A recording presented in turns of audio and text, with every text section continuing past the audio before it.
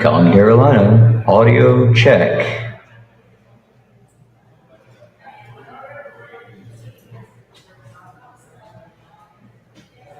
Audio test back up the road.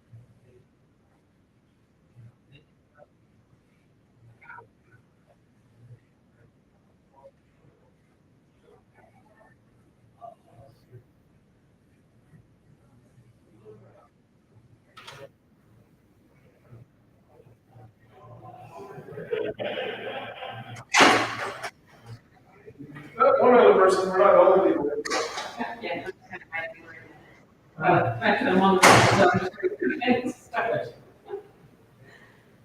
Well, I'm tired of wandering around, so I'm just gonna cut it. Look or something while we wait to start.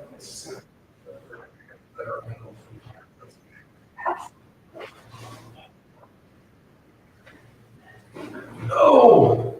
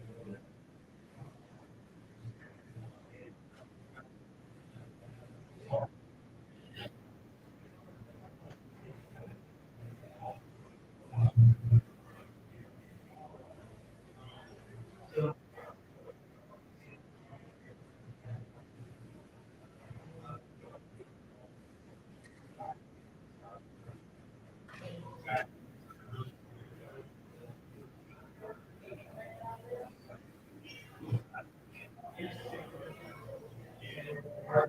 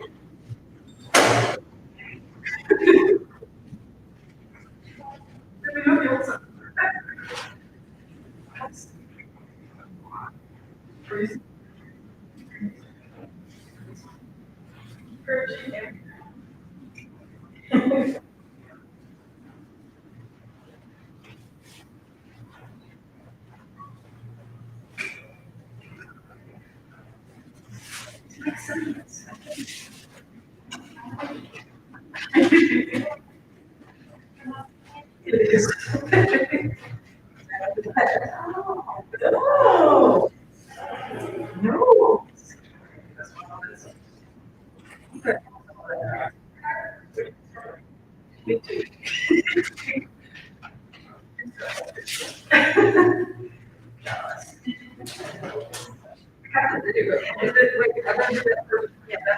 Yeah.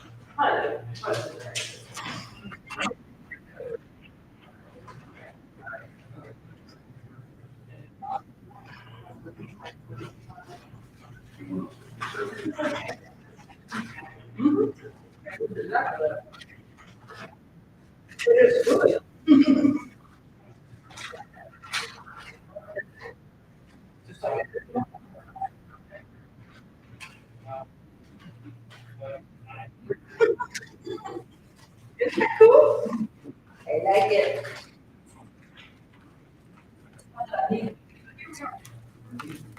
Oh God, they're recording everything. Who's telling them they could do that?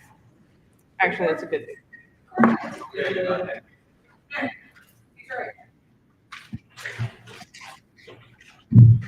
I'll just go around.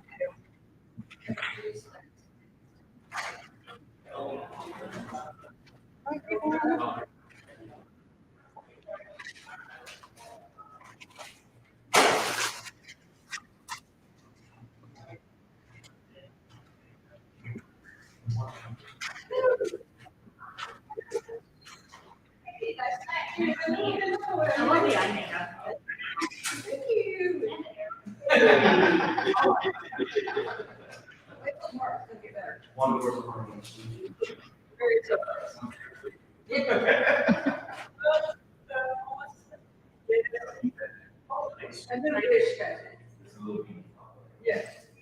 Did you get a new one? I just got that. Aha. Yeah. Coming this age. Hugely.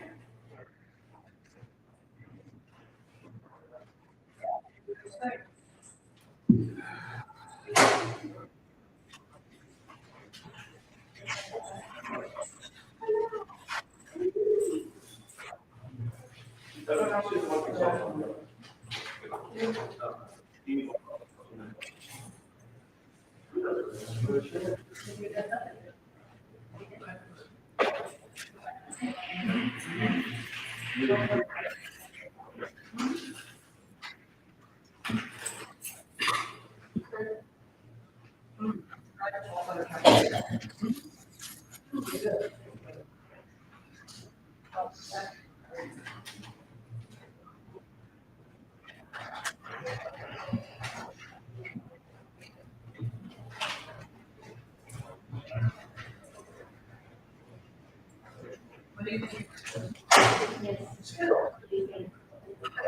I saw those out there.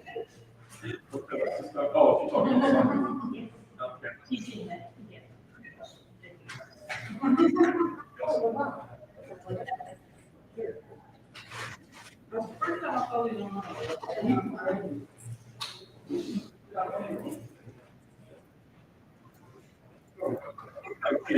Aren't those good? They are.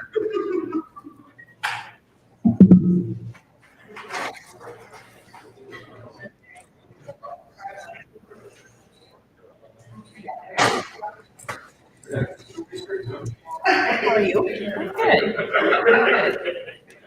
Are you in a Okay, hurry? get back into the swing of things. Yeah, it's Weird. It's weird.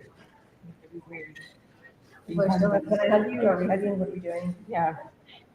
After 2 years of being isolated in a home. Have you tried very long? Yeah, we're all live. Yes. We're also all being recorded. Yes. Oh, really? Okay. Apparently this is all going live on stream. So Oh, really? This is gonna go on straight? Oh, that's I awesome. think it's on, is it on under? Yes, yes. That's what I thought.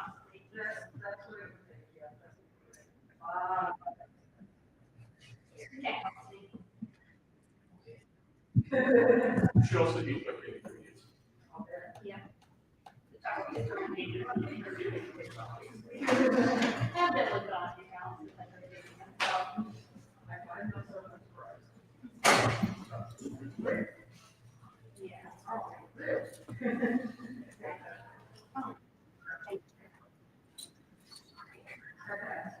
Switch places or? Yeah.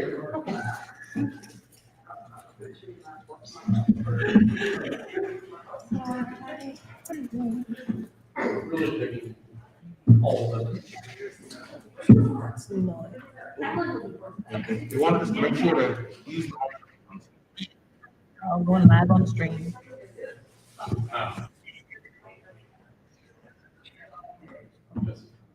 I have my table just so there. I don't have time to get it for the panel. I'll just go. Oh, those are folks, right.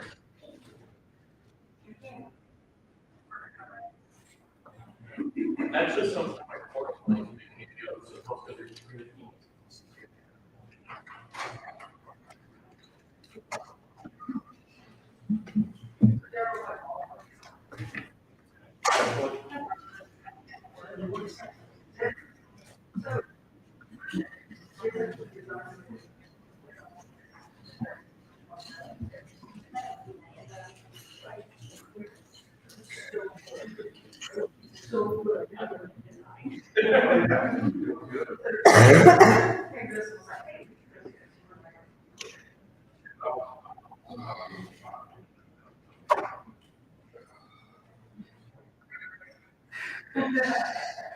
I am no losing.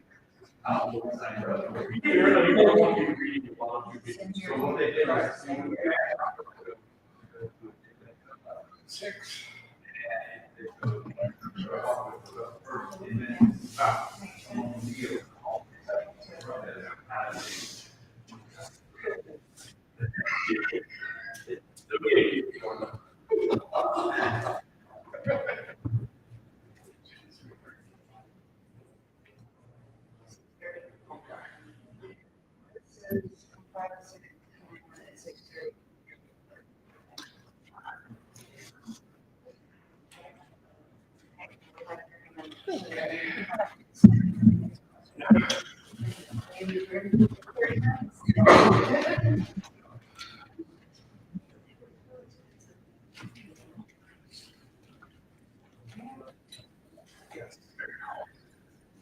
Okay, that's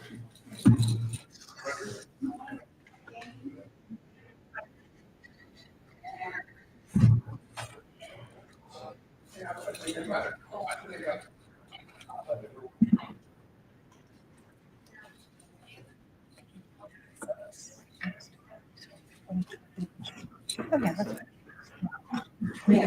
We'll probably call this our- just to give everyone a chance.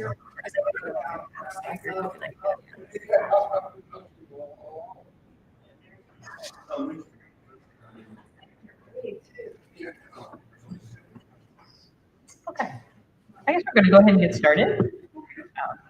Apparently, we are streaming live on Twitch. Twitch. So this is Filthy Hobbitses.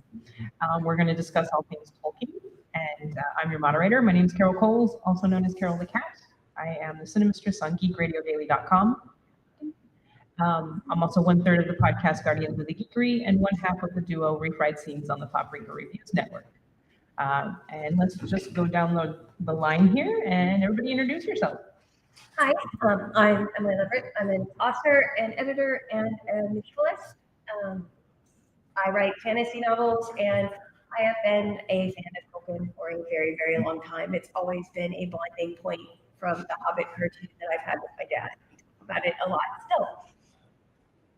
Hi, I'm Gail T. Martin and Morgan Bryce is Gail and urban fantasy and with some steampunk and near future post-apocalyptic fiction in there too. And as Morgan, I write urban fantasy, mail-out paranormal romance. I'm also the founder and one of the con-runners for Continual, the online ongoing multi-genre event that never ends. And I'm a staff writer for the Winchester Family Business, and I run a bunch of fandom groups on Facebook. I read Lord of the Rings and all of the books in The Hobbit and Lord of the Rings and the Silmarillion and everything else when I was in high school several times over, and it was definitely one of the things that got me into epic fantasy and that got me into geekdom, and I can't count how many times I've watched the movies, and I love watching them every time, and so yes, Tolkien is very important touchstone for me. Hello, my name is Sherman Hurst. I was not an author or anything, but just a fan of science and fictional and otherwise in general. There are multiple genres of different science fiction, mainly Star Wars and Star Trek. But I was introduced to the Lord of the Rings by the Rankin Bass movies from back in the day. Yeah. I read The Hobbit in high school. I drew a bookmark for it. And I would ask people later on, do you remember a bookmark for The Hobbit? It was still there years after I'd read the book. So that's sort of my story for Lord of the Rings. Okay, my first question was, how old were you when you first discovered Tolkien? Kind of touched on that a little bit, but how old were you? I was 7. Yeah, I was 7 because it was When a the Rankin Bass. year after Star Wars did. So I was 7. I was probably 14, 15, 16, somewhere in there. I watched the cartoons, which are awesome. I won't hear anything spoken against either of them. They are wonderful. No. I was very disappointed when my husband didn't like The Hobbit. I had a moment of like, divorce is really expensive. So my dad and I would watch them and talk about them, but I didn't actually read the books until I was in college and I was studying abroad in Britain. And so that was a really great experience to be reading them every day and then actually in the UK and stuff like that. So I was 7 when I stole my sister's copy of The Hobbit, and that was when I first read it. And then my dad was a pipe smoker, and the tobacconist where he would get his tobacco had this huge poster of Bilbo outside of his hobbit hole that I, to this day, wish I had a copy of. I actually, fantasize of breaking in and just stealing it. I don't want any of your cash. I just want your hobbit poster. But yeah, and then I was 9 when the Rankin Bass cartoon came out, and that kind of cemented my love for Tolkien. So you all read Tolkien before the Peter Jackson movies came out. Yes. Correct. Does anyone in the audience come to talk you through Peter Jackson? That was the first time I had heard about it in high school. I read The Hobbit before, but I hadn't read Lord of the Rings, and then watched Peter Jackson. It's a bit different. A bit different. So, how do you guys feel about the Peter Jackson movies? In particular, I'm kind of curious about the Hobbit movies. The Lord of the Rings we generally love. Yes. In my opinion, that's the closest you're going to get to adapting an almost unadaptable book. How did you guys feel about the Hobbit movies? The first one was delightful. I liked them. I really didn't have an issue. Yes, I know Legolas was not in The Hobbit, and yes, there was never a doomed dwarf elven romance, and they left out Tom Bombadil. But frankly, when I read The Hobbit, I'm going through Tom Bombadil. Going, does this guy ever go away? Do we ever move on from this? We're still with Tom Bombadil. He's still singing, and. So the token strength is his description. Token weakness is his description. But yes, I loved The Hobbit. I loved the movies. I was just so grateful to get them, and I thought he did well. I thought the visuals were stunning. I thought the acting was good, and I thought he did it respectfully, even with the changes that come along. I was a little disappointed with the scale of the Battle of the Five Armies. I mean, it was essentially just one little field instead of it being this epic battle that spread over miles. But you have to. Well, that's You also have to realize. yeah, and the Eagles showed up entirely too late, and Bjorn just dropped out of the sky like some parachutist. I wanted to see him wade into a wall of corpse and tear them to pieces, and they just really didn't do that. But you have to realize in the book, you get none of that. No. Because your protagonist gets hit over the head at the beginning of this battle. Well, that's true. And wakes up when it's done. Yeah. And I think that was deliberate. I think he didn't want to I write don't think more. he wanted to write Because more. there are almost no battle scenes really. Even at in all. the Lord of the Yeah, Rings, there's you this get standard, you get the Battle of Helm's Deep, but that's mostly a siege. Yeah, and it's And then you get the Battle of Pelennor Fields, but that's probably the closest he got to an actual battle. Mm-hmm. I think one of the problems with the Hobbit movies, and this is not his fault, is that he made it after he made the Lord of the Rings. Mm. And so the Hobbit is us getting to see the world. We are Bilbo wandering through going, what the heck is all of this? Why are there these people in my house? And why am I now wait, there are trolls and orcs and what? But we already knew. And so going in, we were miles ahead of Bilbo. And so they had to do something else for us. And that something else was, we're going to take bits from the Silmarillion and we're going to put it in and we're going to do all of this. And in my mind, that ruined the Hobbit story, because the Hobbit story is of one man realizing the world is so much bigger than he ever understood it to be, and laying the foundation for the fact that small people who are unwilling to compromise and willing to do the right thing can save the world. Sorry. And so I feel like I said, it's not Jackson's fault that he couldn't get the money for The Hobbit before The Lord of the Rings, but that put him in a really bad position in terms of our understanding walking in the door to watch the movie. I will say they're bloated, and there's a lot of stuff that's unnecessary. But I own all three of them, the extended editions, because I wanted even more bloat. And the way I looked at it was 10 hours in Jackson's Middle Earth is 10 hours well spent, no matter how much you're cramming in there. Do I watch them as often as I watch The Lord of the Rings? No. I have been known to watch The Lord of the Rings extended editions and then start them over with commentary. And then do that with the additional commentaries. Was it just the writer's track or the? Oh, the no. special effects track too?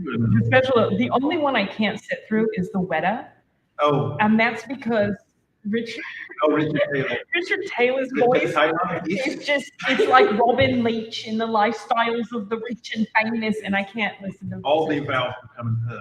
Yeah. Richard Taylor. Yeah, I can't listen to him talk for 6 hours. But the rest of them, I watch both, with the actors and with both sets of actors, because there's two different commentaries. We used to drive back to northwestern Pennsylvania several times a year. That's where our families are, and thank God for minivans with DVD players in them. And my kids figured out that if they put in the Lord of the Rings when we pulled out of the driveway, they could finish all of the movies by the time they got to their house. That's smart. That's smart. So do you guys like reread the books at all? Yeah, it's been a while since I've reread them, but I reread them fairly frequently because they're comfort food. I'm probably,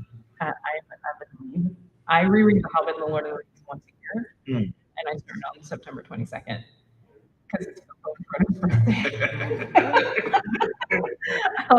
I have been listening to them more recently, although I will say The Hobbit got me out of a reading slump 2 years ago, because with the pandemic, did anyone else feel like, oh, great, I can stay home and read and then not be able to read?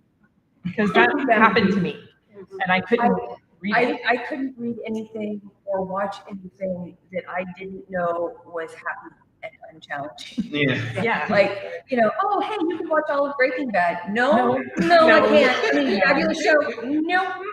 It just was, Yeah, it's like, do I So want it to was finish Regency BoJack romance Horseman? for me. No, That was I don't want to finish Regency BoJack. Yeah, so I picked up The Hobbit and I read it, and that actually got me out of a reading slump, because it is just comfort food. It is meant for kids, and I don't care.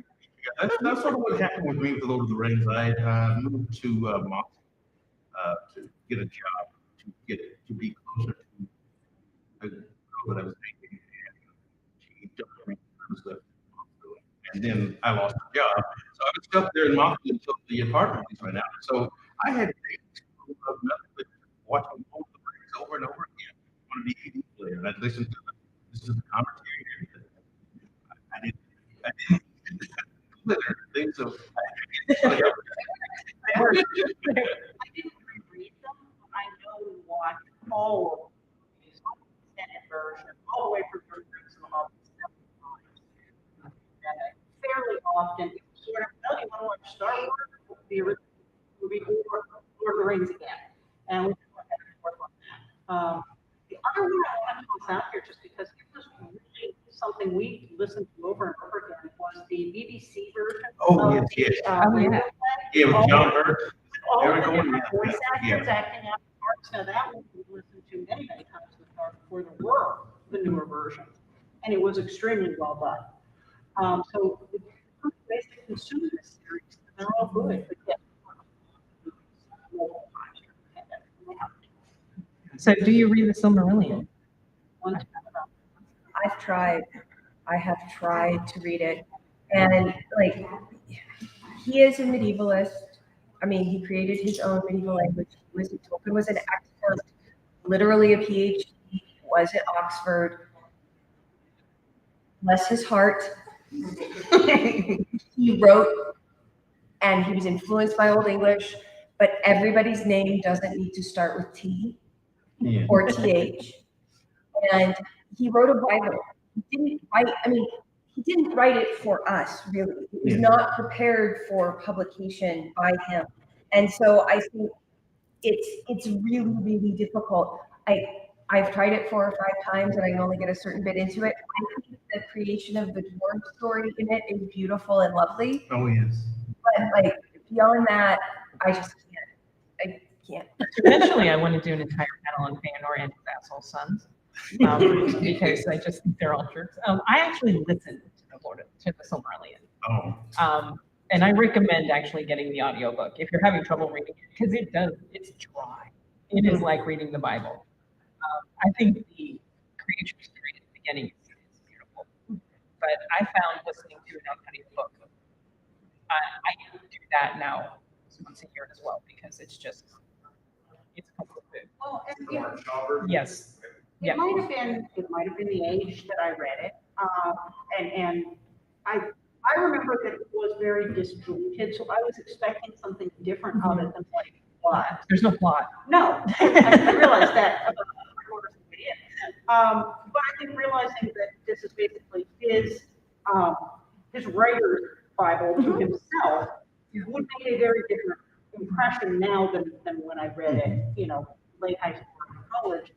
And I think it's funny that we're saying, well, he wrote himself a Bible because J.R.R. Tolkien was one of the translators for the Jerusalem Bible. That was part of what he did with his linguistic training. So, you know, he got his own there. Well, I know they say in the special features that he wrote the Hobbit and the Lord of the Rings to explain how you end up with the difference between two languages, Spanish and Welsh, but with the Queen and Sundar being the analogs for it. He wrote the books and the language. He wrote the language first, then he wrote the books to explain how the language came about the way it did. Yeah, I mean, the man was brilliant. He made up his own languages and really made up his own languages with like grammar systems and everything. You can take courses on both versions. He's the reason we use an E to pluralize forms. Yep. Yes. That was not a thing before. Yeah, because the true plural is duero for it. Yeah. Yeah. So, what do you think about the new Amazon show?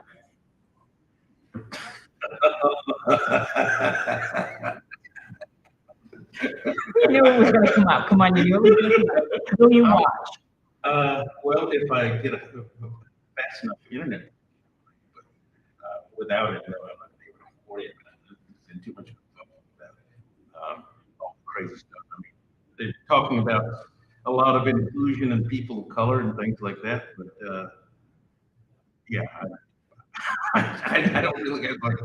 I kind of view it as Tolkien fan fiction, considering it's not based on anything in particular. Well, I mean, for me, I was fine with them not being people that look like. I mean, part of the thing about empathizing with characters is that you understand them, even though they're not like you, and I was fine with that. I didn't have any problem with. I didn't need them to be quote unquote inclusive. But I don't actually have a problem with them being inclusive. I mean, I don't have a problem with Lenny Henry being a hobbit, because I think Lenny Henry is kind of a hobbit anyway. Has been for a while. He's just really tall. But so I didn't have a problem with that. I mean, it is basically just based on Tolkien. There's nothing really. They're not taking any of the histories, because there's more books than just The Lord of the Rings, The Hobbit, and The Silmarillion. There's an entire Middle Earth history line. And I don't think they're taking much of that. They're just basically coming up with their own stories. I might watch it. Part of it depends on whether or not my husband really wants to watch it, and we'll just see. There's a lot of really good stuff, and I have been done with let's go back and tell another story from this universe. Not that there are any other properties that are bringing that for all it's worth right now. Totally unique to Tolkien. So some of it is the moment that we're at where I'm just like, I don't know if I need this. I'm kind of interested in the Gollum video game, actually. Like that one, and I mean, that one to me, like, it's a little bit like the story of Anakin turns into Darth Vader, except Gollum was never that nice of a person as Anakin was a child. But I mean, like, just watching somebody absolutely lose their humanity and fall apart is a fascinating storyline. Did you ever think you would hear the term Gollum video game? I mean, and I know there's at least one other Lord of the Rings video game, if not more than that. I've never played them, but they're fairly old now, but I do know they exist. But the idea of like the inclusion and the diversity in the new stuff, I think is good, but it doesn't actually wrestle with the problem that's in Tolkien, which is there are different races in Tolkien that aren't, there are orcs, there are elves, there are hobbits, there are dwarves. Like there are men that are very, very clearly Muslim soldiers from the Crusades. Like that is what they are. Yes, and I mean 100%. Again, he was a medievalist. they exist in crusade romance. Oh, yeah. And so he is pulling a racist caricature for a whole set of people in the book. And that's not to say he's not a great author. That's not to say, well, we shouldn't read him. That's not to say any of that. But that is something that if you are going to do Tolkien's world, you have to wrestle with.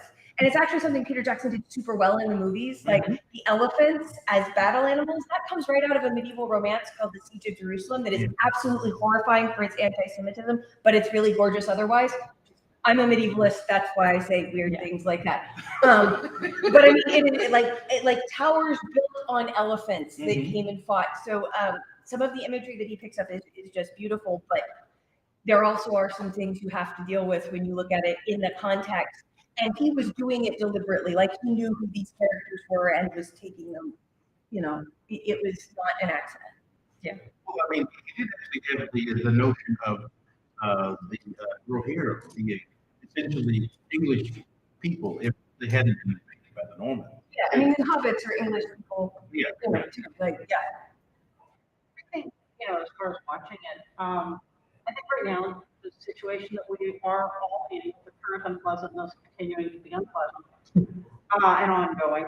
I think that there is a lot of comfort to be taken from not only rewatching and rereading, but revisiting the same properties from a slightly different angle.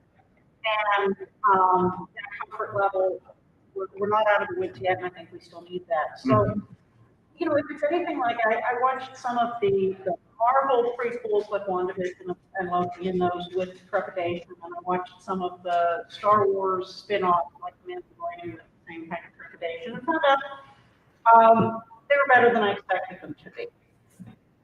So I'm willing to give it the benefit of the doubt, and maybe it'll be better than anybody expected it to be, or at least worth, the hours that it takes to watch it once. Yeah. I'll give it a watch. I'm not going to be sitting there with my finger pressed, waiting to press the button the day it debuts, but if I hear good things about it, I can be watching it and enjoying it. Yeah, those were my feelings about Obi-Wan Kenobi, and we've given it a shot in these. So going back to, because we've all kind of fell in love with Tolkien through the Rankin Bass animated Hobbit. Have you revisited it recently? Fairly recently. Yes. I still love it. You still love it? I still love it. And I mean, there is nothing. I was waiting on the edge of my seat to see if Eowyn in the movies would live up to Eowyn in the cartoon. And pretty much she did. She could have been a little bit more badass in the movie. Like, she could have been just a touch more, because she kind of gets a little beat up, but, a little more than I wanted her to. But and I mean, I was a little girl. So that woman, being the thing that kills the biggest monster aside from the big bad monster don't ever actually get to see, was amazing. And just to, her to say, that just great. It's very Macbeth. That whole, oh no, not a man. Sorry, and you can see it in the cartoon and in the film. You can see him go, oh, it's what? She found the loophole. Yeah, you see it happen, and it's her and hobbits. Like, right? It's the people that aren't supposed to fight the good spirit. And so I could watch that scene from the cartoon over and over and over again. For those of you who are unfamiliar, the Rankin Bass did two movies. They did The Hobbit, and then they did The Return of the King, because Saul Zaentz did an weird live action animated thing. Lord of the Rings. Yeah. And they ran out of money, which is why The Return of the King is the cartoon. It's the cartoon, because by the same people that did The Hobbit. The Lord of the Rings. Don't watch did The King in The Fellowship in the Two Towers. Yeah, the Balrog looks like a butterfly. that one looks, that's some bad cosplay right there. And I mean, it's an interesting idea that if they had done a little bit later with different technology, might have gone really well. Because they do a lot of rotoscoping. Yeah. That is kind of interesting to watch, but out of nowhere, Treebeard shows up, and he's this most 70s character you've ever seen. It's like he walked out with wizards. Yeah. And I'm like, oh, okay, we're doing that now. 79. Okay. Yeah, that came out in 79. I remember seeing it when it came out. Soundtrack. And not seeing it again. But I would have been a senior in high school that year, so it was kind of like the Yeah, I mean, I used to watch it would be on like Saturday morning or something that they as cartoons. So I used to watch it when I was a kid because I would catch it on TV. They show it on Sunday evenings for some reason around where I live. And having revisited it recently, I think I find Richard Boone's version of Scout better than I did Benedict Cumberbatch. I like them. Like, yeah. Something amazing. So I will say, it took Ian McKellen to get John Huston's voice out of my head. Yeah, when I read yeah. That novel. And Well, I, we are a very small. yeah, That's all I yeah. heard. I mean, the cartoons for John Huston's voice alone. Oh yeah, And yeah. the voice acting is amazing. Orson Bean as Bilbo. Yes. And does he does Frodo in Return of the King. And you have like unironic song called "Where There's a Whip, There's a Whip." Okay, That is the worth orcs a are lot singing of Return like of the "Where King. There's a Whip, There's a Way," Yes. and like it, you just haven't just. I'm sure it's somewhere on YouTube. Yeah. Everything is. If you look, Like right now, go. yes, if you look at the orcs though, they are very reminiscent of reptilians from Thundercats. It's the same animation. Yeah. TMS. Yeah. So. I just thought it was nice in the Return of the King that they do sing that song. They don't want to go to war. Right. They're being forced into war just Yeah. like everybody else. And then some of the John Denver soundtrack. Hobbit is so good. So Hey, can anyone sing like Glenn Yarborough? Yeah. Like yeah. Yeah. But yeah, the Return of the King has two of the best songs, right over the Nine Fingers. and where there's a whip, there's a way. Oh, Tom's Connery as Thorin Oakenshield, the best characters to do in the Hobbit cartoon. I will say the one thing that I didn't like about the Hobbit cartoon is that the doors all looked alike. Oh yeah, yeah. They all look very similar, and They look almost like they. And they kill half of them in that. Yeah. They kill like half of them in that cartoon. Yeah. Right? Only 3 of them died in the book. And it's like Yeah. 7 die in the cartoon. They're just popping dwarves right and left. Okay, well, I've kind of run out of questions. Does anybody have any questions for us or anything you want to discuss? Has anyone ever read all of the Middle Earth mysteries? Well, because similarly, and I've read Children of Hoover, that's about it. That's about it? Okay. I Because felt kind of uncomfortable. Let me ask you, you mentioned you didn't token on it for yourself, publish it. But you kind of say sort of again, specifically publish. I'm all right. All the rest of the stuff they released, it just seems to me, I mean, I almost think it seems unfair to token. Because I mean, I don't know how much of that really would have intended to be released anyway. Yeah. 'Cause a lot of it was He just, had as I've read biographies of his show, a lot of it was just sketch ideas. they're working on notes on napkins and stuff. It's yeah, they're pulling just about everything he wrote. And And that kind of is level one of what's spoken as Lord of the Rings and the Hobbit. Maybe below that is the rest of it, you're putting it further away. I would worry that you should get further away from all those films, as much as you do him and sort of experimenting. there are some, I think there's some short stories that he Yeah. did write. The Tolkien estate is a lot. Like people have a hard time doing scholarship on Tolkien for how much they restrict, how much you can actually quote it and stuff. And almost nobody else puts those kinds of restrictions on academics doing work because academics don't ever get paid for their work. And so it's not like somebody's out there writing a book on it and getting $1 million out of it. I like some of the rest of the stuff he published under like Yeah, like those, yeah. yeah. But I worry about like that. Yeah, and I mean, Christopher Tolkien has done a lot. Like, there's a whole history of how the Tolkien estate works and sort of what it's done and copyright and stuff. That if you are interested in that kind of stuff, is fascinating, and it makes the Tolkien estate people look pretty awful in some ways. I mean, like, I think probably only Nintendo is more hostile to people than Tolkien, And there's a whole Tolkien society. There's a whole the whole scholarship world around Tolkien is a microcosm of the same political issues that are going on everywhere else in America, and so it can be really fascinating to watch. In the way that, you know, a train wreck can be fascinating to watch. I am wondering how much of that will be alleviated now that Christopher Tolkien has passed. Yeah, I wonder. Because he was very instrumental on keeping. I was a little surprised that they were able to make the movies that they made. So was I, because it took a lot in the 70s for them to get it, for Saul Zaentz to get the actual rights to do the Lord of the Rings. I was on panels at the now defunct Lunacon some time ago with a guy who claimed at least to be an approved scholar of Tolkien estate.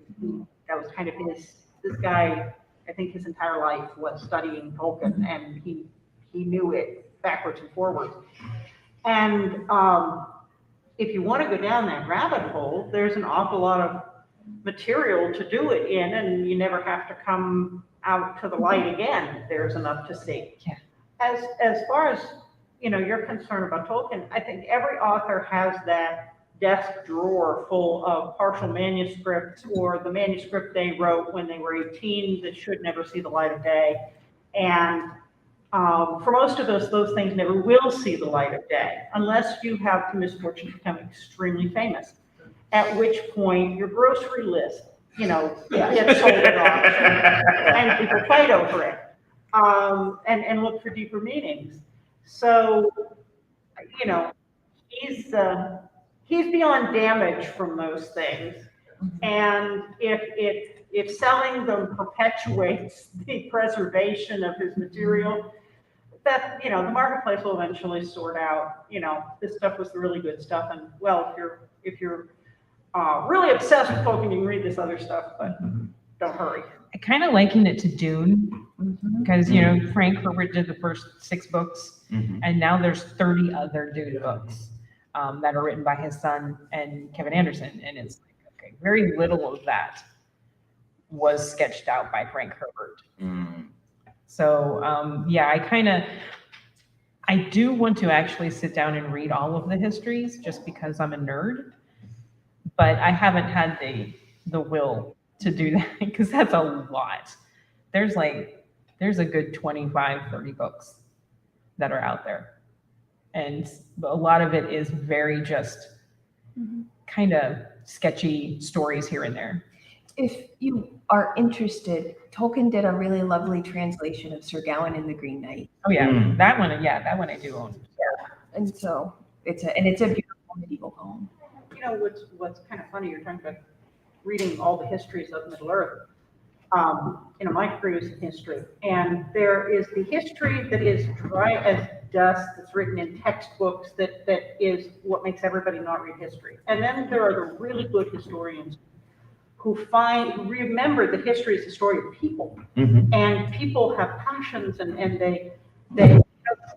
it's historically accurate, but it's written with the sweep of a novel. And The Great Pandemic is one of those, and The Johnstown Flood, same author, can't think of his name. But unfortunately, nobody's done that with Tolkien's history. No. To go back and tell, you know, breathe life back into it again, because real history shouldn't be boring if you approach it from the right perspective. So I hate to think of Tolkien's histories being boring when they don't have to be. Yeah.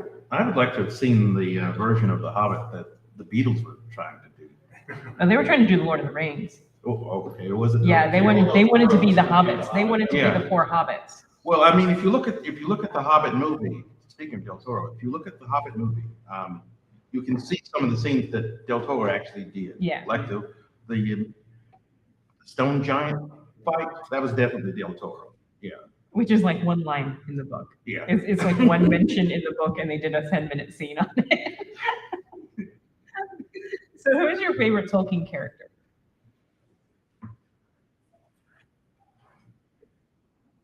Aragorn. And Viggo Mortensen is just a plus. Oh, he's definitely. And can we say that he, in humble opinion, looks much better dirty and rough and ready as opposed to all cleaned up. I didn't recognize him when he was cleaned up. Yeah, Can we all just say thankfully Much Stuart better Townsend didn't work out? look like he was about. I think they're long chase. No, I love Aragorn's complexity, whole building war and the role of the hero and the witness. And that's the kind of Sam Ganji is really the real hero of the No, story. yeah. I will say it did not like Sam Ganji. Return of the King. They have a tendency in the movies. They did this in the animated Lord of the Rings as well. Oh, yeah. And he's not. He's just a simple guy. He's not a hero in his mind. But I didn't like the way they did Sam in either of those. My favorite character is actually Gimli. Well, it's close between Gimli, Tom Glowin, and Alfred is Smith, but he's not.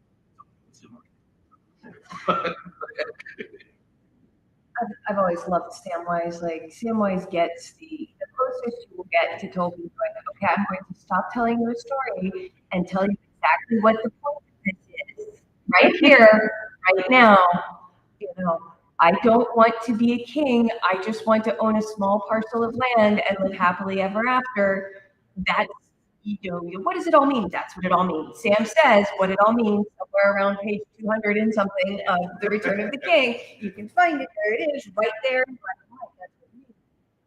But I've always liked him for that because he is the person that doesn't understand that they're the hero, who doesn't understand that, well, I just do the thing that's the right thing to do is a heroic thing to do.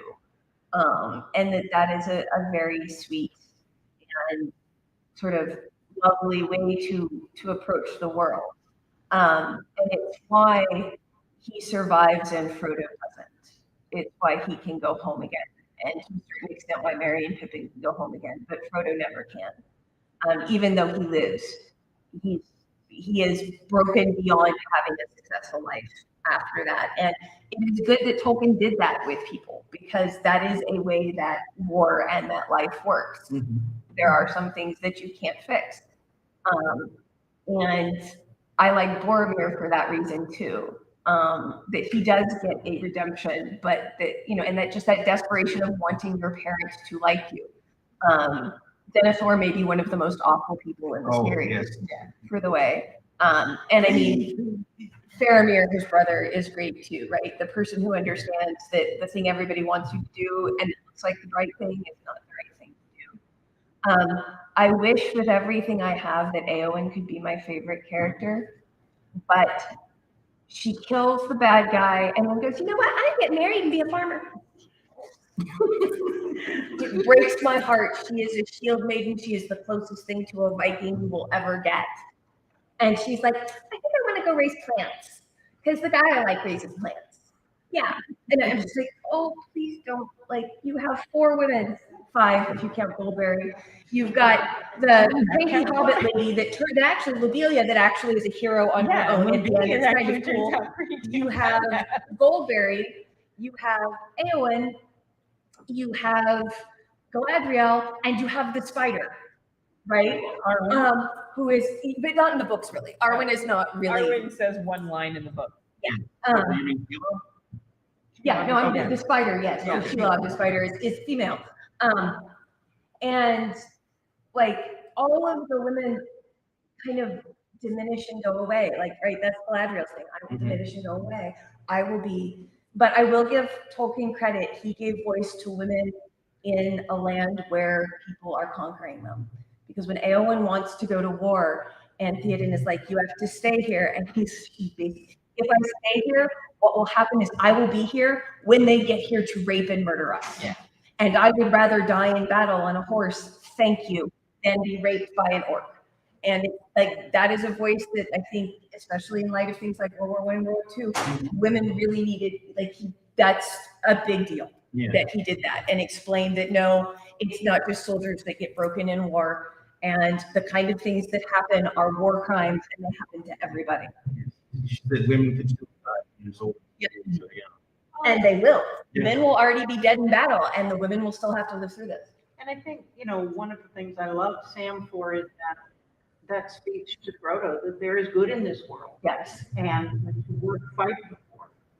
And, we kind of end up having to repeat that to ourselves a little bit every day, especially after you read the news in the morning, but it's true. And that's a pivotal point, I think, also in the book is reminding Frodo and us what it's all really about. And I think going away to the West, I do think that was probably Tolkien thinking about the shell shock with World War I. My mother's best friend, my mother was born in 1920. Her best friend was the youngest of 8. And her best friend's older brother had fought in World War I, and he had gotten gassed. And so he couldn't sleep from the dreams and what they called shell shock. And so he would wander the streets of their little coal town all night because he couldn't sleep. This young man came back, but he didn't come back fully. And so that's, I think of him when I see Frodo going to the West because he just doesn't know how to be in this world anymore. And being the ring bearer, not just going on the grand adventure and all the horror and death they saw, but the horror of being the ring bearer. Yes, he bore the burden, but at a terrible cost, even winning. I always got the impression that Sam would never have had a problem with the ring. Like he imagines himself just sort of chucking it away. I think he would because he doesn't want that. Like He actually does carry it. Yeah, he carries it brief moment. briefly, but like he's not interested in. He doesn't use it. No. In the movie, they kind of tempt him a little bit, but He's in the tempted a book, little he's bit. not tempted at all. It's just, He has the vision of the garden and all of that, and he's just like, well, that's nonsense because I put it on and swore on his TV and I'm dead. So so that's so it doesn't really work on him because he doesn't have a wish that can be fulfilled that way. Yeah, he's one of the 2 people in the Rings where the ring doesn't really work on them because it doesn't work on Bob the Deadline. Right. Well, sort of, it didn't really work on Faramir either. He didn't ever wear it, but he was able to let it go in a way He was that able Boromir wasn't. to let Frodo and Sam go. Yeah. That is one of the things that Jackson made in Lord of the Rings that I was kind of like, oh, come on, you can Yeah, it took him a little longer to kind of get to it, where he's like, this shouldn't be. Faramir's a good dude, and you kind of did it dirty. Well, I mean, his name doesn't mean adequate jewel, so he was just adequate. Well, that's because his dad is awful, and he can't eat properly.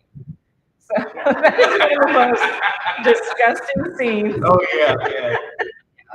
Kudos to John Noble for he's making great. cherry tomatoes so gross. Oh, yeah. I couldn't forgive him in Creed. I know. He plays most characters so well. Yeah. It's hard to not hold him Right. as a person because he just is so good at being awful. I was recently watching the second season of The Boys. I don't know if anybody watches that. Starting. He shows up as Billy Butcher's dad. And I'm like, oh, yeah, now you're being an asshole to Eomer. How many different people can you, So my favorite character of Tolkien is Bilbo. I identify so closely with Bilbo. It's scary. The Hobbit is my favorite book of all time. And people ask me, how do you like connect with a book where there's no women? Like, because Bilbo is me. I'd rather be home. I'd rather be drinking tea and reading. I guess I'll go kill your dragon. Yeah, I'm here. I guess this is my job. Yeah, that's just a delightful moment where they're like, "You're the thief," and he's like, "I'm sorry, what? I'm sorry. I've done all of this, and now I have to go talk to the You're dragon gonna be too." a good burglar. Fine, whatever. I won't do that. That's fine. I will do that. And then he goes home. Yeah. It is kind of sad in Lord of the Rings that the ring does start taking a toll on him. Yeah. But Yeah, it's sort of pictured addiction. That was Yeah. the way they describe it in the comic. Yeah. It was like an addiction. Yeah. Which is better than just wasting away. Well, that's true. Becoming a brain. Yeah. Okay. Well, we've got about 5 more minutes left. So if anyone has any other comments or questions, Go ahead. I don't know if you shed any light on this. This was one of the things in the DVD extras that someone mentioned in Lord of the Rings, that Tolkien had this idea of creating a world, but then letting other writers expand upon. But basically, the iron grip that the thing had on it, copyright law. Yeah, if he did, that probably died with him. Yeah, because that's the only thing I've ever heard of. Well, you might look into the Inklings, who's the writing group he was a part of, that C.S. Lewis was a part of, and stuff like that. There's a lot of actually pretty good scholarship and stuff that have like letters. There are letters between each other and stuff like that in them. That might have been, because he workshopped it. Yeah. You could get a psychological show and I think It's kind of fan fiction, which is what's wrong with that? Because it's just an expansion on that, just like the directors. Yeah. Fast throughout that. and they added things. I mean, Tariel is basically a fan fiction character. Oh, yeah. Right. I mean, She doesn't show up anywhere. And I mean, you have to. I don't see Tolkien being that angry because he basically just wrote fan fiction Beowulf. Yeah. I mean, Bilbo's encounter with Smaug is lifted from Beowulf. Not, oh, it's like it. It is lifted. Oh, yeah. So yeah, I don't think he would be angry. Yeah. I know his estate would be angry, but with the death of Christopher Tolkien, I don't know. What I don't want a BC Andrews Tom Clancy type thing where J.R.R. Tolkien's name is on a book, but somebody else is writing it. That's the only thing I don't want. I don't mind if you play in Middle Earth because, quite frankly, anytime I get to visit Middle Earth in any capacity, I'm happy. But I just don't want his name like at the top, which is why I didn't mind when Brian Herbert continued Dune, because he didn't put Frank Herbert anywhere on the book. He put Brian Herbert. So he wasn't trying to be his dad. He was just kind of playing in that universe. It's a good universe. It's kind of nice to see other people view them.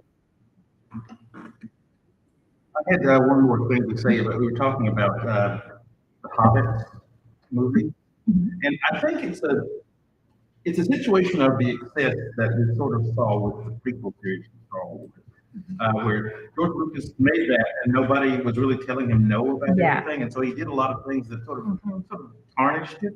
And so I think that's sort of what happened with the Hobbit. Because of the success of the Lord of the Rings series. Nobody could look at tell Peter him Jackson no. and say, Yeah. this doesn't need 3 movies. Yeah. You could do this very easily. Rankin Bass did it in less than an hour. Yeah. Every artist of any kind should have time on the inside of their eyelids who are never too good for an editor. Right. Ever. You should always have someone edit your work, someone who can look at you and go, honey, no. Did that Goblin King need to be that disgusting? Oh man, that was Dame Edna. Yeah, it was.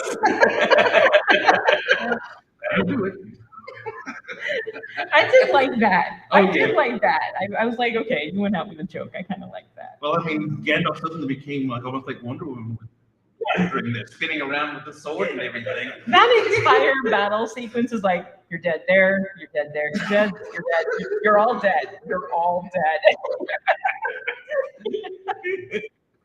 You're not superhuman dwarves, you're all dead. Well, and Gandalf might have survived. Well, Gandalf would have survived, and he survived the Balrog. Yeah. Okay. He came back, He came back in Resurrection. Was that a cop out? Come on, was that a cop out?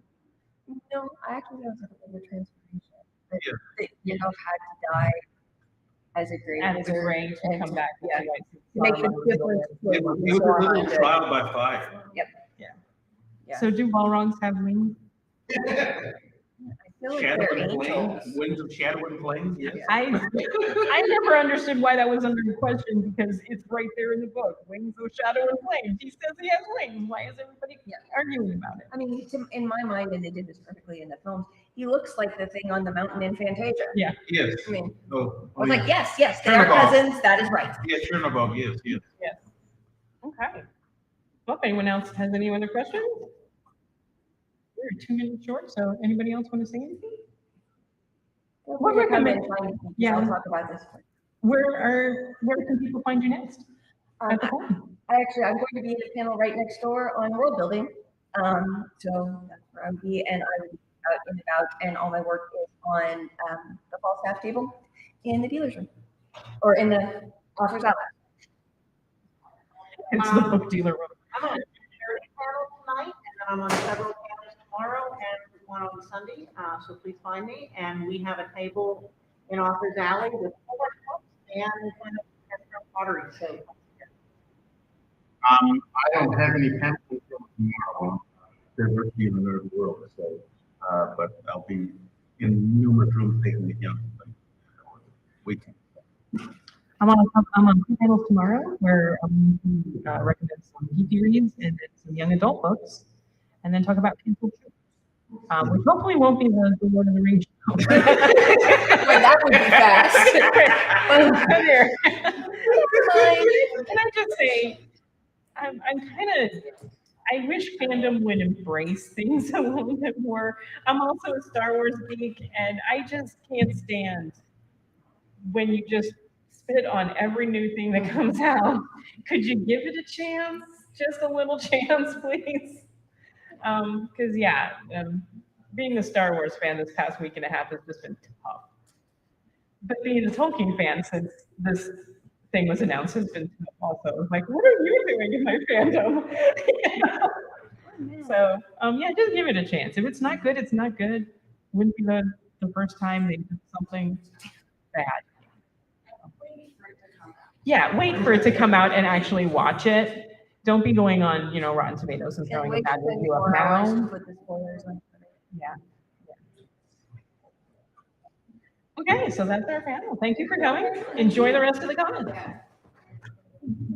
Thank you.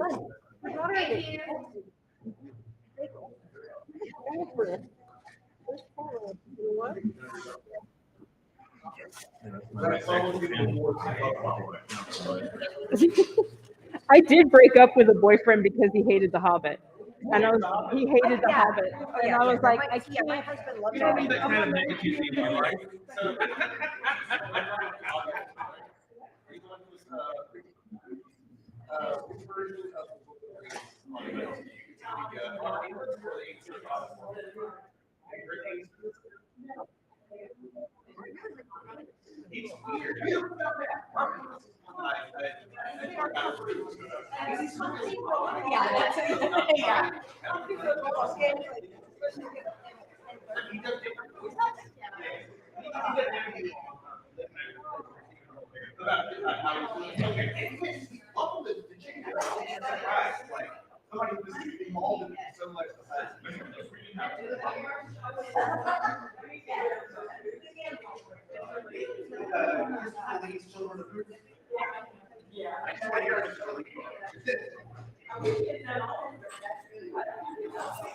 And you want to talk about that where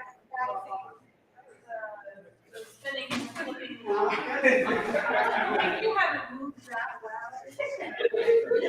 I know that's what I'm doing.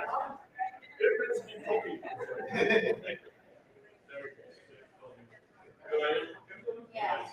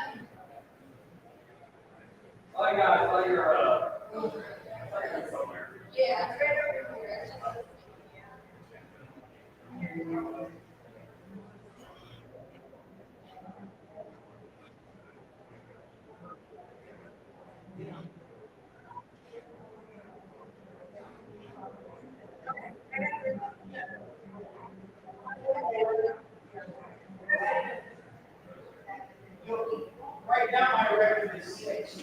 It'll be in the 3-day show. No, I'm talking about 6. Yeah, right here. Oh, it's upstairs. I'm sorry. I was like, I don't know right here. Yes. If you go up the escalators or left, go in cafe, it's down, it's to the left. Yeah.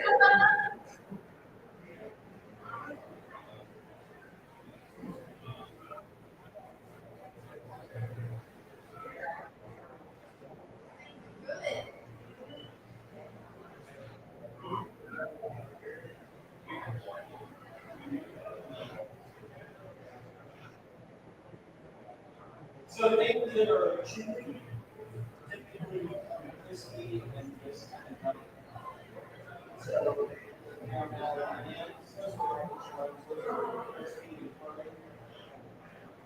the only thing that don't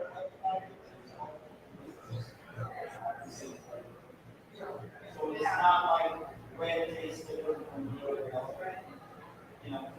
So Skittles, we have celery, strawberry, flavor, all of the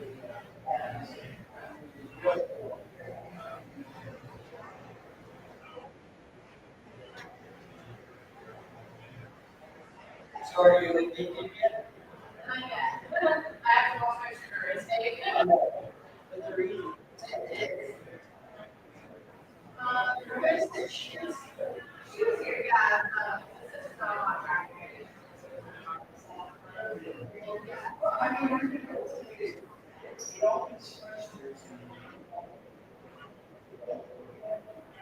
I mean,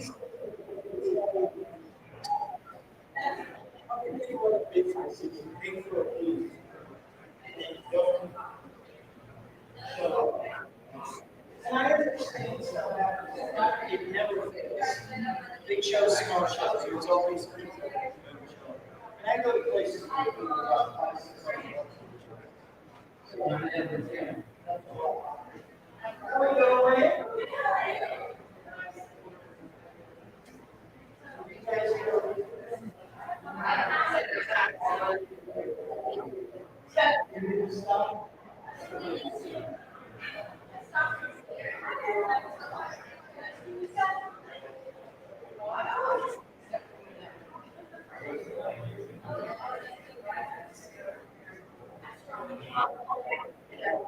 Yeah, so the first individual for $7, instead of 6 for 30. The only ones that don't qualify for the mixed match are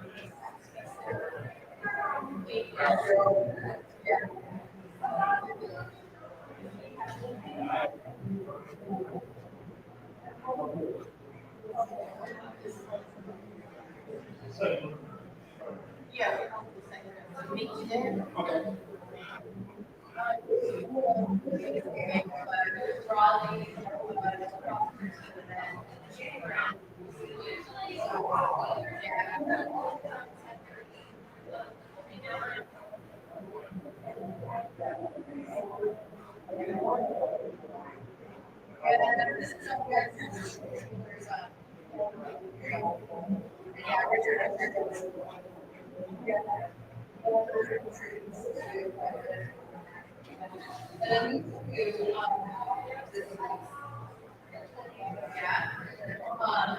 these are these are 20.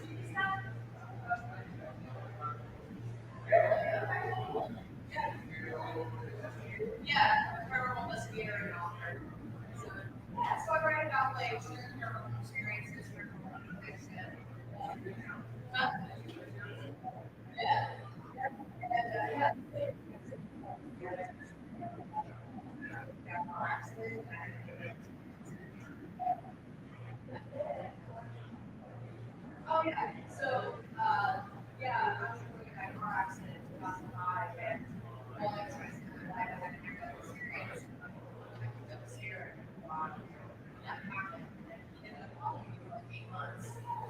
Yeah, and I actually was covered.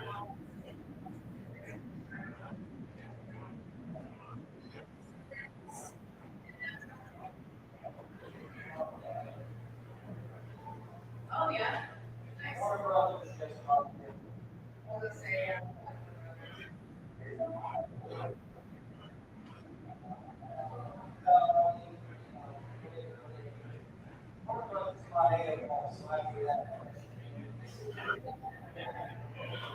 yes, I also make, stickers and fun ones, and I write posts as well. Lots of different kinds of stuff.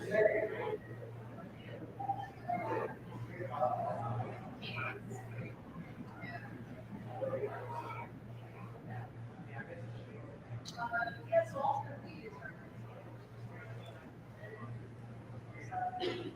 so we got some God's church to kind of originally, and then I kept on so we did a competition, art thing, it was weird.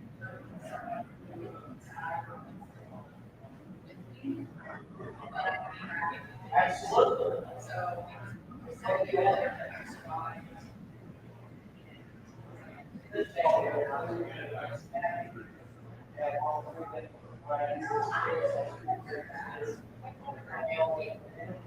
Yeah, it's impressive. Like,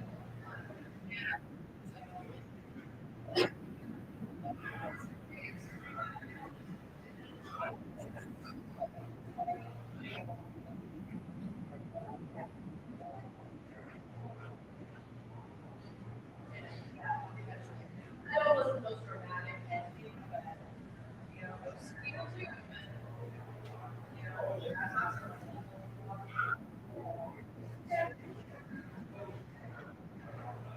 Yes, these are anthologies, so I can share them. So for them, this is these were creative contributions from female and non-binary authors. This is creative for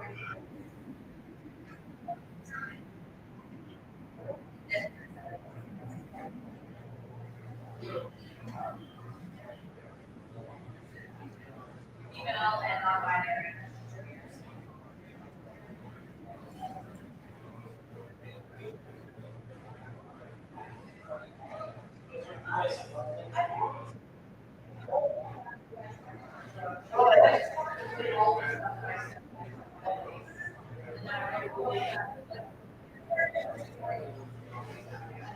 So I wanted to start by writing about all yeah, this is what got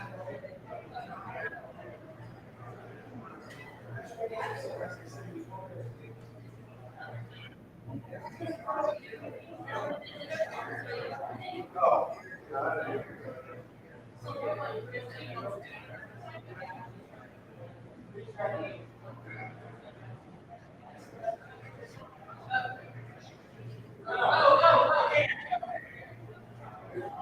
Okay.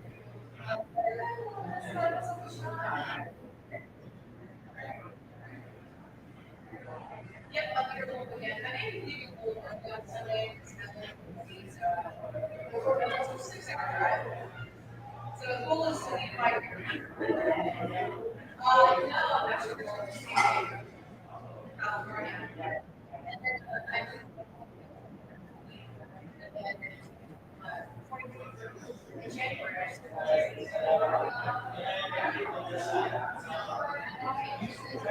Okay.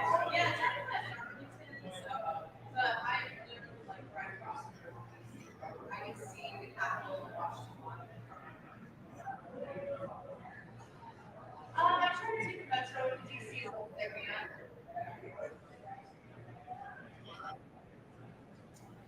Really, they're kind of the same. Similar, it's similar organization. Now, LA traffic and DC traffic, I think LA traffic.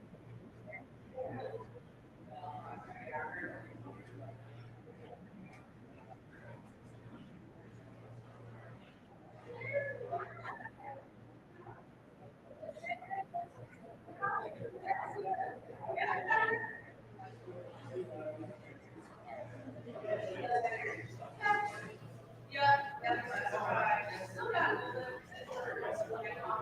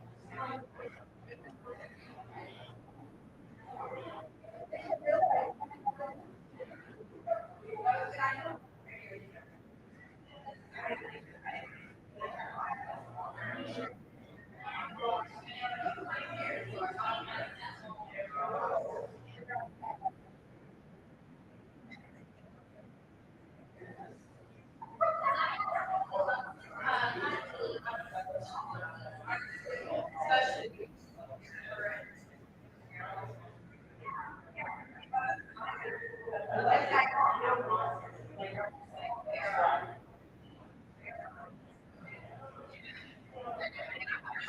it's not.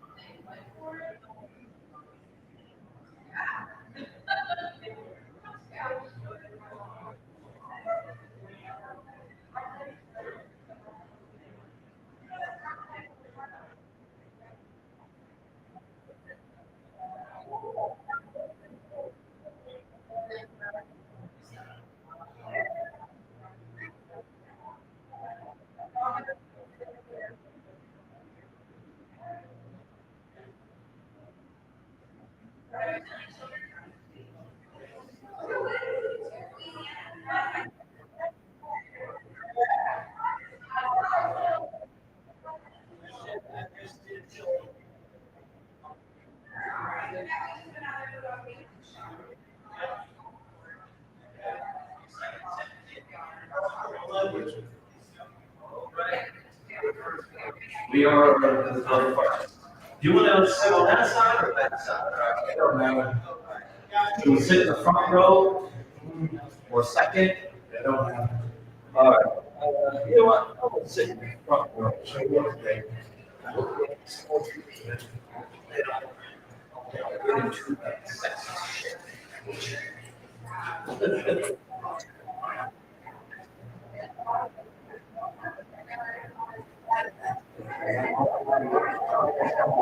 Uh-oh.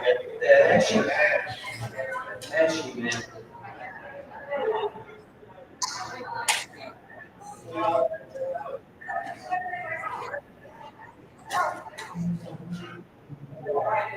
Here's the full view. Nice. Wow. Oh.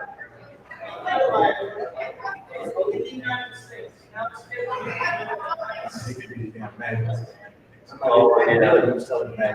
Did you get one today? It was some ConCarolinas? Okay.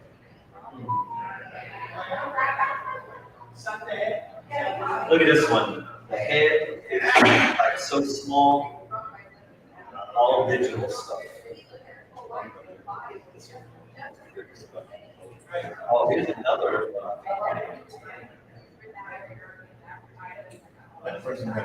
Oh, yeah? I'm surprised. Wow, you would focus on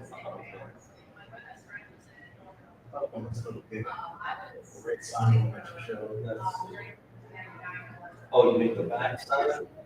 Oh, here, it's muscular shape. This one. It just don't have the same thing. I wonder. I hope so.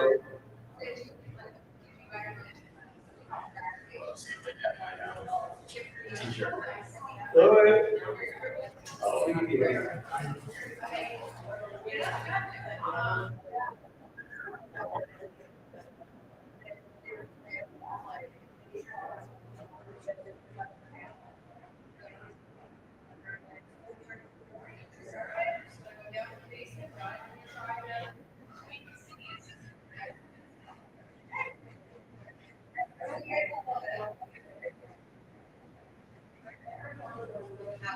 Are we gonna talk about The Witcher? We are gonna talk about The Witcher. Oh my god. It's like temperature in here. I got my plan. Okay, so where do you think the moderator wants to sit? I wasn't sure Which if it was end? gonna be this end or the other end. Who's moderating? Is it Patrick? He was just moderating. We got it right here, hold on. Patrick. Yep. Oh, that's right, because he was like, I'm just gonna let you talk about how odd the characters are. We'll let him get it at the end since I'm already here. I'll switch over. My question was, are we talking about the show or the games? Or I'm only familiar with or the all show. three, because I have done all three. I'm only familiar with the show. My husband plays the games. I've seen it, but I haven't like. Oh God, I wish I could play games. It's one of those things you have to practice to like. I can't even get my person to like. I feel like I'm too loud. To go in the right direction. Like I've met little avatars just like walking in the walls and like it's a mess. It's a mess. And my husband's like, oh, it's just practice. I was like, yeah, I just don't have the time for that. Let's see who else is you. It's me. And then Mario. I don't know Natalia.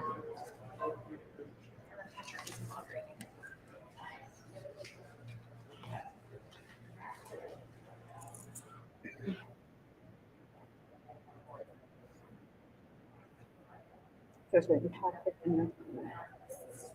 Sweet.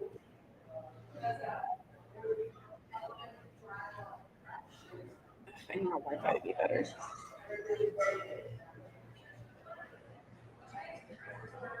Are you Natalia? I'm Natalia. Hello. I'm Sarah. It's hard to know how many people actually know. I know you. I was like, do I know you? I was gonna say, I think I just know you from online, right? Right, yeah.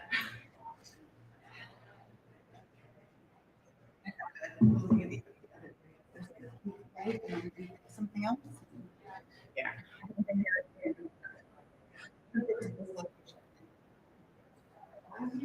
Honestly, I was here like the last one, and I just had that panel in Fountainside, and I'm like, I don't know what Fountainside The last is. I time I literally came- walked up, and I'm like, yeah. it's the one upstairs. I walk up, I'm like, that's Harris. There's a room behind the bar. Yeah. I didn't even know there was a room behind the bar.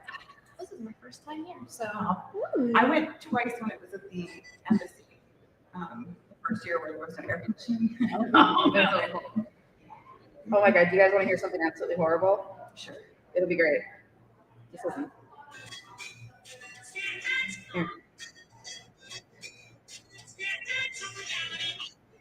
No. Absolutely.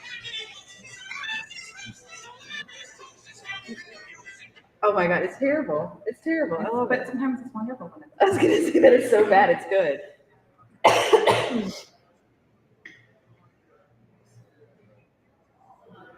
I appreciate the bravery of the Friday afternoon panel attendees. The Friday dinner Dinner time, I know. I didn't have any panels today except for. Schedule, I work nights. And I came home, my friends picked me up an hour later, and here we are. It's awesome. Napping and eating, and wondering about my days.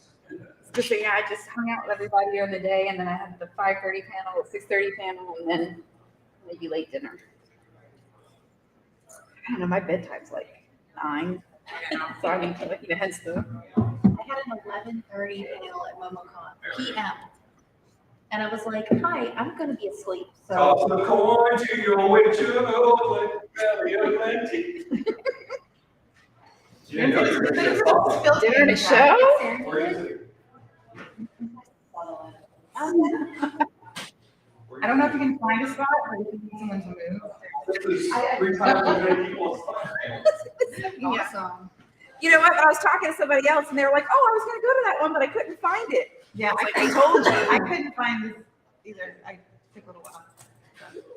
Oh, rainbow! Oh, a rainbow!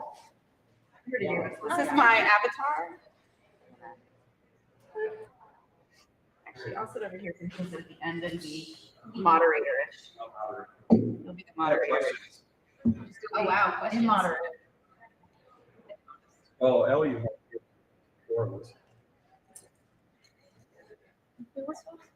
Ellie Rain. Yeah, okay. I don't think. Ellie's not on the schedule anymore. Yeah, I think she had it canceled. Okay. Skirt issues.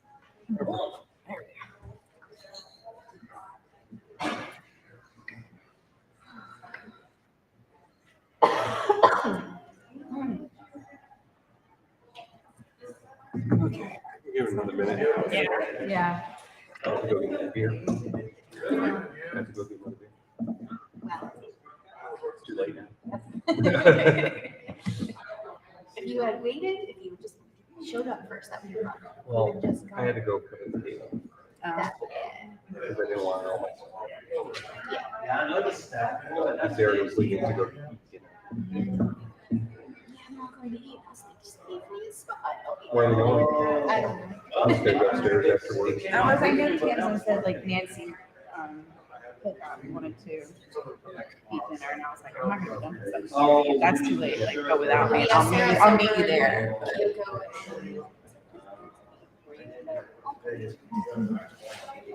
We actually have people here. Should we get the soundtrack? Should we play the? Perfect. And for some of you more, I appreciate furniture more than You like what? it's on Burn Witcher Burn. Want to do that instead? So good. Especially with the cold, frosty breath situation Yes, in the zone. yes. It just adds extra. Okay. Well, it's 3 after, so go ahead and get started. You have a song? No, it's not cool enough. I don't think anybody wants to hear me sing twice. Just insert song here. Here we go. There you go. It's like, I'll make my next one. you guys get into the coffee before it goes. Yes.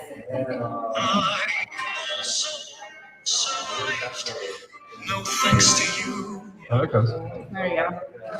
Did I not bring you some gleam, Stella? Look at me, now I'll burn all the memories of This will call all the Witcher fans to us. all those lonely nights. I do know the key. Are you ready? All right. There you go. So you Sorry, were for at, music. thank you, Casey. We were at Toss a Coin to Your Witcher.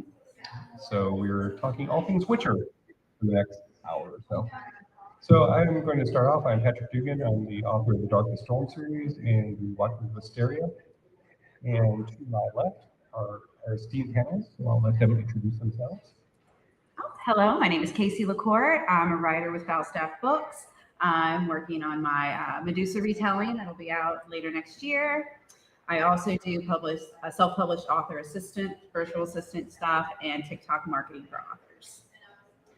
Hi, I'm Sarah Madsen. I am also an author with Falstaff Books. You can get my cyberpunky urban fantasy, Weaver's Folly, at the big Falstaff booth out there. I also write for tabletop RPGs. I've written for Wizards of the Coast. You may have seen me in Candlekeep Mysteries.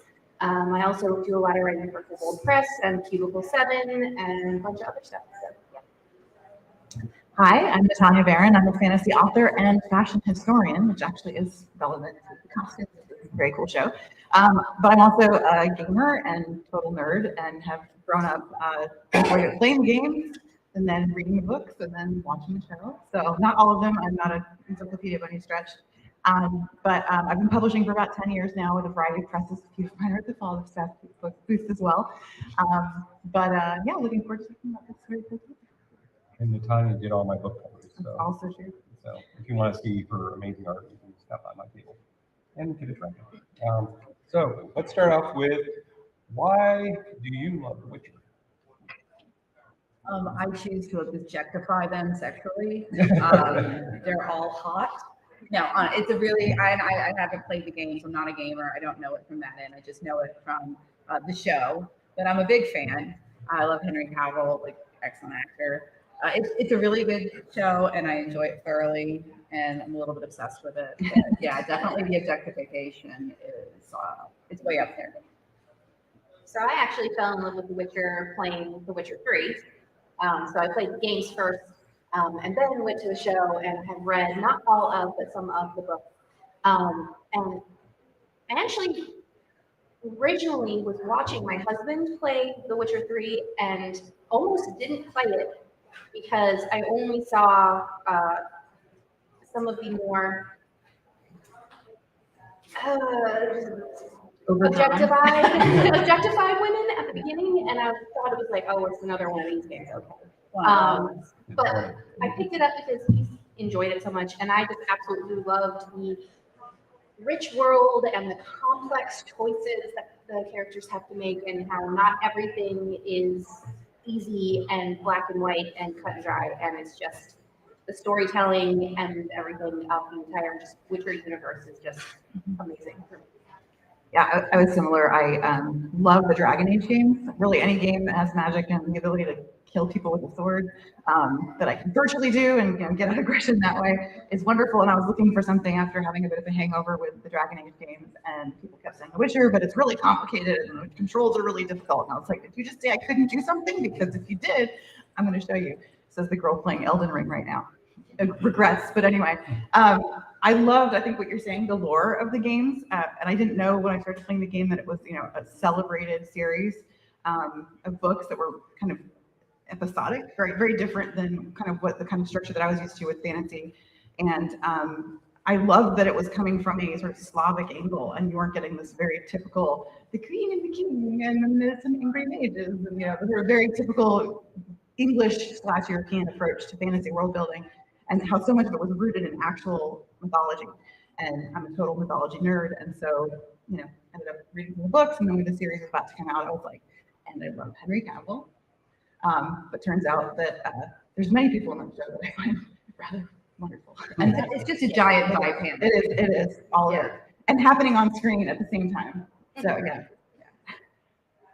So why do you think that The Witcher is so popular? Because it's not only just the gamers, it's really taken off and covers both genre and non-genre fans. So which features of that show do you think really pull such a large audience? Henry Cavill. No, I mean Henry Cavill. He can pull me in anytime. But so I feel like The Witcher. Yeah. I told you. I feel like the timing of the show, honestly, really sort of fills that niche that I think a lot of people were looking for after Game of Thrones ended. Which, what was that?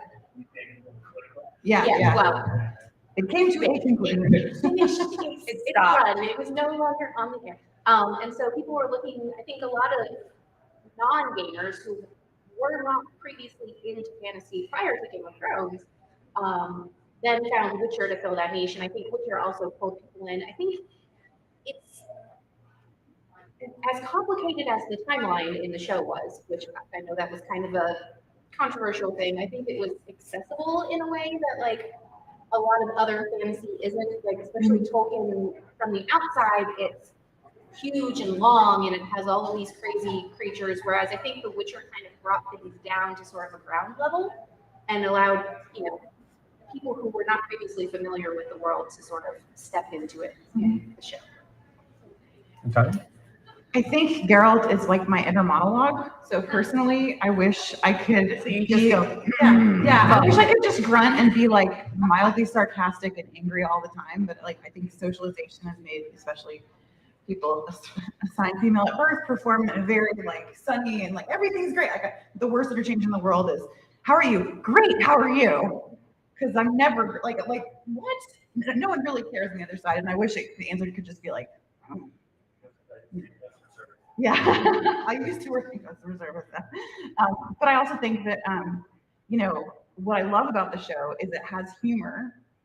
Just like the books have a bit of that too. There's just these incredible characters, and the games did as well. So there's this kind of cool interlinking between all three. That if you're close to any of those, it feels at home. But like Game of Thrones never took itself not seriously, right? Game of Thrones was like, we are playing this more real, and then we're gonna just crash and burn, and it's gonna be terrible if you're gonna feel offended at the end because you like betrayed all of your love and trust of these characters.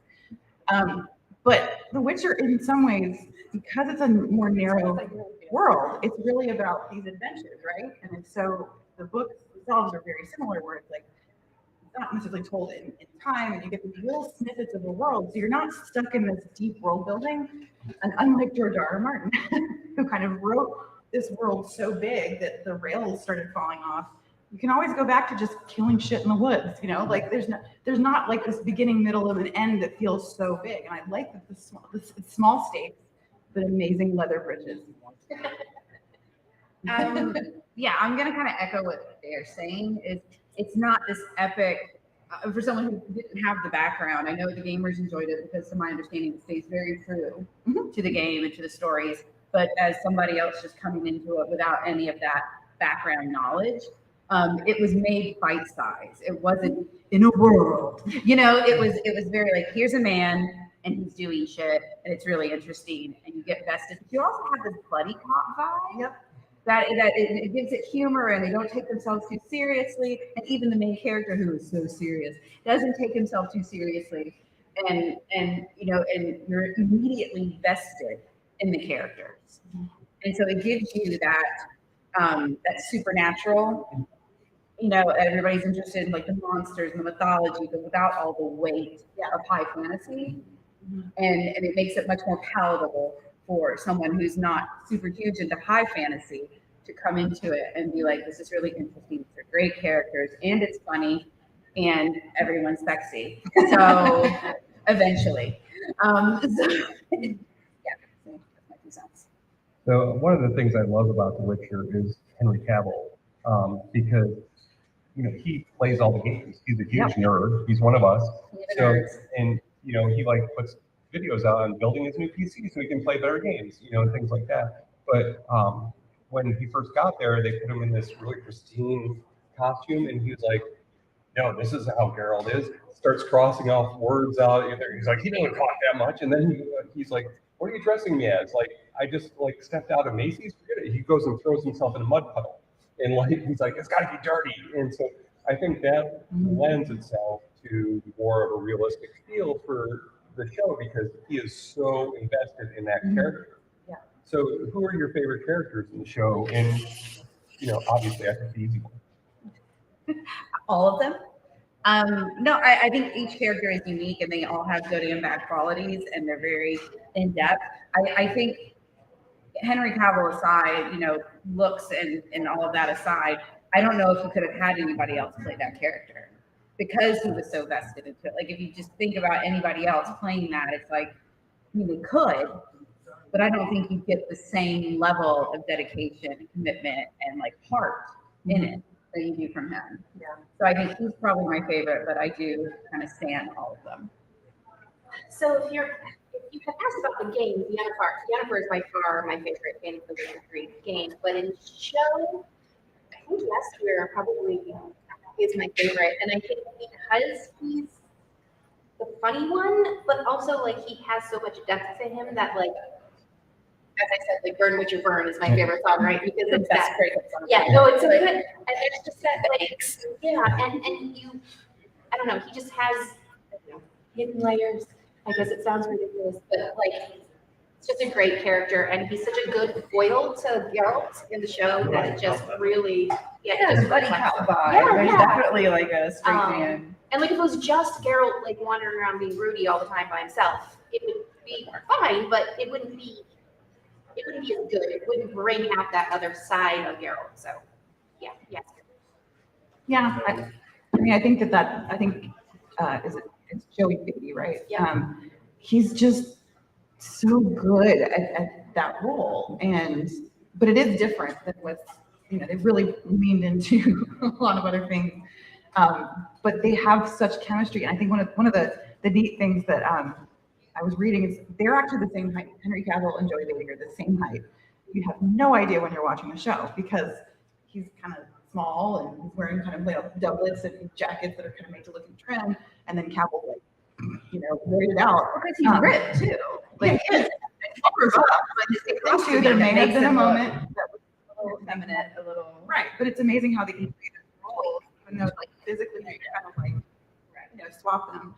But I loved this year in the second season getting a view into the other Witchers because and they added more because canonically there's like a handful of them, but they were like, wouldn't it be cooler if there was this whole place full of them? And they do keep the main ones from the show, Cohen and the T, the redhead, he's so cute. But I loved seeing Geralt aside from sort of the loner guy. It was like he's going home to visit daddy, and how all that works. I think that has made me love the chemistry more, and I think certainly season 2, Yennefer is. I think I liked her better. I think I was sort of coming into less of the. I'm not a huge fan of her story arc, like the sort of disability and ability and all that. We could, talk about that forever, but I think she's becoming a better person. I think Ciri is becoming a really interesting character as well, like doing really risky stuff. And I just love the scene of her training because that's usually the guy, right? It's shot for shot. It's the dude who's like, I can do it. He gets knocked down. It's always that we see. They did such a good job of making that about her and her character growth at the same time. Yeah, because I think they did a really good job with that because it puts Geralt into a different view of being the dad. Yep. Which he's never done. And I really love the mechanic of the faith. And all of a sudden he's like, oh, I've got a daughter. Wait a minute. No, yes. Okay. I literally asked for it. Yes. And, and so, what parts of the plot from either season or things that you're hoping for coming up are you really looking for?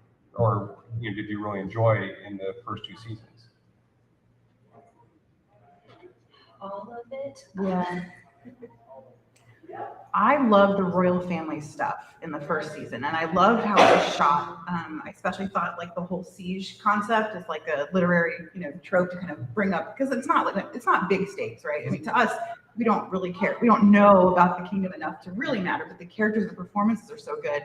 And I love those wide shots they did of the queen kind of dying and her, like they dragged it out and it felt so theatrical. So I rewatched it right before season 2 came out, and you meet Calanthe and she dies. Yeah. All within the first episode, and the fact that you care so much about her death by the time that we get to the end of that hour. And she's terrible.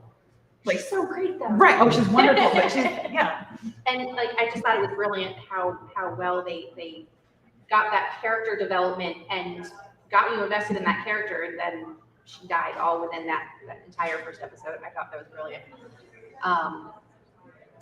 I'm excited to see more about moving into the stuff with Nilfgaard and Ciri's dad.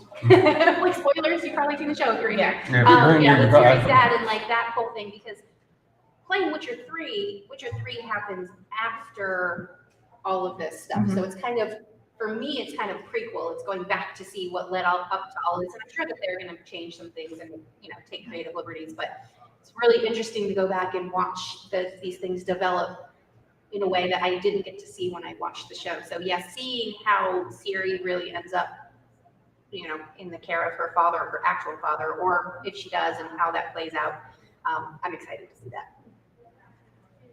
I like, because of the way they told the story, and it was kind of time hopping back and forth, and you had to kind of keep track of what had already happened and what was happening in the present.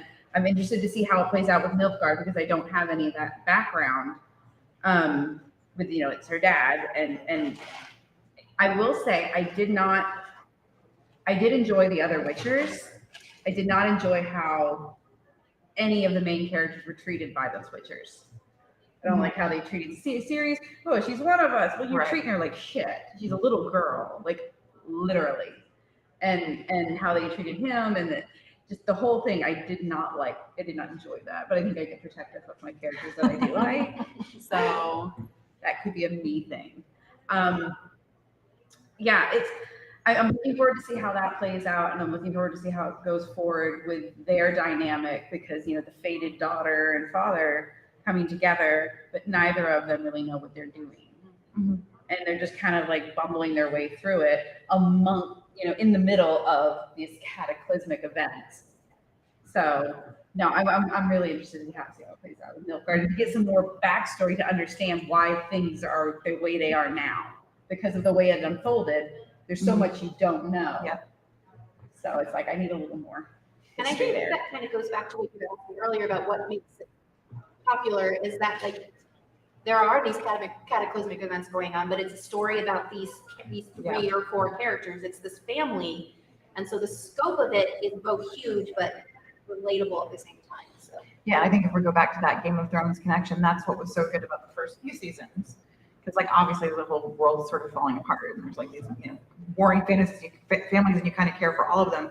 But it got too big to care. You would only get, like, you know, a scene with someone, and all those big emotional notes were so early on. What I do like about the show, and I think that the plot is cool, but it's really about the character progression more than anything. It's about growing and seeing how they change.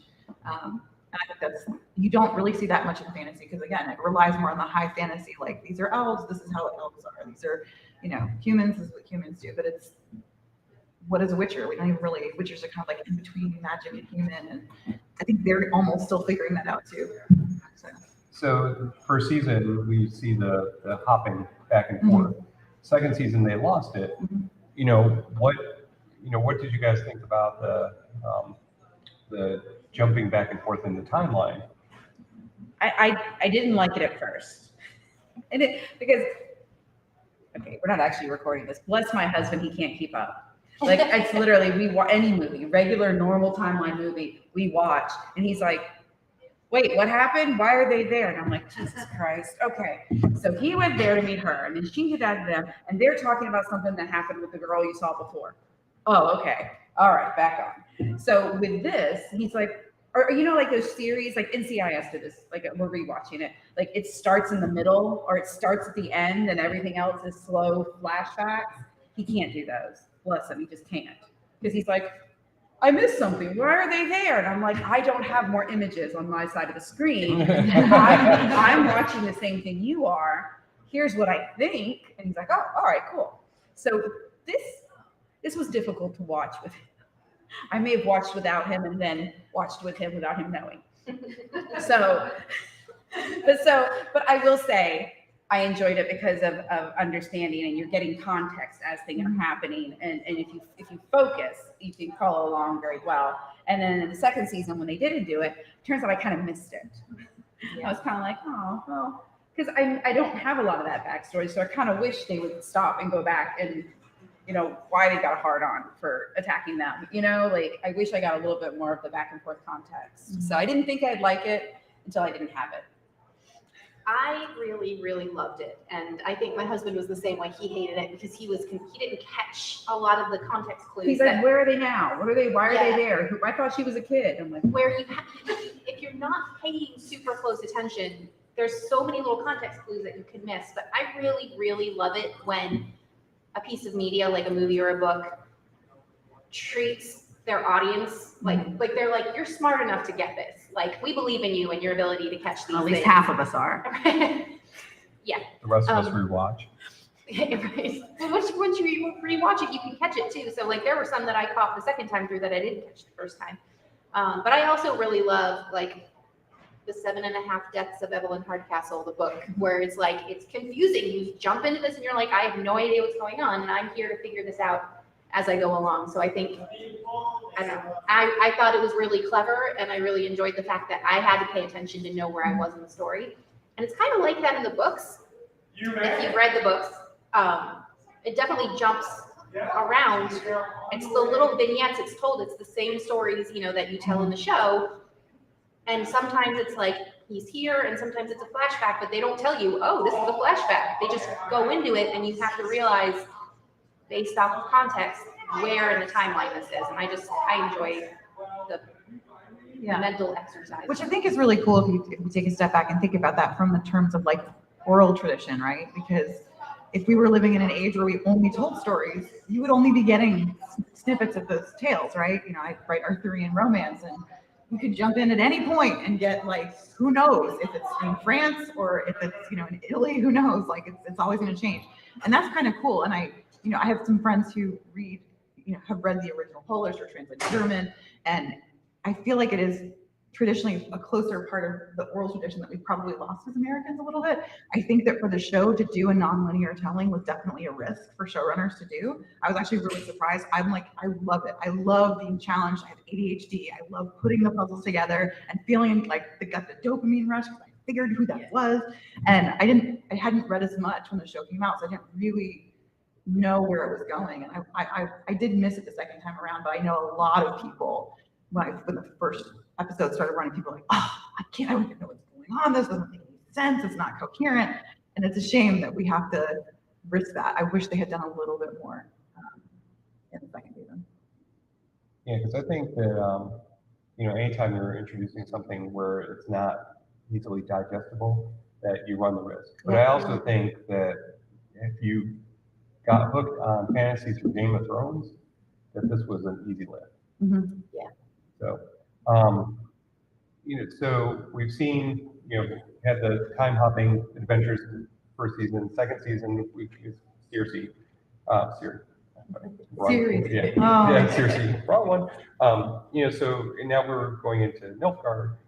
Like, what are you expecting, or what would you really, really like to see come out of that third season? I got nothing. I got nothing. More really hot characters. I'd say more bathtub scenes. Like, like I said, I want more of the history. I want more to understand how we got where we are right now. I don't want them to just pick up and keep moving forward and then maybe drop a few little bits here and there. I like to know the why. Mm-hmm. And it's like, oh, he's like this. Why? Mm-hmm. So I'd like a lot more actually of how this got to this point and how it worked out the way it is. I don't know if we'll get to it in season 3, but I'm really looking forward to seeing the formation of the Lodge of Sorceresses, which if you played the game or games or read the book, so like the books they have like the mages, right? You have Artusa and you have all the the male mages, and there's so the Lodge of Sorceresses is a group that forms after things happen. And Yennefer is part of it, and there's a bunch of other sorceresses who are and some of them have been introduced already, and some of them haven't, so I'm interested to see what they do with them. But it's basically just this group of really badass, politicking, manipulative, powerful sorceresses, and Artusa made me want to bang my head against the wall. Artusa, thank you. That's Pirates of the Caribbean. Wrong one. It's okay. Turtles, but it made me want to bang my head against the wall because it was so steamy, and I mean it was great to watch, but just at the same time I was just like, we get enough of that in real life. I don't want that much of my fiction. Stop it. I think, connected to that, I would love to see more Triss. I love Triss, and I think the actress is amazing, and she's, of course, people are awful and have all kinds of commentary, but she doesn't look exactly like she did in the games. that's real. But I would love to see more of her. I felt like she was downplayed a little bit this second season, and she's so important in the games and in the story. She's kind of, I mean, she and Yennefer kind of have almost a back and forth of power and ability. But I also really want to see more of the family tension and those sort of like longing and those like you love, they're all together. Well, what's going to happen next, right? Like they're own apart, and our lovely Witcher coming to grips with what he really feels about certain people and what that's going to look like in the future. I always look at it from a costuming perspective. I thought season 2 was far superior to season 1. It was a male showrunner the first time, and the second season it was a woman, and they had some amazing conversations. She was asking Henry Cavill, of course, like, so where do you get your drafts from? When you're quaffing these little things. He goes, oh, they didn't put anything in the first season in his outfit. He couldn't even lift his arms up. Yeah. Right. And so they completely redid it, but they also added all the little potion pieces. And he often works through the script. He's like, well, in chapter 17 and he'll just like take it and read it, like, and he knows that. So I want to see more of that and the detail work. I do like Nilfgaard, but I think the weakness of season 2 was the elves situation, and Nilfgaard felt not as important as it should feel, if that makes sense. Like the elves are so mistreated and everything is so bad that I don't think anyone at any point was like, this is going to end great.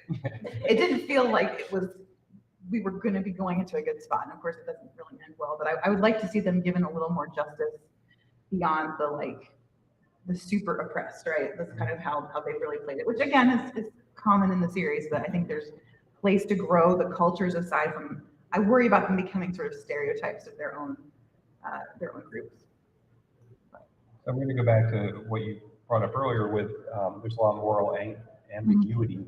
I can talk to me, especially with Yennefer, because Yennefer gives up so much, but it's a female-centric gives up so much. Yeah. And I'm not my favorite. Yeah, and I thought that was really kind of a disservice to the character. And I think there's a lot of moral points in there that you could look at and say, some of it is true to life, unfortunately. Some of it, I think they overdid. And so I was kind of interested in everybody's opinion on, that kind of, because there's a lot of gray area in the show. And so kind of the things that you thought were maybe ham-handed or not done as well, or the things that you thought were really powerful that brought the story further along.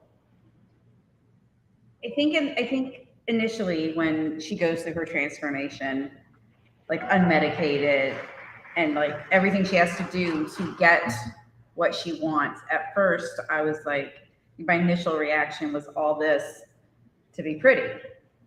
And then you realize as you learn more about her character, it's not the beauty. The beauty's a weapon. She's after power, which I respect. And then the storyline of her wanting a child and going through all this to have a child, that didn't bother me at all, because I don't think it was even ever about the child. I think with power comes, when you have it all, and then they tell you can't have this, it becomes hyper fixated on what you can't have. So I don't know if it was so much as, she's going to figure out a loophole. She's going to find a way to have a child. She's going to have a way to have a child. Because my first instinct as a raging feminist is, childbearing does not a woman make. So but then I kind of looked at it as a broader perspective of, I think that was just more of just trying to get the thing that they took from her that they said she could no longer have. Yeah, but I feel like I wish they had made that connection more, because a little more I feel like she knew what she was going in for. And just as a side note, you never hear about a guy getting snipped, and that's like the cost he must have as fathering children. Yeah. Like it's not an even system. And I think because, especially in the games, there is so much misogynistic portrayal, especially in body forms. Though the show does it better, there's still that lingering ick of like, and they had to do like the close-up of the hysterectomy piece, and they were like, here's a uterus, just so you know, that's what it looks like. Well, we're gonna burn it. Yeah, it was a little, I think it's more about control, and I think her beauty part bothers me less because I can see that as a weapon. I think there's more to her complexity and things that we could have gotten in character building that were more subtle and more on even ground with someone like Geralt, who obviously gives up a lot. They're like, we're going to take your emotions, all of them, every last one. And you're probably going to die when we give you this medicine. He knew, like they all know, those children going in know the risks. And that's no different than Yennefer. It's just that they did not, they went I think it's the easiest symbolic, right? Because she knows she was not raised by her own family.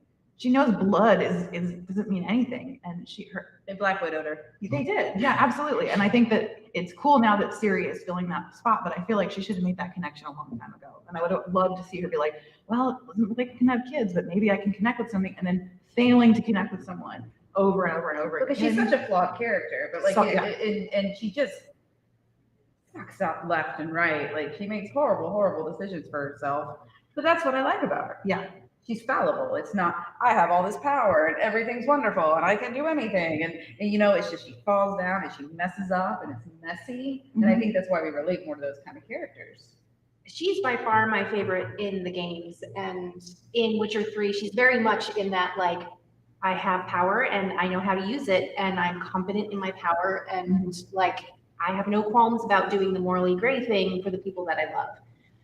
So in the second season, I kind of knew what I was getting into with her for a little bit in season 1. And so I knew going into it that there was the you know, I was a hunchback and now I'm beautiful. And then there was like the whole, I have to give up being a baby and I want a child thing. Being a baby, having a baby, you know. I really struggled in season 2 with the whole she doesn't have any powers now plot. That seemed a little weird, right? That caught me off guard. You went from like mer to like mer. And I get that, like, you know, you have to put your how Yennefer got her groove back. Right. Yeah. And I Crazy understand. bitch in the house took it. Right. You have to put your characters through what, you know, the things that they would, you have to challenge them, right? And for her, losing her powers would be like the worst thing ever because of everything that she's been through to get it. And without it, she feels like she's going back to the helpless person that she was before. And I understand that. But like, you don't really take away Geralt's swords. Like, he doesn't go through that same sort of thing. And the fact that like she was so willing to sacrifice Ciri, it just, that whole second season of like, I don't know, it just didn't quite vibe with me. And I wish I could explain, like, I wish I could like fully articulate why I didn't like it, but like, I felt like, and honestly, like I'm saying, I know her more from the game, so that's later. But like the Yennefer, I know wouldn't have been like this panicky, helpless girl like without her power. She would have figured out a way to make things work that, you know, didn't necessarily sacrifice some random young girl. But that did get us the yeah. That did give us that moment, and I'm thankful for that moment. But also, I'm a little frustrated because like if I were Geralt and Yennefer, and where she takes Ciri and almost sacrifices her, like that's a big thing to have to come back from. And I'm sure they will address it. I hope they address it. But at the same time, I'm like, you got to address that. And like, but I feel like once she knew who she was, she stopped.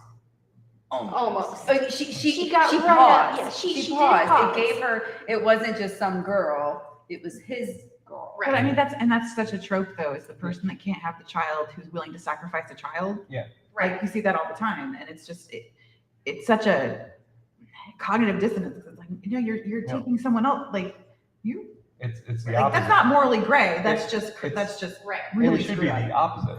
Right. If that's the one thing you want more than anything, that's the last thing you're going to sacrifice. But you do see her through the journey to get there. You see her start to warm up and start to talk to her and start to bond before that. So it starts heading in that direction. But I think it was just such single-minded focus of the morally great character of, if I want this, I have to do that. The end. Good, bad, or ugly, I want this. And I'm a narcissist. I'm a little bit narcissistic. And I would say, I think it's a combination of the sort of Baba Yaga character, who it comes out of nowhere in the show, and then to have her thing be, I want baby. I'm like, I had baby. There's a lot of puke and vomit and like, it is not pretty. See, like, to me, like, I would more expect her to be like, no, F you, Baba Yaga. Like, I'm going to do this my own way. Exactly. I'm going to burn this place down and take your power. I'm going to murder you. Yeah, that would have been awesome. And like, even if she can't, like, fighting against that power instead of being like, oh no, I need to now. Seduced by it. Yeah, like, it just seemed. It seemed very weak-willed for her because she had been so iron-willed before. And I know this was a low point for her. And you have to see characters go up and down, up and down. And this was a low point. Mhm. But I much rather would have been like, twist, plot twist. Right. I'm here to take your power. Yeah. And yeah. And I think we're relying a lot, like we haven't talked about Tisea much. I love her, and I think we have to rely. She provides actually the most devastated response to thinking that Yennefer's dead. Like she's the one that's like, I mean, she's loved her longer than anyone. Like Geralt is like, yeah, she's sexy in his purple eyes, and we can have fun together. But they don't really have that long of a relationship. And Tisea is starting to break down. Like once she loses Yennefer, that's actually like a pivot moment for her, where her control, she had this control, but she's always subservient. Now she's Bowman, the big guy, and obviously now her weaknesses are like way out there. Hate him, by the way. Yeah, but he's very pretty. But like her little political boyfriendy, like that whole thing. I'm like, you're gross, and I don't like you, and I don't know why yet, but I know it's valid. Yeah. And then No, he he's went not screwed up. You're and I was getting the like, right see? vibes. You're getting the right vibes. Vesemir? No, that's the other. No, that is the. I don't remember that name. The The guy that likes Vilgefortz. It's one of those ones that you're like, it's a what now? Bless you. Yeah. All right, so it's 10 after, so do we have questions? Any comments from the community gallery? I've done audibles Mhm. and like the show, but I'm not a gamer at all. Do you get it? And I haven't finished the last book and a half. Is it a satisfying ending? The ending of Witcher 3 wraps up Geralt's story, and yes, it was a very satisfying ending. I know they're planning on making a new Witcher adventure game, but I don't think it's Geralt. I think the Witcher 3 ends like Geralt. And there is a potential ending for Ciri, which is also satisfying, and a potential ending for Yennefer, which is like I found it to be very good. Yes. I'm fine. Not Game of Literally Thrones. just said it. It's fallen out of my brain. Probably depends on the choices that you make, but there is a happily ever after in there for Geralt, for sure, and for all of his people. So, thank you. Sometimes that stuff, you get a happily ever after, it's good. in- Yeah. Yeah. in media. And he deserves one. Yeah. She does too. Yeah. Yeah,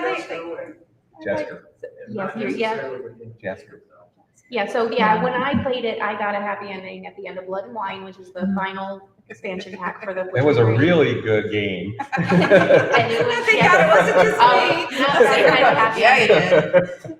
No. So it was like, shut up, Shut up. I'm talking. Look, I'm talking. Okay. But no, yes, Mental massage right now. it wrapped up quite nicely, and it was a satisfying end. Yeah, and I think that's, to go back again, what we were saying earlier is that's one of the reasons the show has managed, because you're like, even though they're morally gray, but who isn't, right? I mean, everyone believes they're fighting for the right thing, and certainly there are some villains that I like in season 2 that you see, the black feather dude, what is his name, starts with a C. But you start to see him break down. You start to see that this and things often high fantasy, like Tolkien, the bad people are bad people and the good people are good unless you're Boromir, but then you get back to be good again, right? And really, who could blame him? Because the ring was so strong. And that's not the world that we live in. And I think that we're less satisfied with those stories. And Game of Thrones tried to make everyone morally gray, except the Ramses, who were just the worst of the worst of the worst of the worst, right? So I do think it's like the next evolution, and like we can still have happy moments. Like I don't think everyone in the show is going to. I don't think the show will go a happily ever after video game completion, right? Because that's what video games are supposed to do.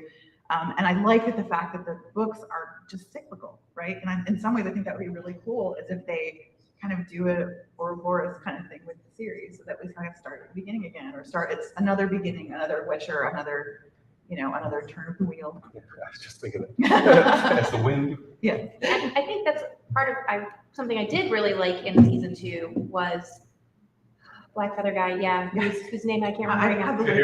Kahir, thank you. Yeah. Thank you. Like the moment when Yennefer saves him and the two of them run off and she's like, I'm saving myself. Like that's the Yennefer that I want to see. And she did that without her powers. And then I get frustrated when she's like, no, but I have to sacrifice this girl because Baba Yaga told me to. Like, I don't know. And I really like that sort of relationship that they had, the two of them, for that brief time that they were together. Like, I thought both of them being at their lowest points was a very compelling, like, story for the two of them. I liked it. Although I mean, the hardest scene to watch the whole time is Geralt turning down Triss, and I'm just like, dude. I'm Yennefer fan. I know, but it was like that awful, like someone's asking. They weren't someone exclusive. They weren't, I know, like Yennefer, probably has. They're poly. Oh, for sure. But it was just one of those, I'm like, dude, just like, come on. You're rude. Anyway. Okay, so Jarvis. Is he immortal? No, is my saying? I'm not saying Marcus. Jarvis. The bard. The bard. Yasker? Yasker. I said it wrong. I can't remember his name. Yeah.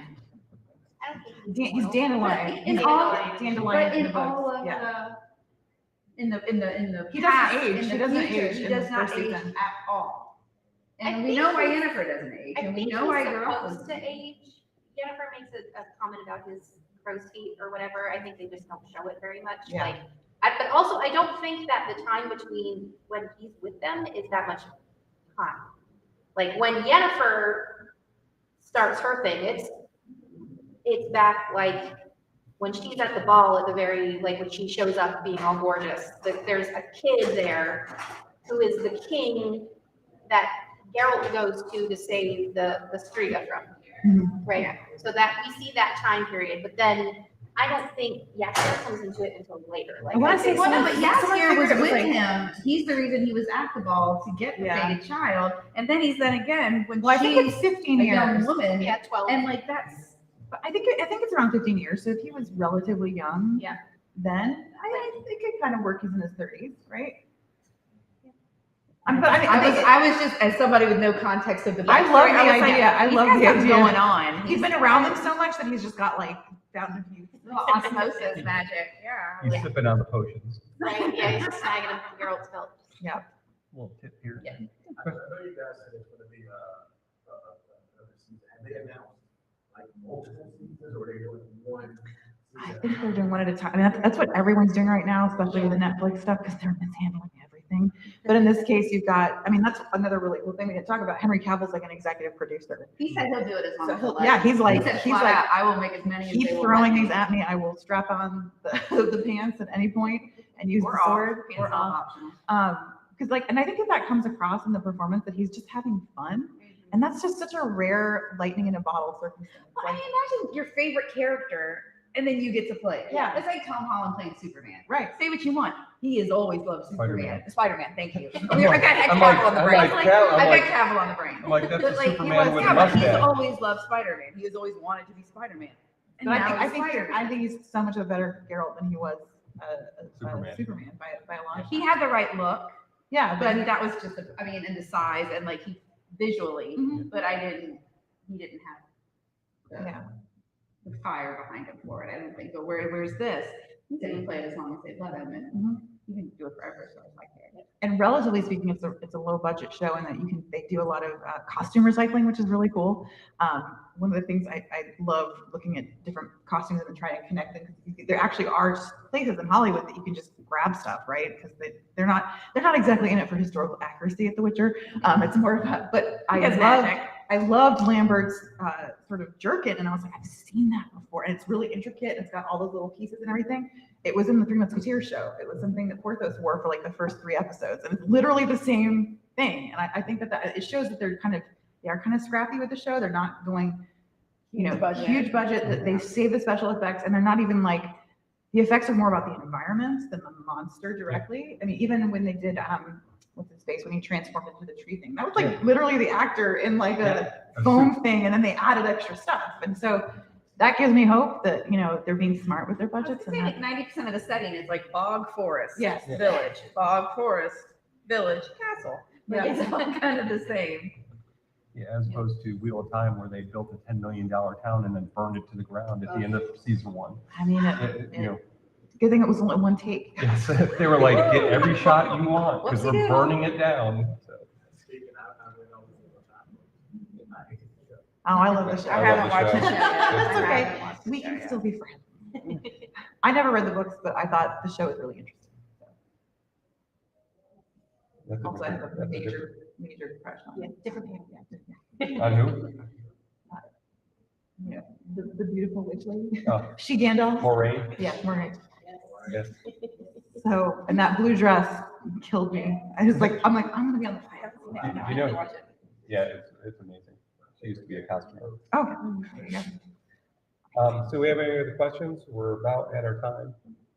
Soon they'll be walking in with a 10-minute time, so. When do these wrap up? Well, it says to 7:30, but Yeah. usually, I don't know. If I think 10 till is when you have to kind Yeah. of wrap it up. So any other questions, any comments? Thank you. Thank you all for attending. So I'll let everybody starting with Tanya tell you where she's going to be the rest of the weekend, so you can go find her as opposed to coming to my table and seeing her beautiful artwork. So I will be at 3 different panels tomorrow, including Geeky Rants and Queer Writers, which I'm moderating, and then I can't remember the other one off the top of my head. Yeah, you can find me there, and I have books over at the Falstaff table, a couple, 3 or 4 of them now, and then much of my artwork actually in the rest of the my side hustle to my side hustle. I will be on the Writing Vampires panel tomorrow morning at 11:30. 8 o'clock tomorrow night, I am on Creating Magic Systems. Then 9:30 is Game Recommendations, which you can guarantee I will be talking about The Witcher 3. And then on Sunday morning at 11:30, Modules and Money, Writing for RPGs. And I'll probably be hovering near the Falstaff booth as well. Should we talk about? Yeah, go ahead. So this little card system, this is called Misfits the Gathering. It is for the Falstaff booth. All the Falstaff authors who are here should theoretically have the cards for their books. If you collect, I think 5 of them, distinct cards from different authors, you get 10% off at the Falstaff booth. So if you want to come get one, feel free to do so. That's it. All right, I am going to be tomorrow at 1:30, Alpha Male. We're going to be talking about not just in books, but in movies and TV shows, doing it right, what makes you like, how to properly represent the alpha male figure and how they do it, that in a more of a toxic way. At 3:30, I've got the Anne Rice panel, her legacy and her future. I'm going to be moderating that one, so we're going to talk about her. And then at 5:30, starting writing after 40. So just kind of where to go later in life. Sunday, I've got growing your social media presence, podcast recording, and how to turn your passion into a career. So all of those are going to be more social media related.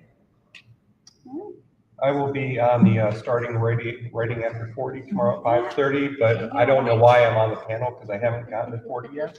And then Sunday, I'm doing Pulling Off Characters at 11 o'clock, which if you've read my books, you'll know why I'm on that panel. I'm also in Author Valley, and I have the Gathering cards too, so you can stop by and see all of Natalia's beautiful artwork around them. Half the books at Falstaff she did the covers for. So when you're looking at the beautiful covers, Friends don't let friends publish. I think. yes, thank you. Which is why we all look at that. Well, yeah, I'll be over by Authors Alley, just hanging out and talking to everybody. Making TikTok videos. No dancing. No dancing. All right. Thank you, everybody. Thank you for attending. Hopefully you all enjoyed it. Thank you to the wonderful panels.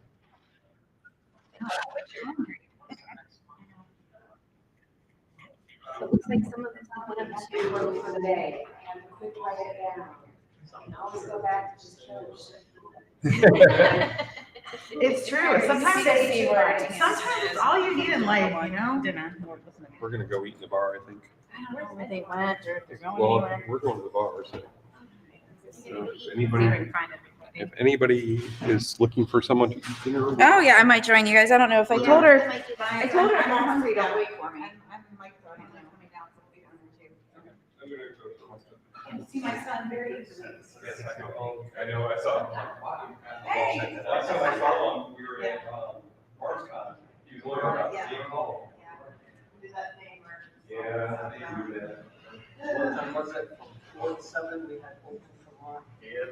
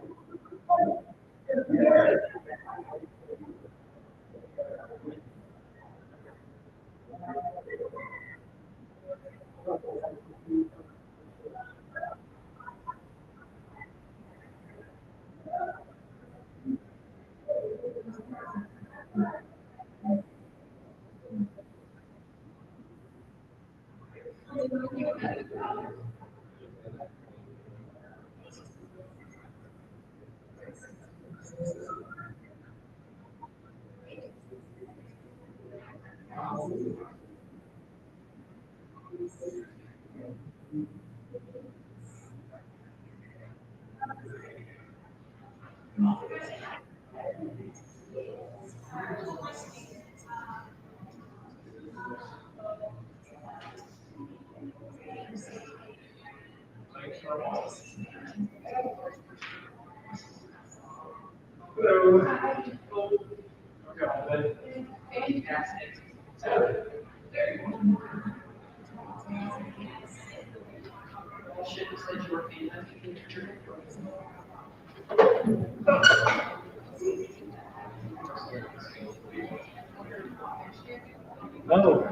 Okay.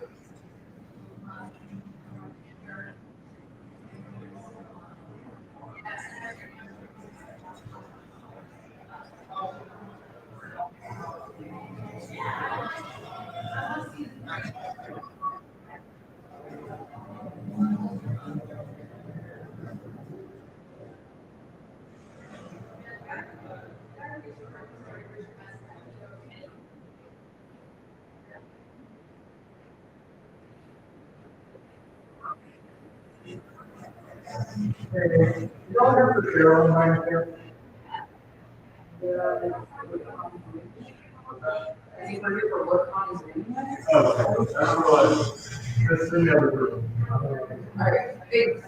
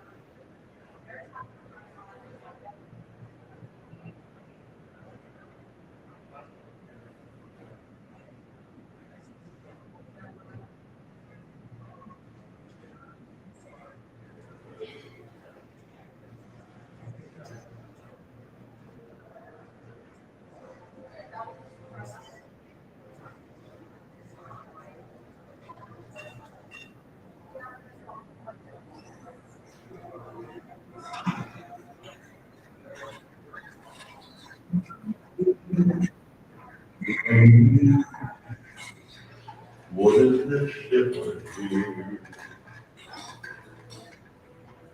In that way.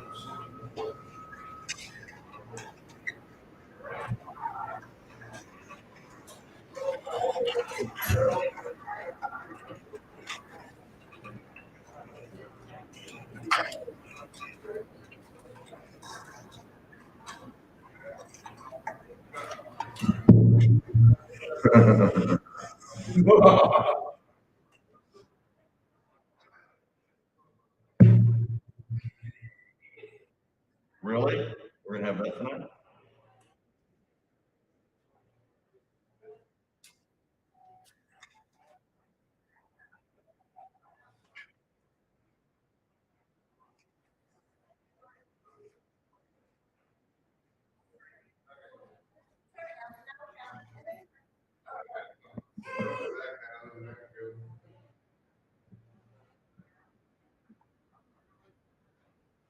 I love your hair. There's a whole lot less of it. Nope. My victims, excuse me, are sitting in the front row. So we can hold on that because we're the next. Bingo. I cannot wait to talk to you. I'm about like the whole like. Yeah, I'm sure I've you. been applying for jobs since, 2020. I now work for Fidelity. Okay. Content creation. Since I've been doing it for 4 days, I don't know what I do for a living. I've just been trained on corporate life. Seriously. I'm happy. I'm pretty excited. It's, I'm the main things I wanted were flexibility and better money. And I get both. I'm extremely interested. These are all good. So those are the books. So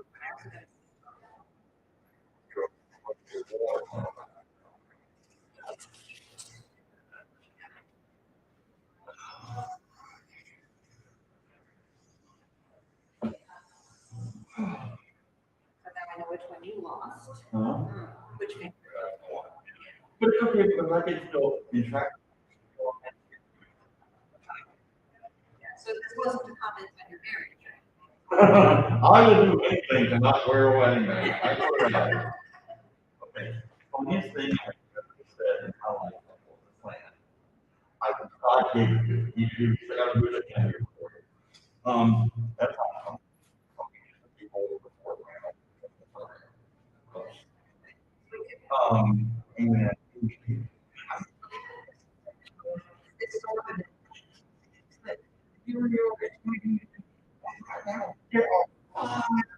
correct introduction. Five in theory. Funny thing I've ever said, and I great. It was, oh, that's so cool.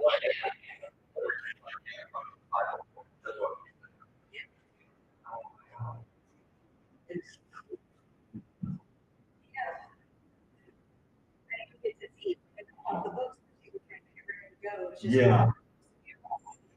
Package on yourself.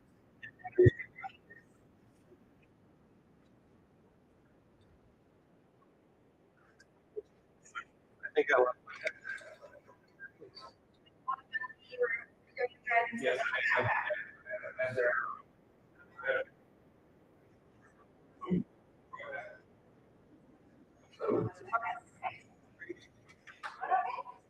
All right, I'll go. Yeah, I had to, I started my, I got to take today off. Yeah. And, I spent as much time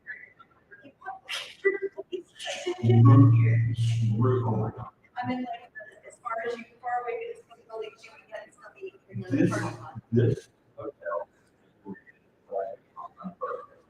Yeah. And not right. Well, next year I should be able to. Stupid. There's a, And having handicap pass doesn't make it much better. no, because damn vendors take their trailers and they park in the handicap spots. They should get there. I have asked the hotel to be part of that, and they don't. But even then, there's so many people here for the con that have handicap placards that, when you've only got 5 or 6 spaces for the hotel to buy. But yeah, this hotel is mad. But, luckily there's a lot to eat within, You know what? No, they're doing construction on the property next door, and the construction fence is on this side of the ramp down. And so I can't even get down to the level of on the bridge. So if you just, I actually have a very light veil. So if you would like a meal that is I'm happy to be your vegetarian. So I'm okay with it. But like last night, they had a building. And so I had to, if I had this, had to go over the road and all the way. It's a long way. So, yeah. It's the people. Yeah, but no, I just decided it's easier to do like work out. You go through in the front row, somewhere in the front row. On my way. Can I see you? Can I see you? She took my command. Yes, it is. It's between us. Do I get the theme song and everything? Like, You still don't. They did finish the final. I don't know if you on Facebook since you posted this morning, but I'm also reading. Oh, yeah. I'm like the big person. I figured that this is gonna be something to find out. It's better, or if we're doing something wrong if it doesn't. Huh? This is a week down. Hola.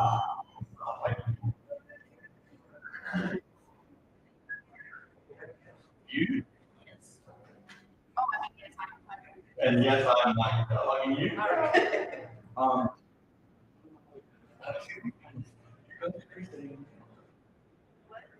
Are you part of this? No, that's right. For track. Yeah, I killed it.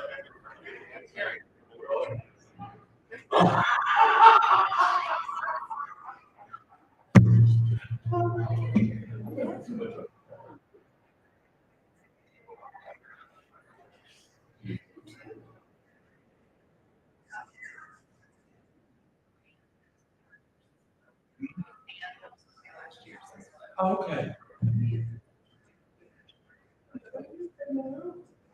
Okay.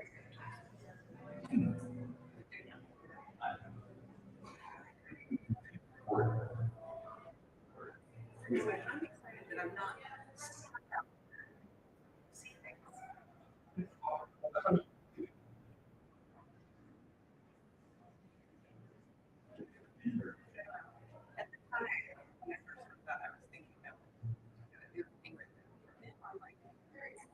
I have a 2-hour picture. Out there. Total signing thing tomorrow night. It was on the show.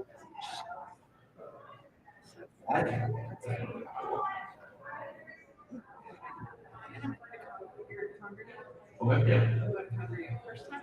Oh, congregation.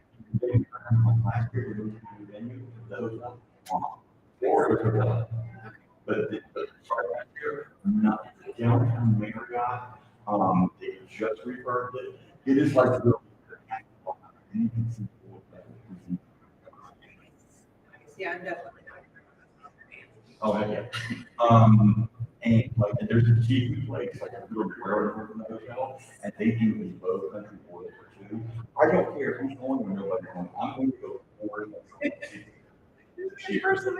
I couldn't get anybody to go with me last year. You can't. I'm like, but it's food. Well, I mean, I don't need meat, but I'll go with you so that you can order it.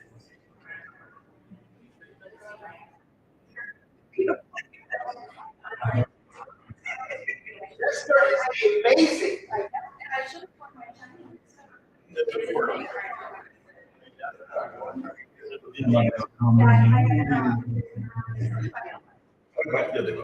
you know what? I care not.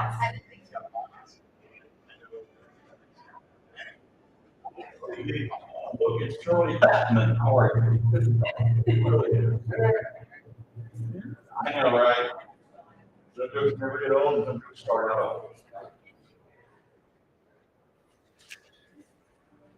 We're gonna have fun tonight. We're gonna have fun tonight, baby.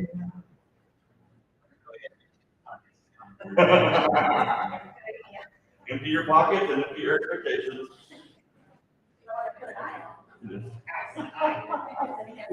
Your poor dear gang on the ground. What happened? Key.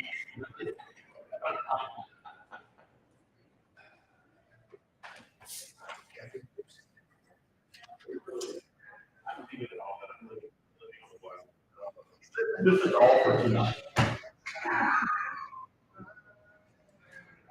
These are all concealable materials that I can protect you all to tonight.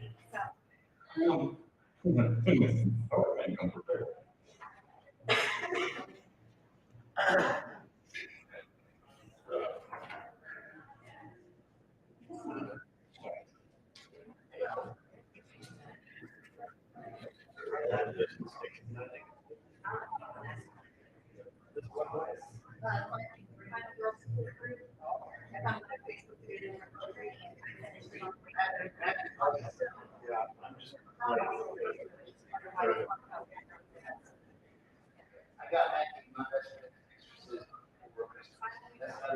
My best friend.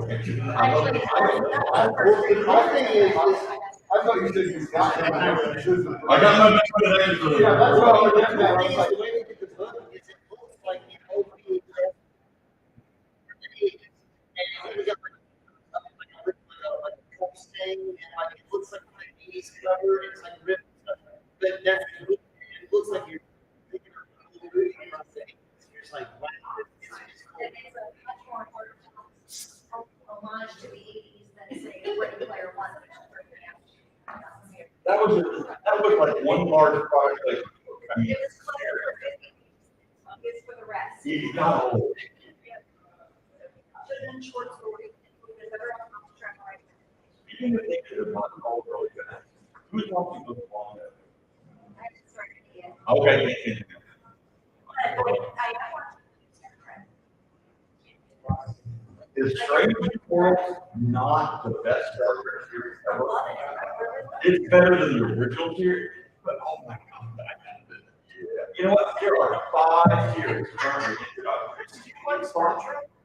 You know, I'm not cold. Chris and I are gonna have problems on Sunday. Look, Star Trek is just like fried chicken. Star Trek is like fried chicken, pizza, and sex. When it's good, it's really good. And when it's bad, it's still pretty good. So, I'm just like, no, it is amazing. I love the cast. I love that they've got story and heart and character development, but it's episodic. You know, it's not 13 episodes to tell one story. But You have the world's slowest stutter, you know?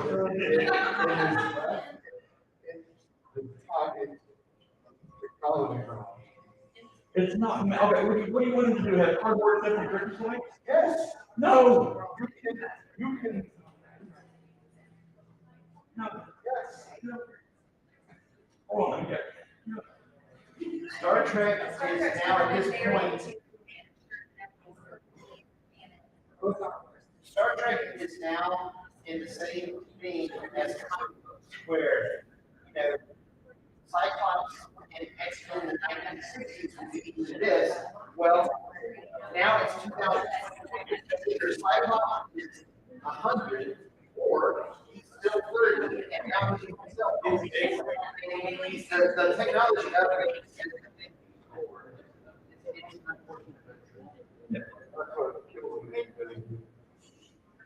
Because for a while, they were trying to do it. Oh, we got. No, they weren't. Yeah. When? They didn't. They discovered technology. No, they should have. You know what they're for? And I guarantee you, you're asking for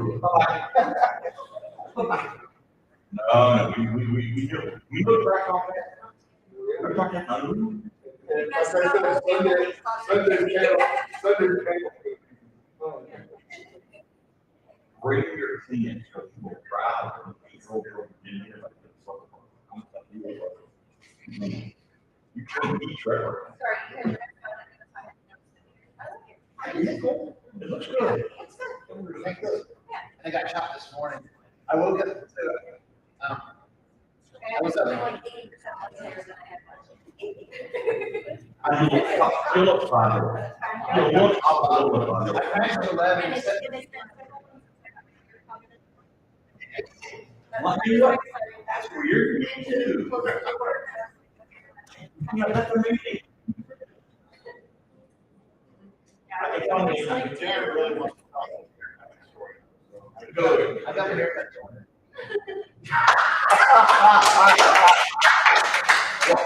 The pacing, the way you deliver that, oh my God. It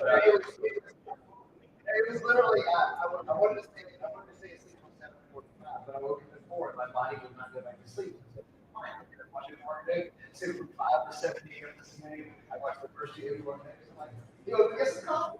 Then I said, the coffee. I go get a haircut. My whole day I've been because oh my God, I have 5 extra hours. You're the only person who do flying with a haircut. Awesome. But basically, my name is always just like, looks all right, looks all right, looks all right. I need a talking dog, I need to solve mysteries with 3 other teenagers. So does that make you Daphne? I was going from Velma to. You were gonna Daphne. You're a hot one. I'm nature called Dan. Mine's about to hit that stage where they're not back quick. It looks good. I mean, Until all of a sudden it doesn't. all of our victims of Catholic are sitting in the front row. Yes, sir. He just rode under the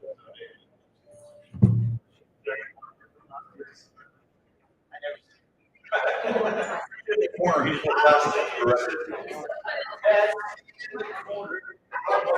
nobody was there in the corner. It's fine. You're gonna come.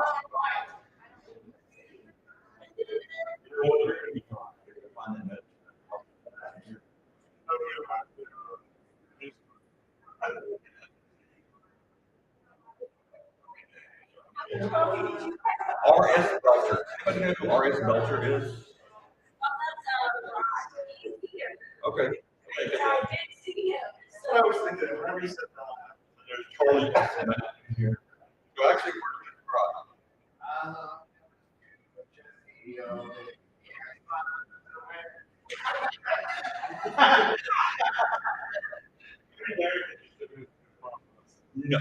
No.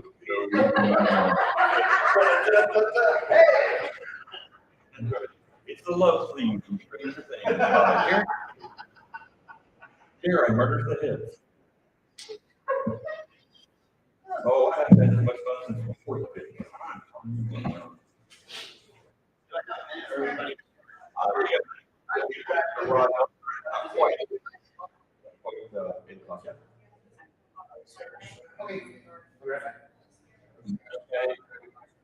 You have to know, you have to know dates, they will not be able to put it.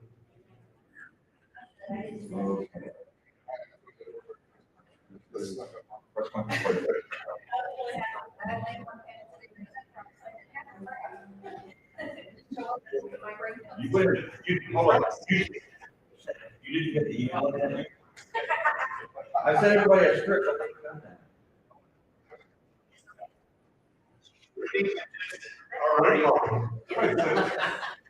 Scripted improv, that's right. Oh, wait, yeah, reality television.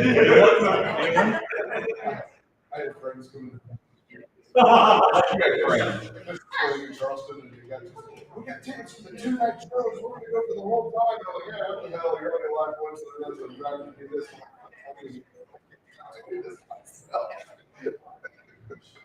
I look back on some of the driving that I did to concerts when I was in college. When I was a resident, like I would like get off work, drive by the concert, hi everybody. Like, My name's Dr. Kennedy. I can see yeah, if I was quantum leaping, it would be leaping into my own life. I can see. What's wrong with you? Like, Dr. Kennedy, you were supposed to take it. It's not. I've got just a Rob.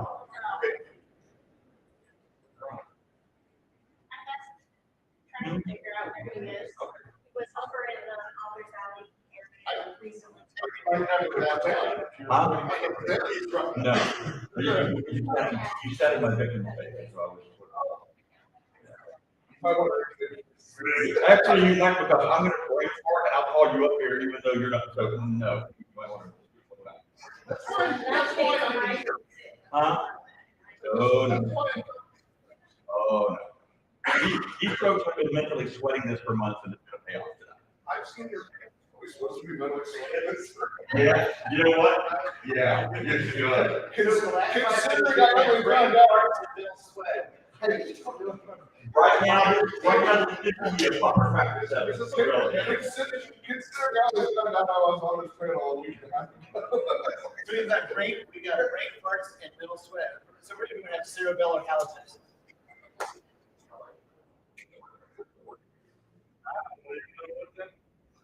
There's a lot of things you don't know what means, Tammy, and it's okay.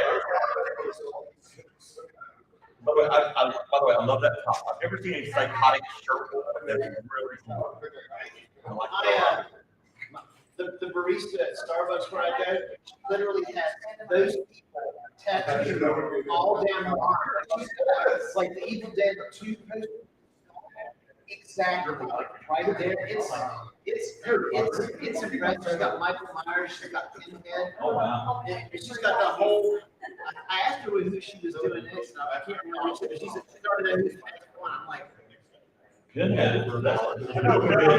You're committed. she's got Chucky on Pinhead. She's got Leatherface. See it from the horror side of it. I see a lot of people. So I moved her into my new book. Oh, nice. Except for it's a shadow mixer and all the tattoos are shadows that she can control.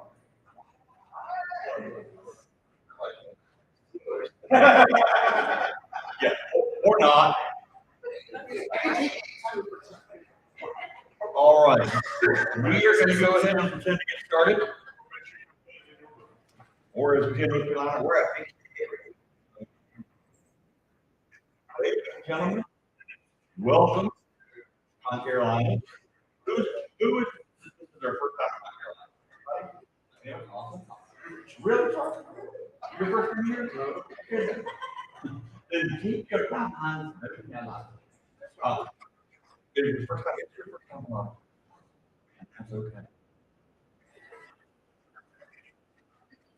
Oh my goodness. My name is Barry, which means George probably is not. And we are here to have some fun. I'm sure probably the British television of who's learned it anyway. We are going to be like that, except funnier. Probably going to curse more. Especially Gray Reinhardt here. I got a story to tell you. Well,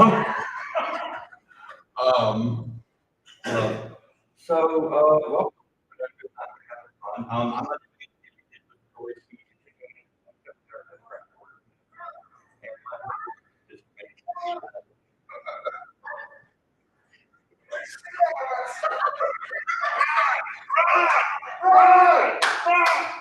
You know what? It sounds like a porn movie. All right, you did that. No, all of are on the front row. Now, ladies and gentlemen, I would like Sammy. Up here. Up here, Sammy. You give a real quick brief introduction who you are and why you predict you're here. My name is Keith Hessel. I'm a filmmaker and I got bored and said, hey, let's pick up improv.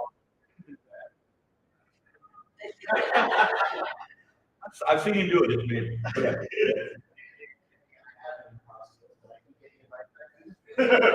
That's why.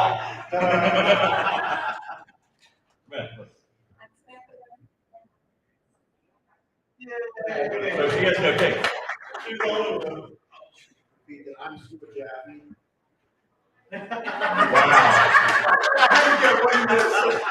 Wow. Outstanding. Very nice. Very nice.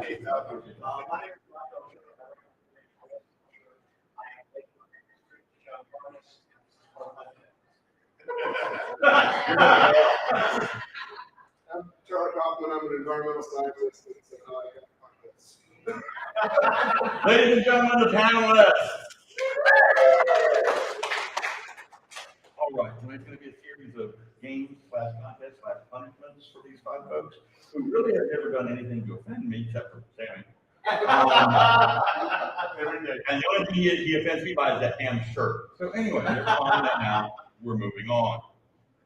All right, our first little set of portrait tonight is we are going to be playing questions only.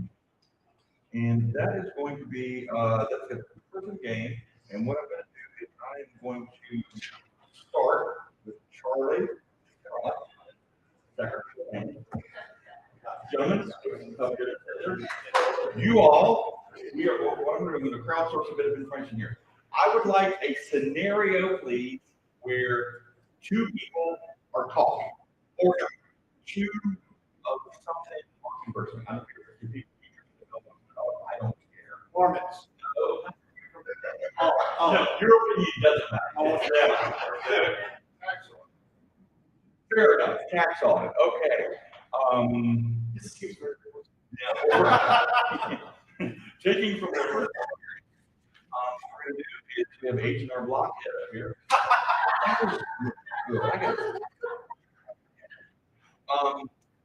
Somebody's being audited and somebody's auditing. And what we'll do is, so you're going to do it one sentence. You're going to be going back and forth, having conversation. And by that, I mean what he says will do. And all states not.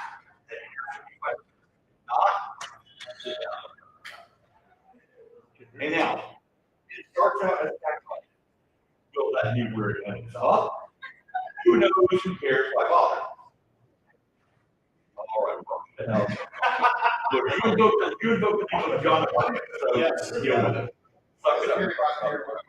Okay, then you set my back here 23. Charlie, you go first. So how much do I owe?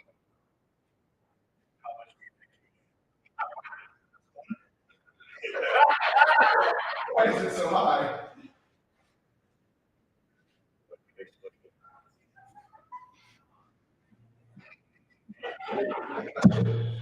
Next.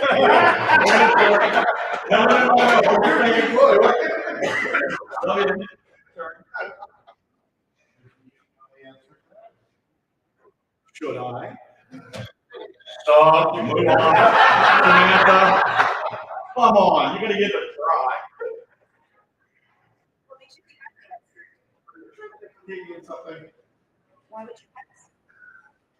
Why would you say at least outside there? Where?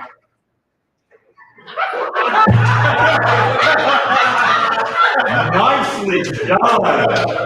I'm sorry, she dunked her ass. That's supposed to be on a 240 EC. What? That's supposed to be on a 240. Oh, shit.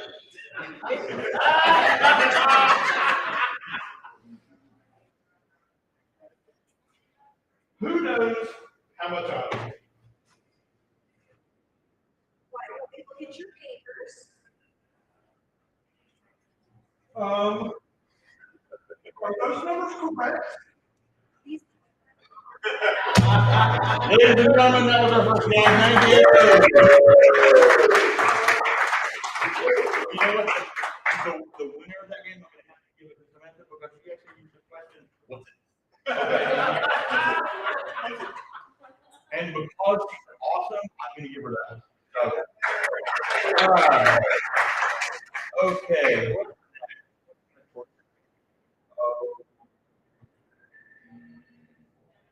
I need to read.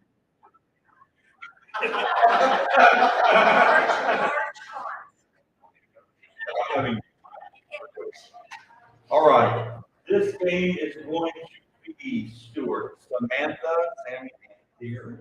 If you guys both end up here, we're going to be playing superhero team. Now, beginning with, I need a crisis. I need something going on in the world.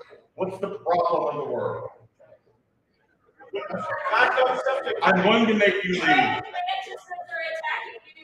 What's that? Okay, you've been sitting on that one a while. That kind of scared me. That was way too quick. That was too specific. I'm loving it. Okay, 30 minutes of now. I need an extremely lame superhero name. The lamer, the better. Afraid of what, man? Afraid of Buckman. Now, I don't think she needs the bunny either, so we're going to go on and we're going to take it back. All right, now, you are afraid of Buckman. In just a moment, you're going to be getting a alert for the crazy man. Wow, I'm afraid of Buckman. What's to be you, Orphan Boy? All right, now. So, what you're going to do is once you evaluate so you are going to call the superhero whom you will assign their superhero name.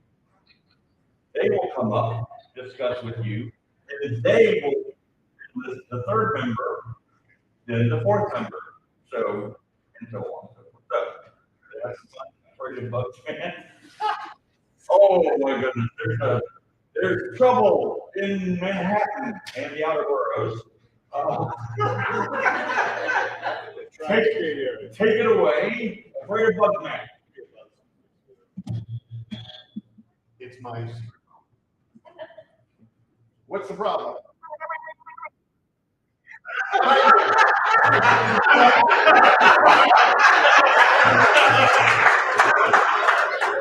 I knew where you were going, so I had to. I'll be right on that.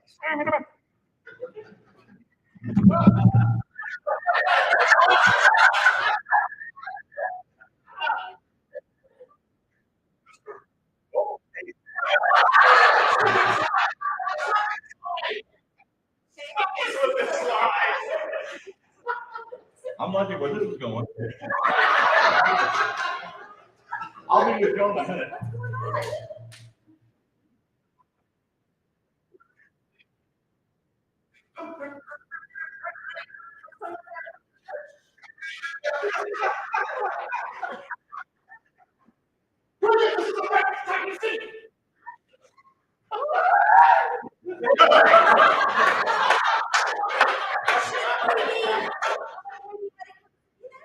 Hey, you do that. They're all helping me. I'm right on you. Hey, Monica, easy. Oh, hey. Thank you.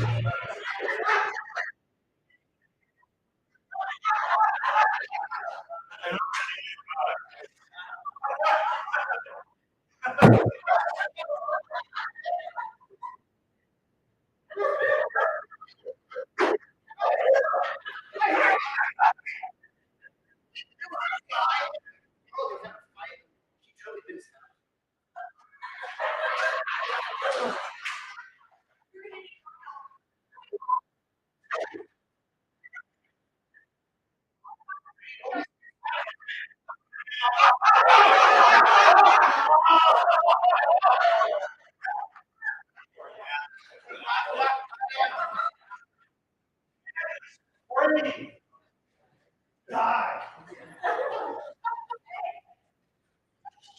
It's like heading Yoda around.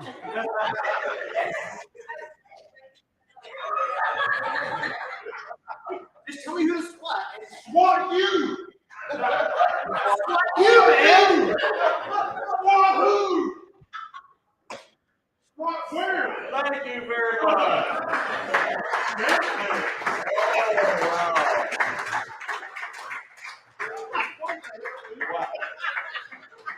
And would you believe I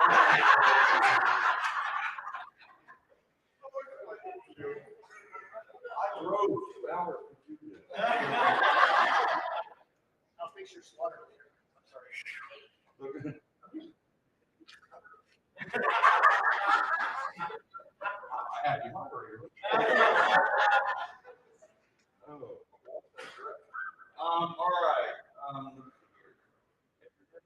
then you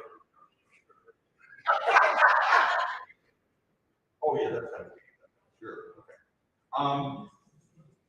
You're playing a game called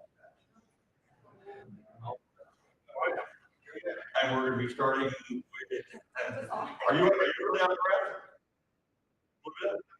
Okay, good. This will be for Peter and Charlie.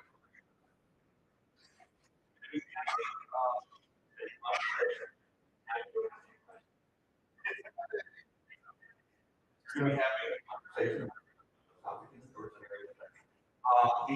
as you it's going to be statements or questions. It's only be like one statement. And it needs to begin with a good letter of the alphabet. So this does require knowledge of the alphabet.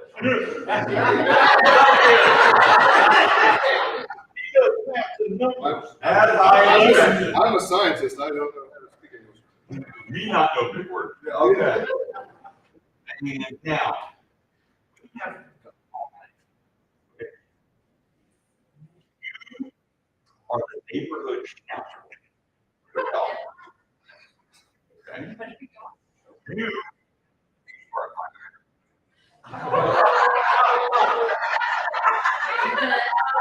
you're going to be having a conversation. The conversation will begin with Rin 1010 over here, and you're from and yeah. Just saying. Keep away from me.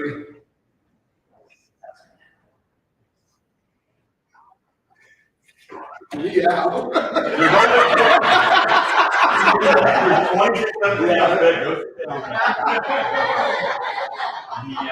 Yeah. After a 30-second wait, I can yeah.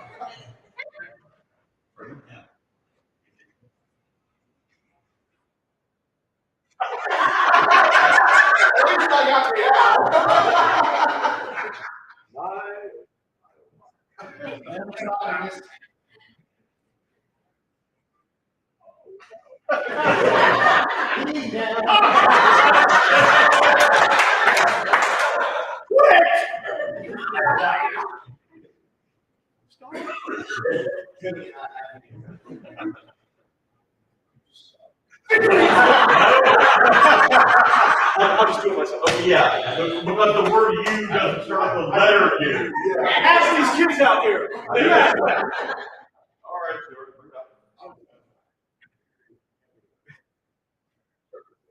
You, letter U.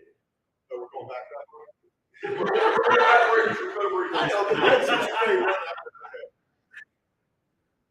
Unlike me. Oh, Victor, meet my nerd. Why? X-rays cannot diagnose my problem. You need zero is You skipped the letter Y. I did. Oh, you did? Yeah. I said X-rays. Okay. We're fine. Okay, hold on for a minute. For me. I think. I don't know. We're back around. Okay, okay. I'm still peeing on my. Yeah. No, sorry. No. I didn't say oh, hey, what's it spell? Maybe you say it off. Oh. If anybody's going to say that, it's going to be him. All right. Thank you, gentlemen, and anybody else who's involved. Okay. Oh, writers. We make words. Which says why I go to movies. All right. You know what? If movies are based on books, why haven't I read it? Anyway. All right. Thank you.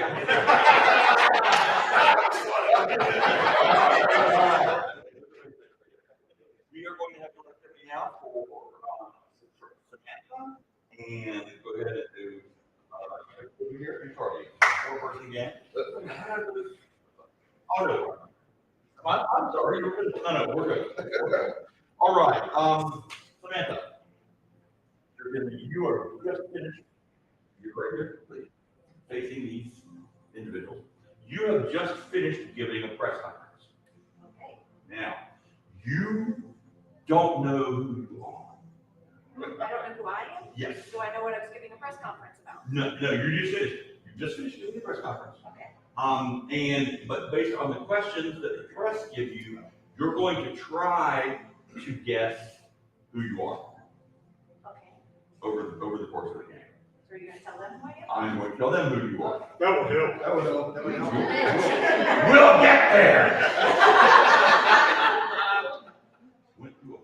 If we all have to guess, it's gonna be a long night.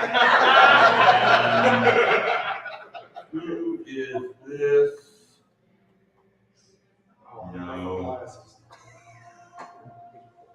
No. Yeah. Okay, if you would, Samantha, if you would look at that way. No, okay. No, because the audience is gonna know. Yeah. I was gonna walk around. This. No. Just that.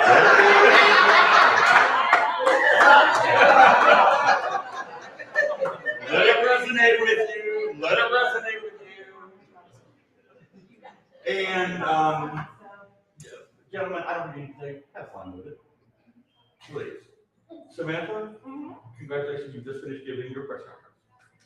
So, do we have any questions? I have a question. So, exactly how long did the process take? As long as it needed to. Yes, sir. Yes, Mr. Smith from the National Enquirer. Did it come with any special abilities? Not that I'm aware of. Yes, sir, yes. Did the breathing exercises help? Not as much as I hoped.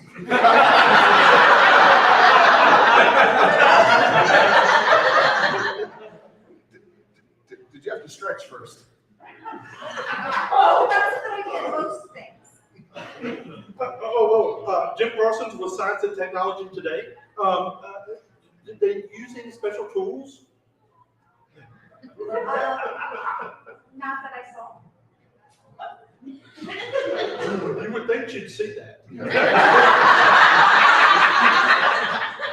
How long did the entire process take from beginning to end?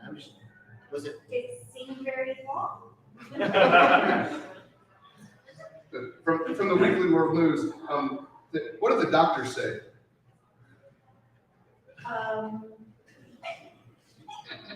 They congratulated me.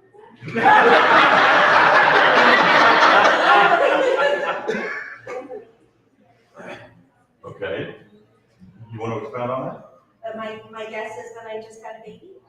And any more details about that? Ask her another question. Keep going. This was kind of delicate. Don't be shy, go ahead. Those gray heads are kind of big. Is that problematic? Do I have an alien?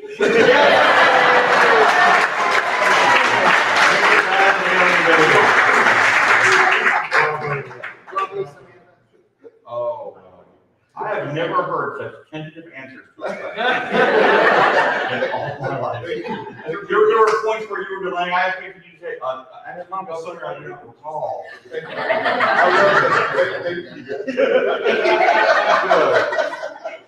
Oh, that was 3 guys asking a woman those kind of questions. Yeah, and I'm like, who was the game with me? You have to stretch.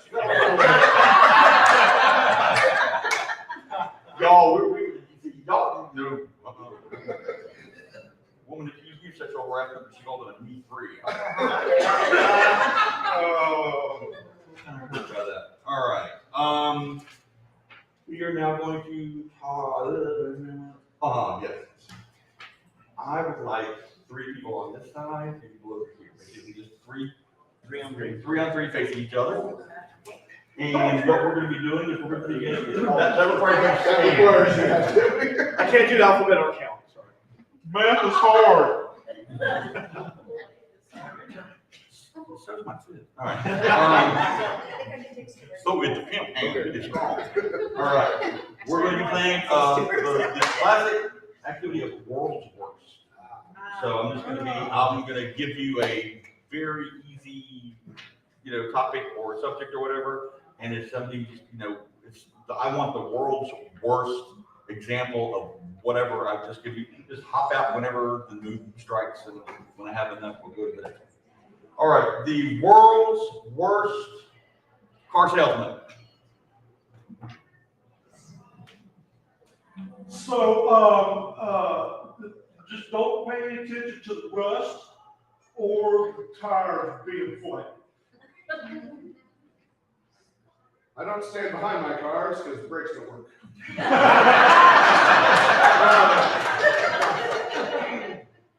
telling you, the Edson's coming back. The what? The Edsel. There's like 3 of us in this room who knows what that is. And they enjoyed that. You're shooting for the margins on that one, Stuart. All right, how do I split the pedal with the metal? You put it straight through the asphalt. And then you run really fast. Both Flintstone style. Oh my God. And in honor of Darren Kennedy, the world's worst doctor. Who's going to do it? I'm going to do it.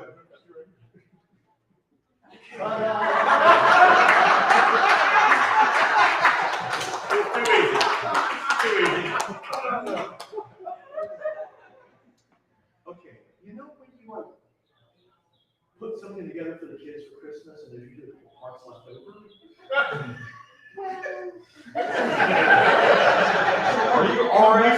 Are you RS or BS? That's the strangest looking ass I've ever seen.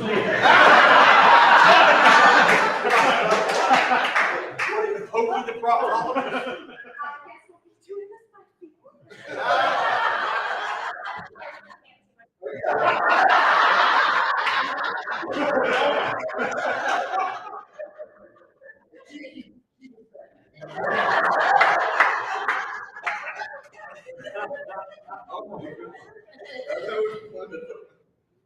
I'm just working on some.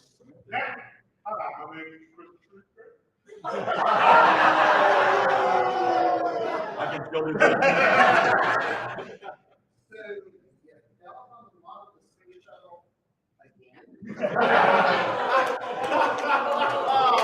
Oh, Houston, we have a problem. All right. I wish that was straight up. The world's worst nanny.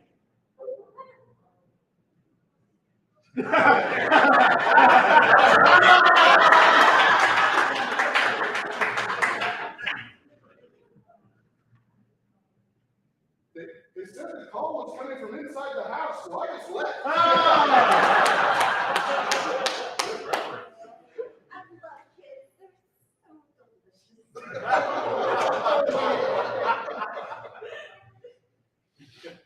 So kids.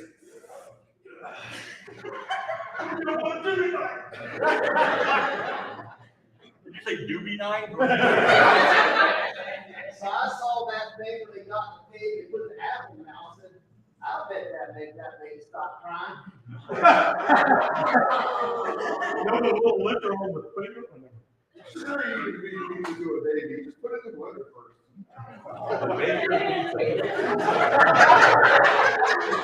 It makes a difference. It makes a difference. Okay, well, when I took this job, first of all, you didn't say you had gorilla glue in the house.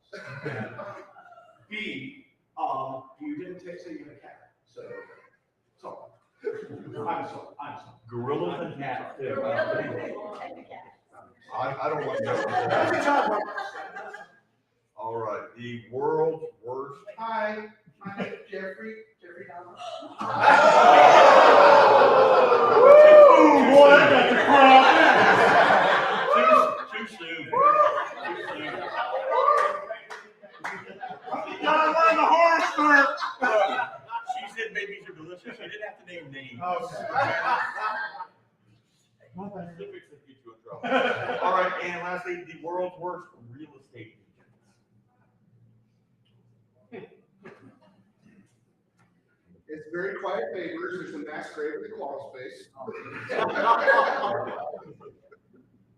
We're all about to go on. I get it. Let's go here.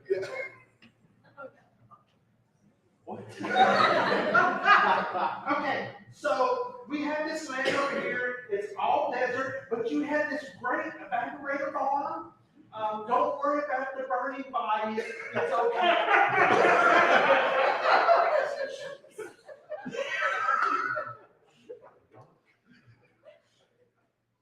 You wanted glass in the skylight? As opposed to what, burlap? So 3 bedrooms, 2 baths. Wait. I don't think this is the right house.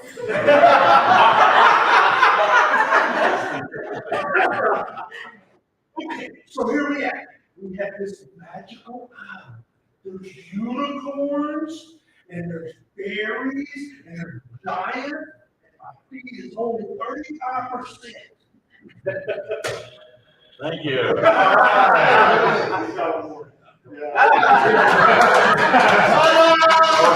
We are just going to, okay, for all games now, we're just going to presuppose that Darren and Stuart are the world war, whatever. Not their given. All right, let's propose. Thank you. All right. Oh, have a seat, all except for Charlie and Samantha and Sammy.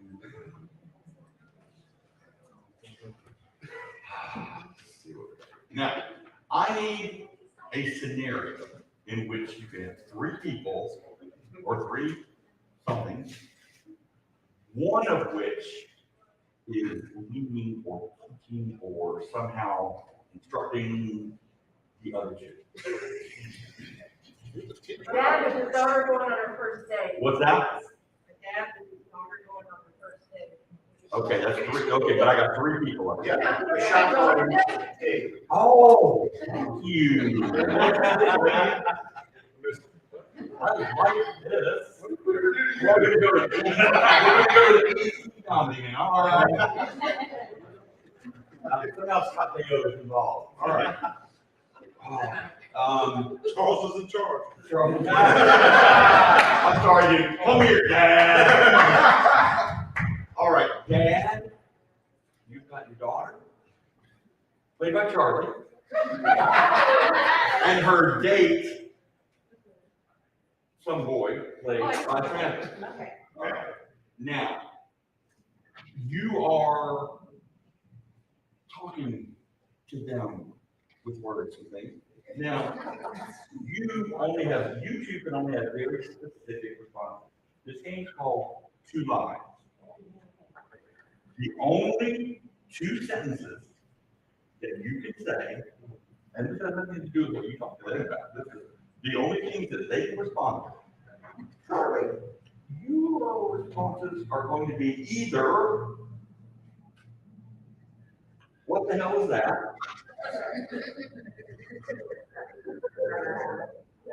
Or, I think he broke it. So those things you open it back up, and I think you broke it. Okay. For your young virile hunk male Dave over here, the only things you can say are, my God, that's huge. That's what she said. Or we can fix that. Okay. Just before I don't care. Okay. You're the dad talking to his daughter and her date.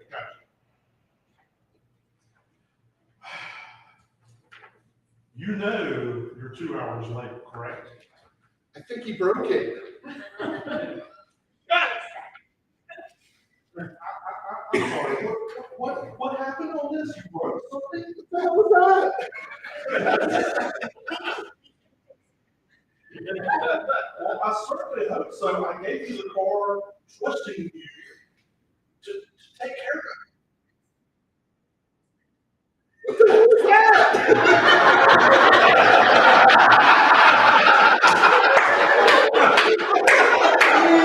Your boyfriend just walked over here to my wife and asked a question. So I'm beginning to wonder what the hell is that? Are you up to something? My God, that's huge. You've been talking about me again, haven't you? What the hell is that? Okay, so the car's dinged up. You're trying to have an affair with my wife. Is there anything else you want to tell me about how this night went? I think you're good. What did you drink? What the hell is it? We can fix this. I'm really confused about how you could bring my rusted car home, hit on my wife, and you're going to be able to fix things.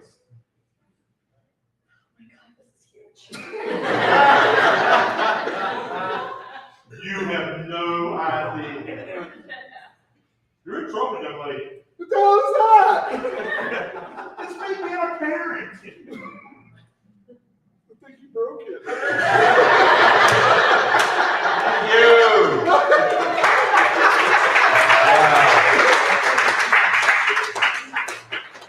You couldn't give them 3 lines, they couldn't remember. Since you quit teaching, you're a lot more fun.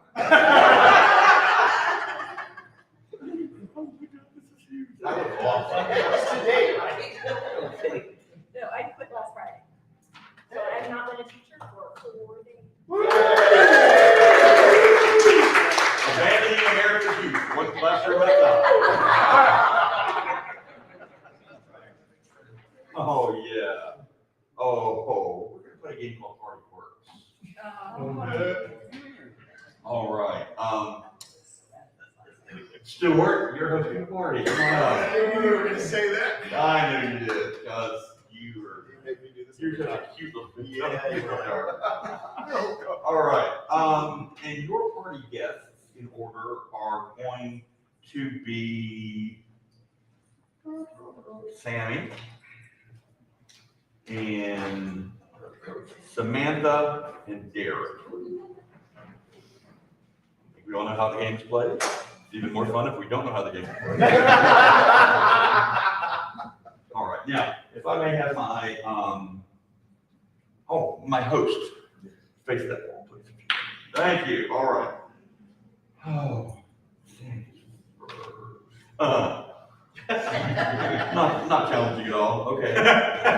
Now remember, okay, this is.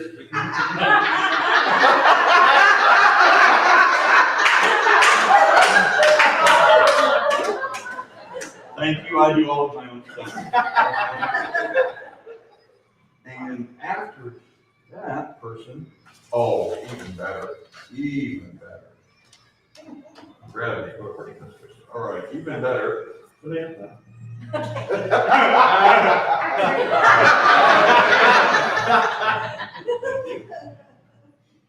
And lastly,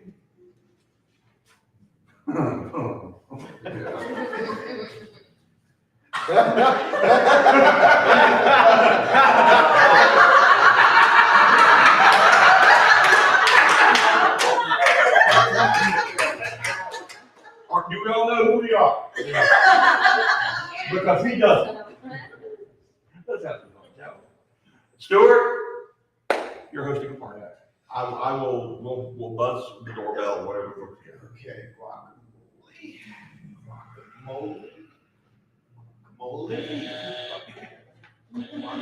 I'll be right there. Hello, hi. Well, hello, how are you? I'm fine. Welcome to the guacamole party. Oh, guacamole, does it have garlic in it? This goes over here, Okay. and it's less spicy as you go down. So, you being a vampire, you may want to come over here. Oh, so nice. Smells so good, but I like the tomatoes better. Okay. You can see me. Yes, I can see you.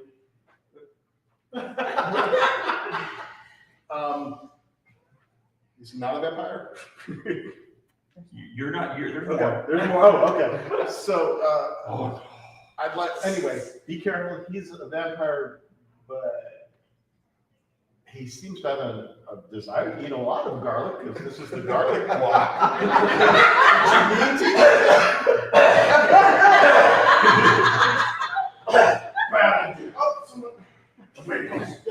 Leave me on steady opposites in such a state. You.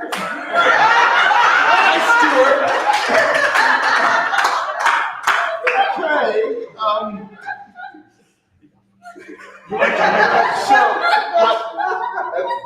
They're good for your condition. my Star Trek friend who is very particular. That you're, okay. Let me talk to my vampire friend. We'll start with you.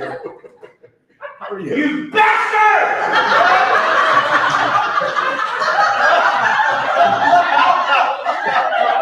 Just ignore him. For my help. Are you? I like tomatoes so much. What the hell was that? Of course it's yours. Okay, superheroes can't do anything. Come here. Lady, let us around. Okay. You're really, I know you're really bad at your superpowers, and failing at all of them. And excuse me, I've got this beginner superhero who can't seem to accomplish anything she's actually trying to do. No, That's not even close. Don't touch it, it's made of meat. Okay. Apparently, the gods that created this have made these all really tough on me. So, let's see. We'll get back to you. You're a vampire. You shouldn't eat garlic. You're liking tomatoes. I have a lawyer. I think you're gonna be in trouble. Have you got some shrooms on you? I think we all need some drugs. Okay, so you're a drugged out vampire? Close enough, it's vegetarian, okay. Oh, but I picked all vegetarian. You can have that little badge on your chest all you want. I know you're there. So this is Captain Kirk's ex-wife. Close enough. We're going with Captain Kirk's baby. Okay. You're a strange one. So you think you're invisible, but you're not. You think you're a kung fu artist, but you're not. You're a ninja, a really bad ninja.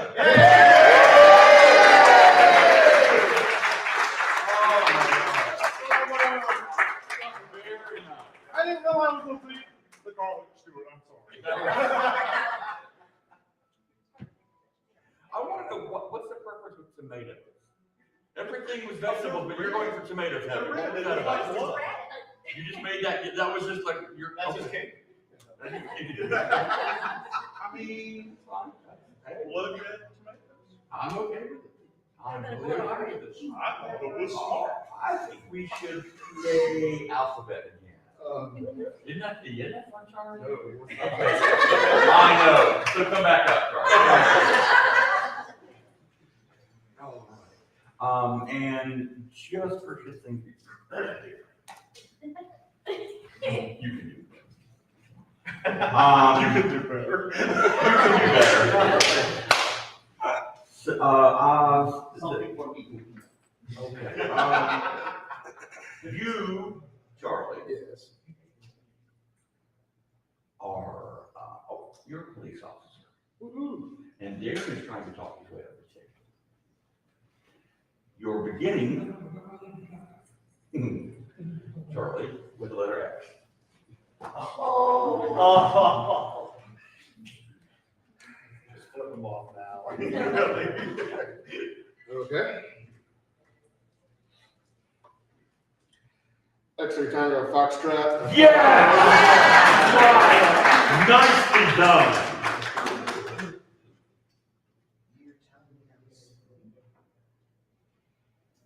Is Zebras have stripes?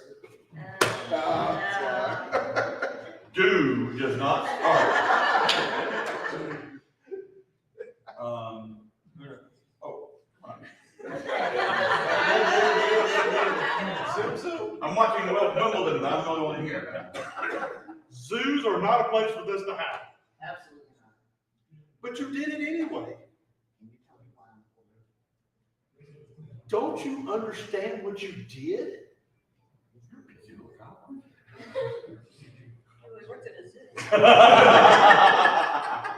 Egregious or not, I was not.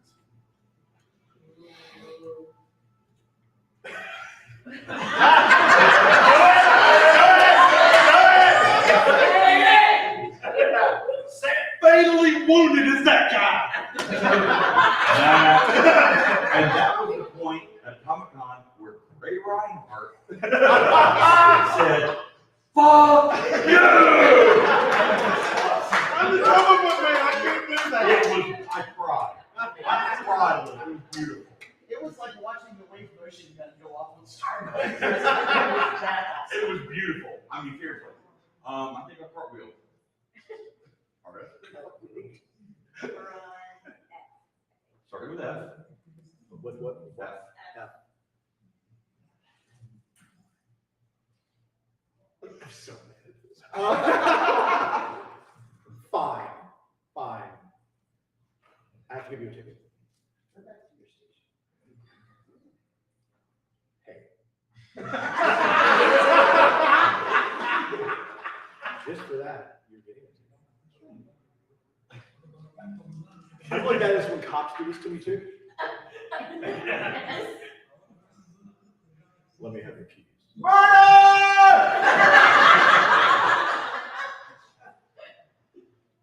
Now.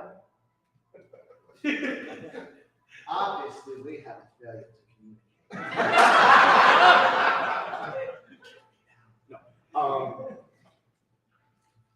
Please put your pants back on. Leave me alone. Just a turn.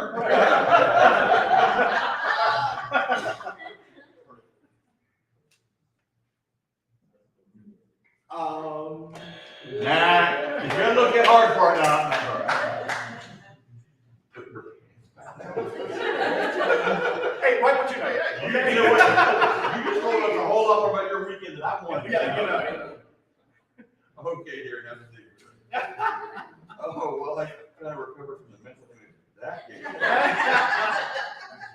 You know he has Dr. Who on your pants. You just know it. You're bigger on the inside.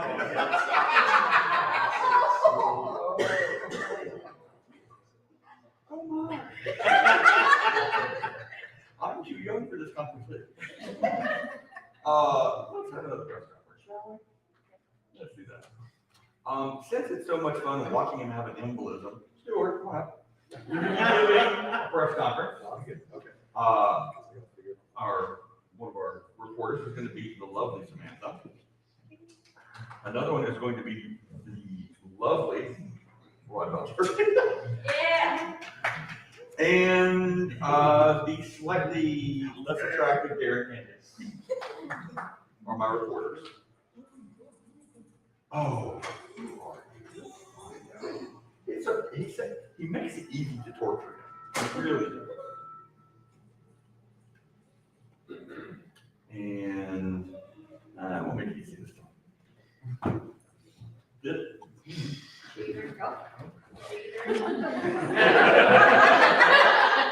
Really?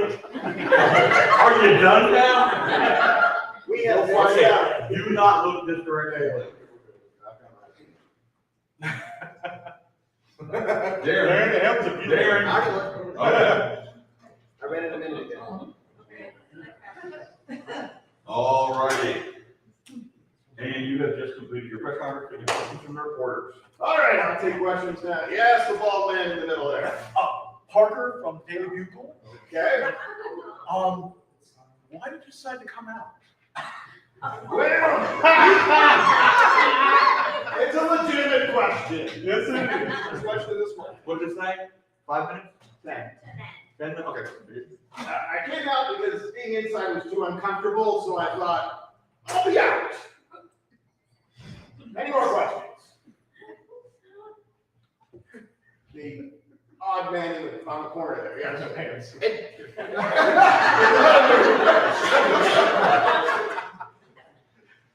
At the Mode, fashion magazine, where do you stand on kids? Now.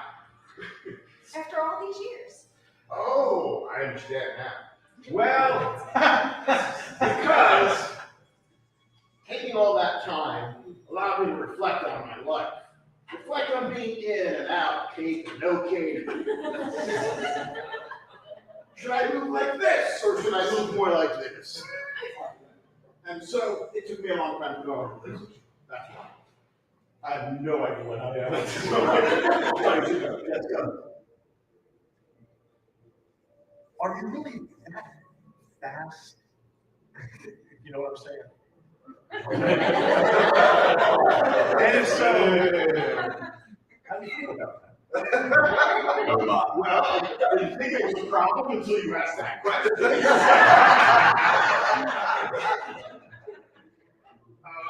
I'll have to ponder that. I guess it makes me a little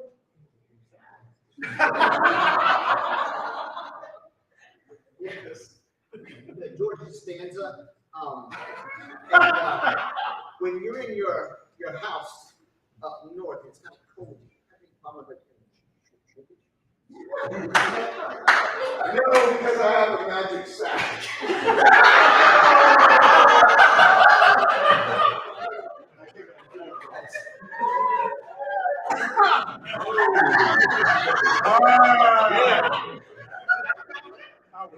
Oh, do you have any problem with shrinkage? No, because I have a magic sack. Ladies and gentlemen, welcome to Charlotte. All right. Well, I know. Oh, we're not done. I'm not sure. No, let's hang out. Yeah. It's a party now. Yeah.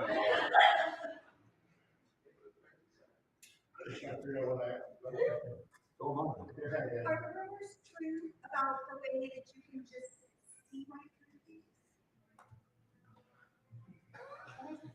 Oh, that north.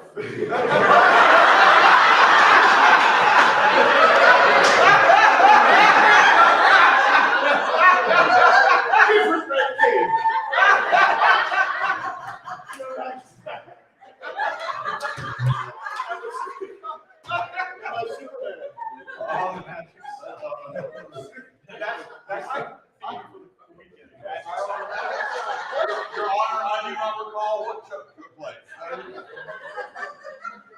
Yes, you are Superman revealing his secret identity. That was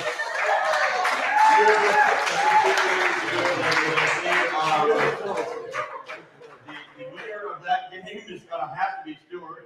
I want to know what version of Santa he thinks I'm I'm Jewish. I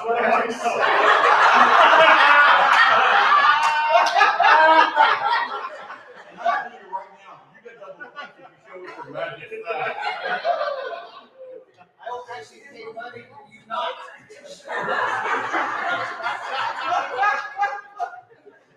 Ladies and gentlemen, as much fun as this has been, it's not all very much fun. Thank you very much to my victims.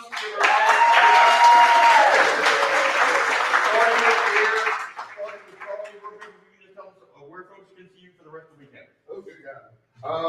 Not the details, just the broad strokes. This is the way tomorrow, starting at 12:30. Is that even possible at 5? Weird Science at 8, and then on Sunday, obviously Star Wars is better than Star Trek. Suck it. All right. I've got a panel tomorrow, Anne Rice, Legacy and Future, and Writing Battle Series. I'll also be available in the parking lot. In the parking lot. I'm selling books over in the Author Alley, and I'm on a bunch of panels. Starting at 12:30. Will you be discussing your magic side? Because I'm going to be there, buddy. Ho, ho, ho. I'm Samantha Bryant. I write the Menopausal Superhero series, which they'll be selling at the fall staff table. And I have some panels, but heck if I remember what they are right now. Darren Kennedy, right after this, we're doing Ask a Mad Scientist, where I'll put on my doctor hat and be slightly less stupid, slightly. Tomorrow, writing with the 5 senses, and then we're doing geeky rants, I think right back in here, where we talk about the things we hate, about the things we love. And that one's usually also full of laughs. And then a couple more writing panels on Sunday, and I have books out in Author's Alley. Say hi. Darren Shaw, I found out I was going to be the first one to stand up. I have a film showing at 9 o'clock right next door in the film called Birthday Boy. I'm not in it, but we produced it. And then tomorrow at 11, I'm doing a deep dive into DC and Marvel, comic books and TV. Then This Is the Way, which is a Star Wars panel. We have a Carolina Hanks live podcast tomorrow at 3 o'clock in Olmsted about MIB and UFOs here in North Carolina. And then tomorrow night, I'm doing all things Disney at 9, and Sunday, 1 o'clock, I'm talking wrestling. Wrestling.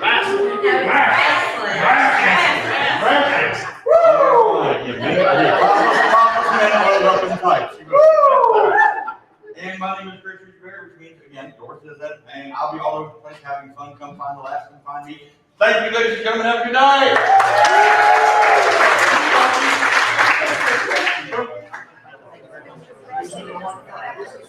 Yeah, I'm sorry. Spider-Man, that was good. That was, you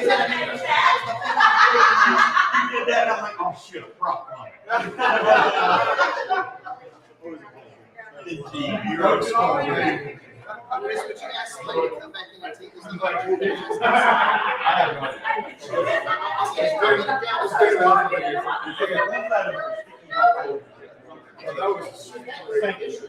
I'll make it work. I'm sorry. It's all flat. Okay, cool. I just pay you or something. Yeah,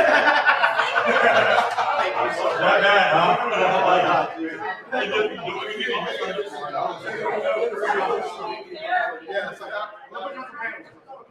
Now go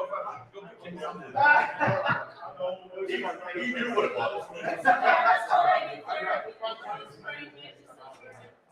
That was good. That was good. The key is when you're always thinking, I'm always doing. I'm going to say.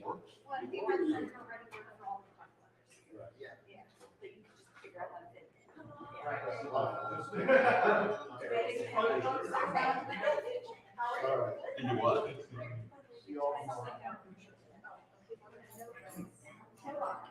Hey, Karen, have a good rest. Brian, you are always welcome to any of the fun stuff I do. Show up. Seriously, you're epic. I just realized that you were on my head. Because I know you're going to bring it. I always do my best. I'm doing a mad science again with all the science people about half an hour. You already do that?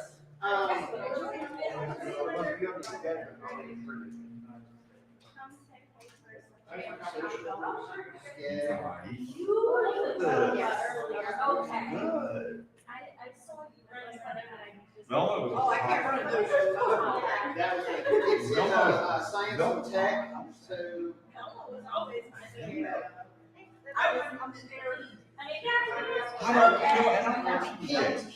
That's right next to where I was. Right next to where I was selling. It's in Kings. That's at 9:30. Yeah, 9:30. Yes. I'm doing this. He doesn't I'm know. going home after that. Because he's been wondering.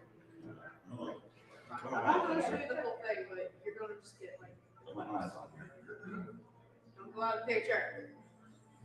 I'm gonna get Raven. She was always my favorite. Purple king. Yeah. I love Raven. I did a really shittily thrown together day before Con Raven at my first Raven Con. That's appropriate. What's funny for me is that I've been doing this long enough that I know at least 4 generations of what Raven looks like, and so now I'm kind of like, well, you're a 3rd generation or 4th generation. Yeah, exactly. There's the original, and then there's the original in white, and then there's the Titans show. And Oh no, there's more than just the white. And then there's like the entire spectrum of Raven. Yeah. Oh yeah. That was from the cartoon, not from the. Yeah, I'm. You're a purist. And my favorite Raven still is Tom Grummett, like New Titans 50 era when Tom Grummett was drawing it, because man, Tom Grummett can draw. Oh, and you have to know, dear, that I have a new rant. Say again? I have a new rant for tomorrow. What did I rant about at Comic-Con? I was trying to think of what it was. Dude, I have messed up your thing. I'm so It's sorry. not mine. It was there when Right, but yeah, just be real careful with it. Yeah. Mess up your stuff or hurt yourself. None of that is mine. It was here when I got here. It didn't here when I left. Okay. So not your tote bag either? Not my tote bag. Not my tote bag. Well, good. Oh, see there?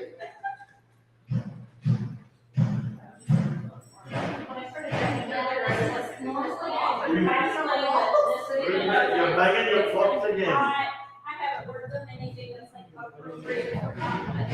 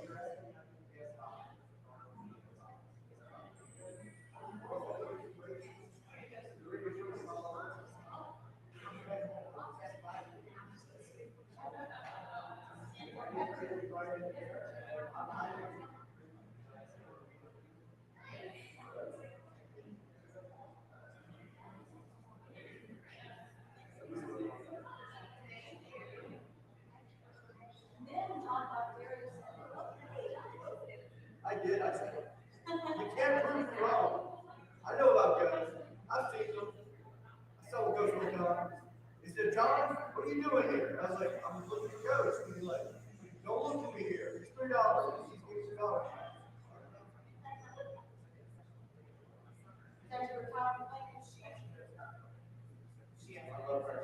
I wanted to do more paranormal stuff. That's what we got here. It's up there. Because 60 people do a lot of paranormal stuff. Well, all of it can be done. More paranormal.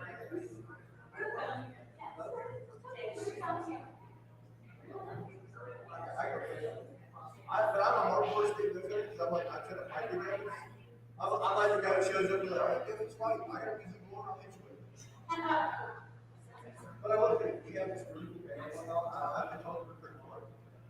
But if you ever want to talk to an actual psychologist who has a doctor, she is doing a weird show right here. Where they have like a radio show, they call it. Okay, now that's practice. It's an area. It is in that room right there, and then I'll go out plus side screen, and you can watch other stuff. We can feel better about ourselves.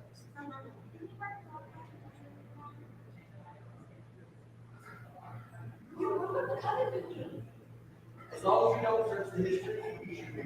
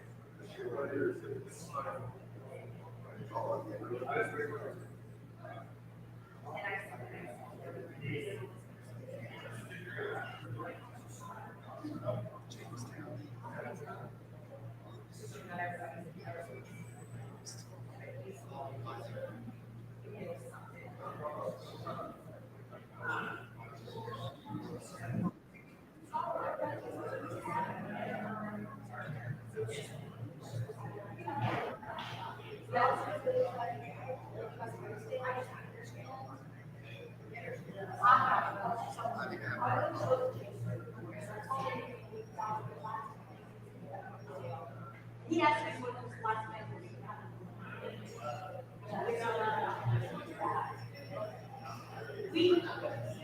What else?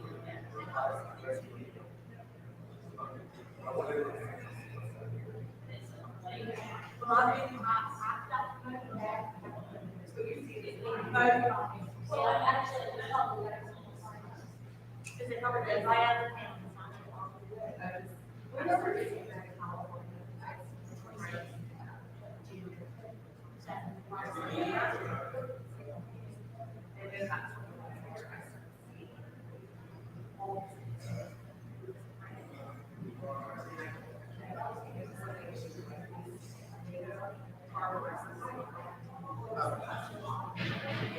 So is that it?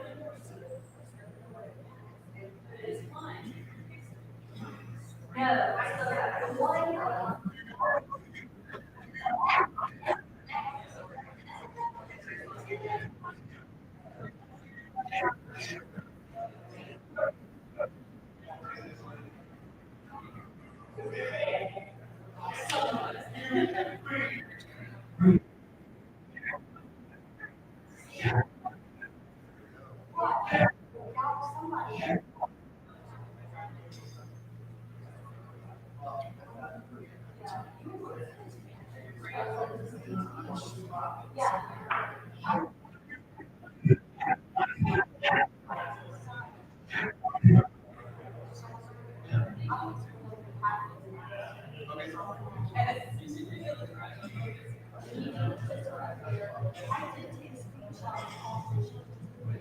Do you want to text? Or email?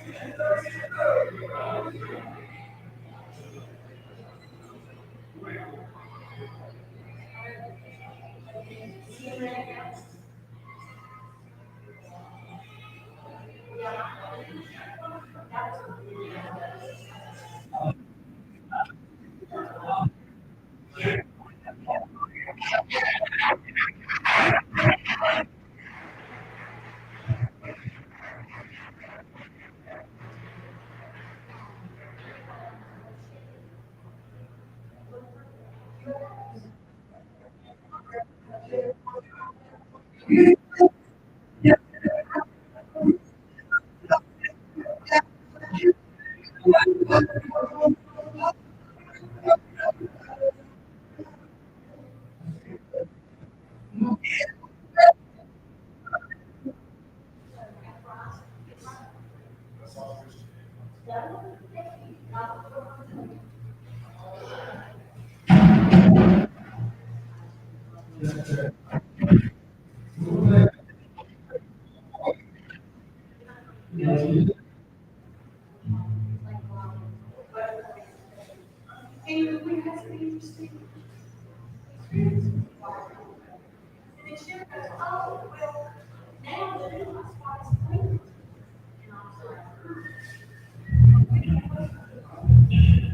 instead of going something, we all get a group chairs. We bought a video.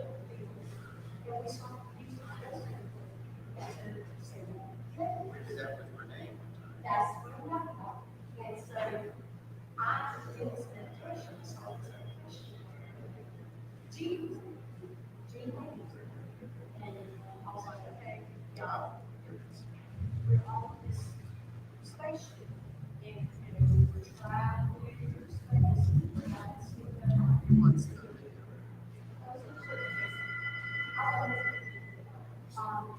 Where you found it? Well, you would like text. Okay. Oh, So, yes.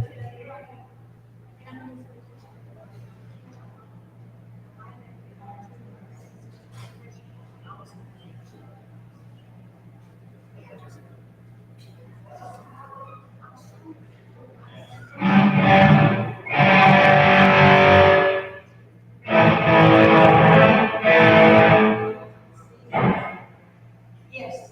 So,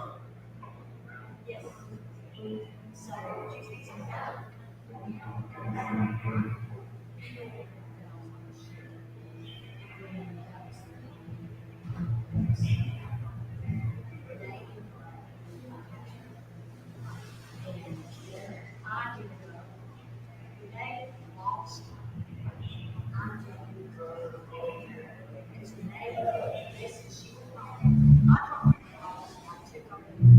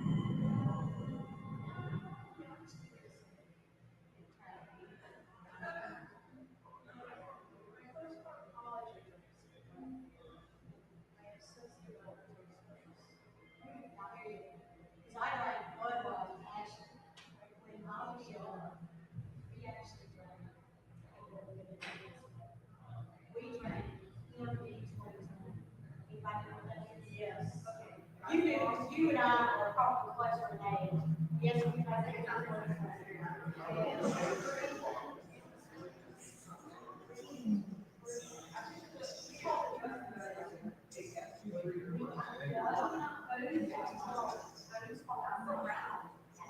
Yeah, he's 2020, yes, too, but, whew, yes, and then the other thing we're doing is we're old people.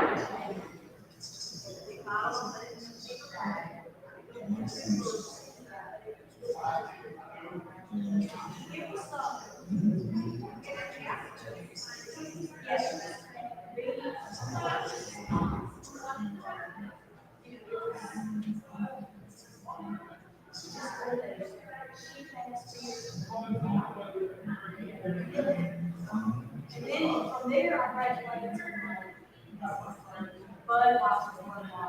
And I finally, forced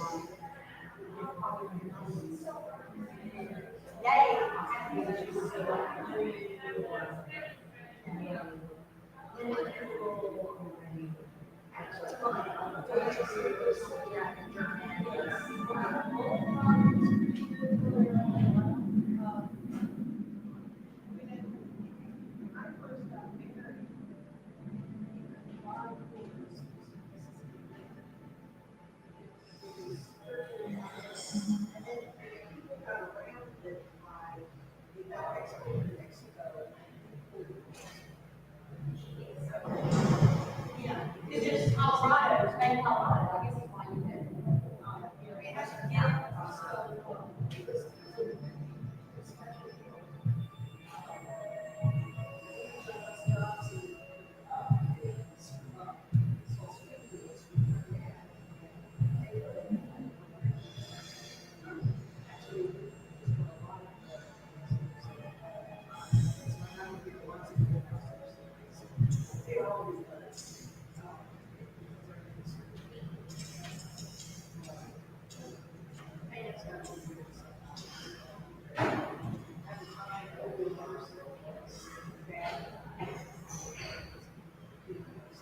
I actually do that latest, he got nine. Some crazy man got upset.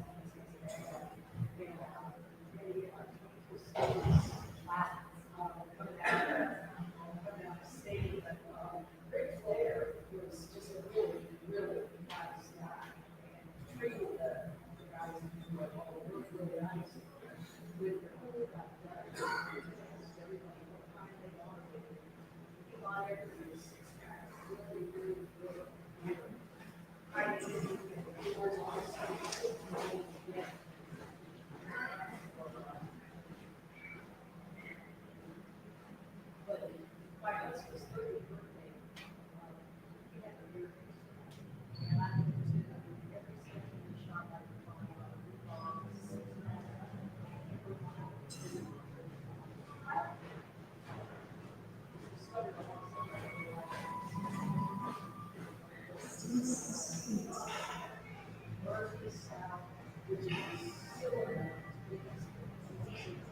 see, I mean, I have to get this back to you. You know, I got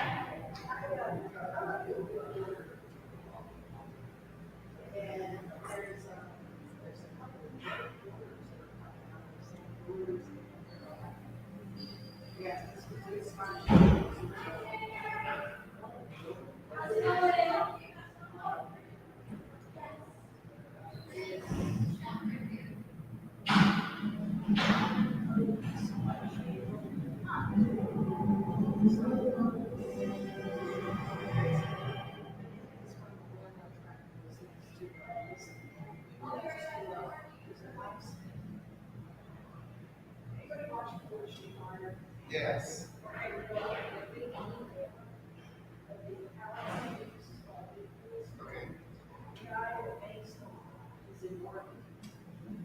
Okay. Oh, the pneumatic? Oh, okay, okay.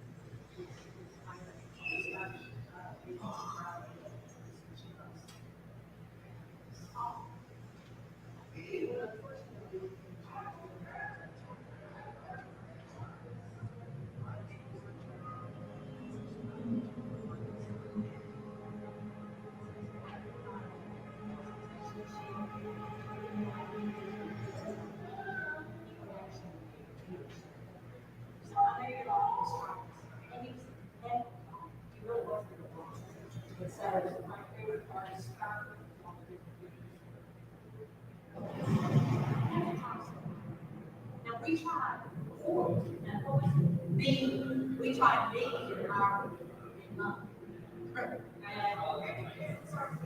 did you say that? Really, what's it like? It's like rubbing out.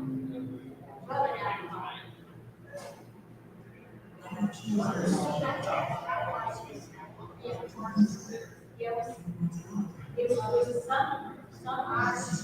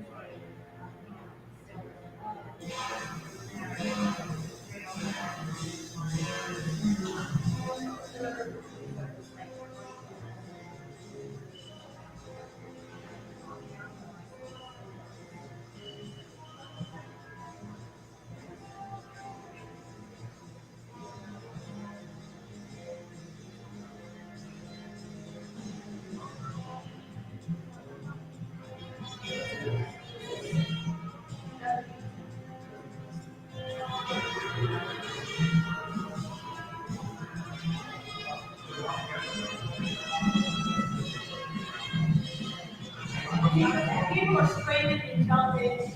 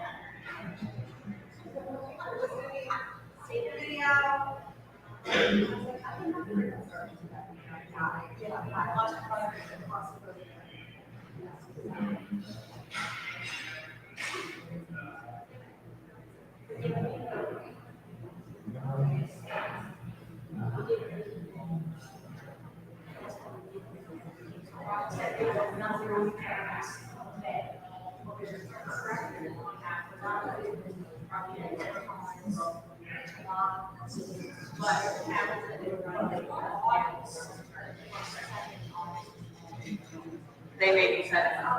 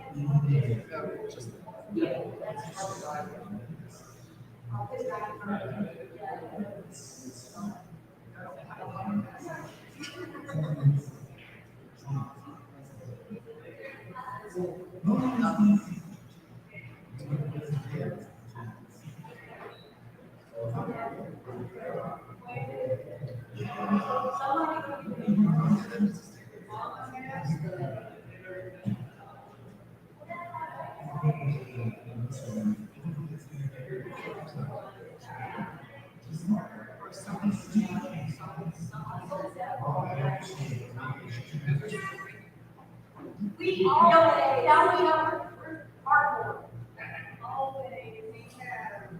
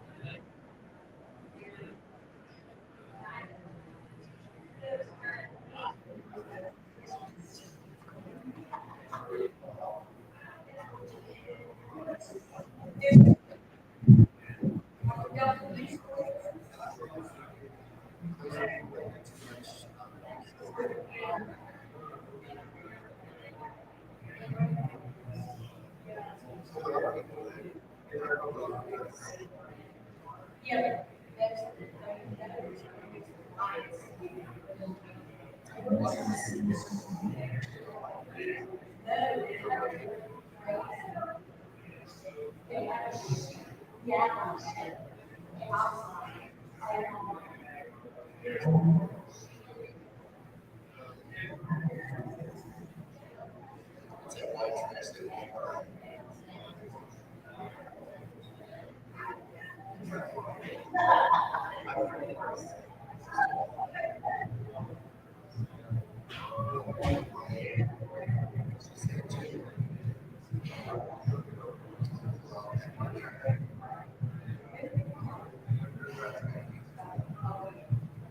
She did a really fun movie in a part two, first one better, called Hurricane Beyond. Is there back in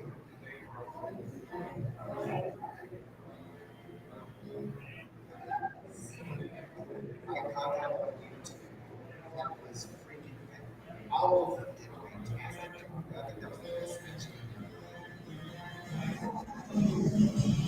I love that. That was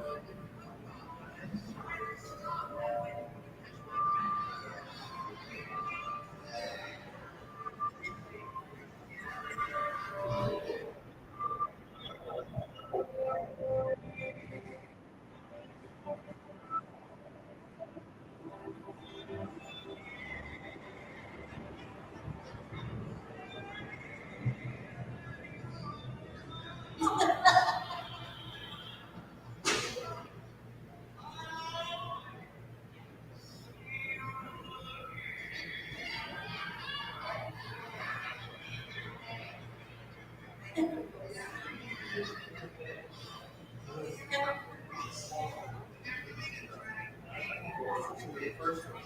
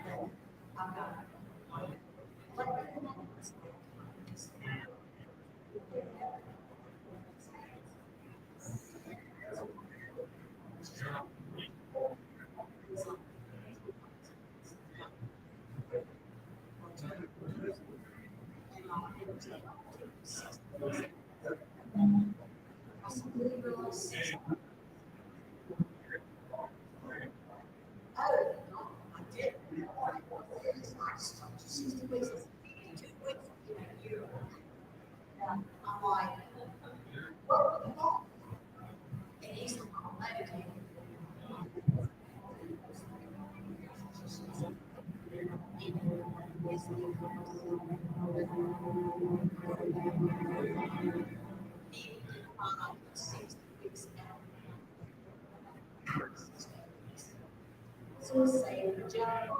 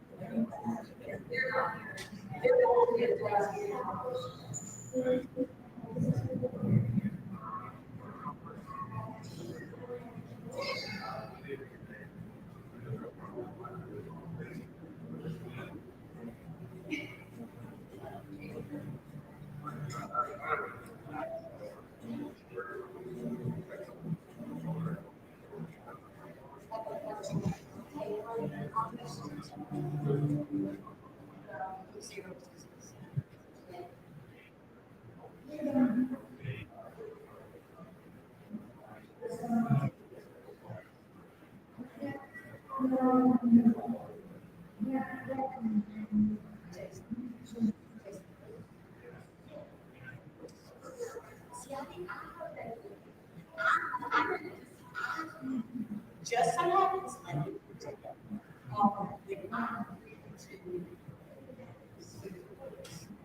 y'all ditched me.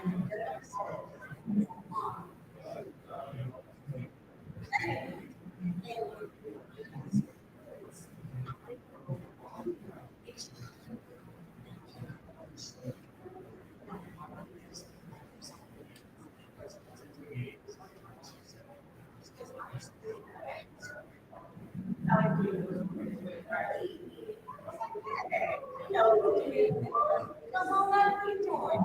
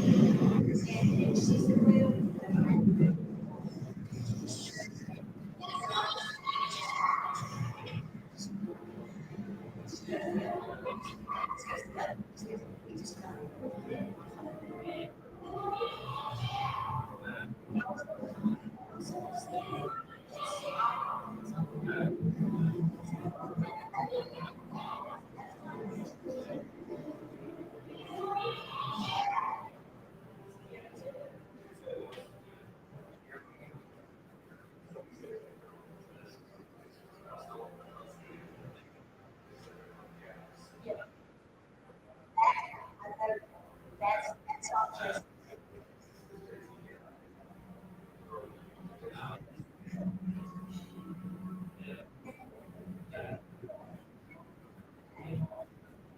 It's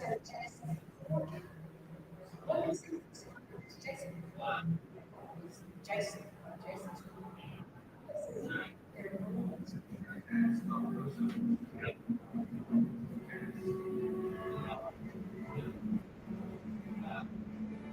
Jason.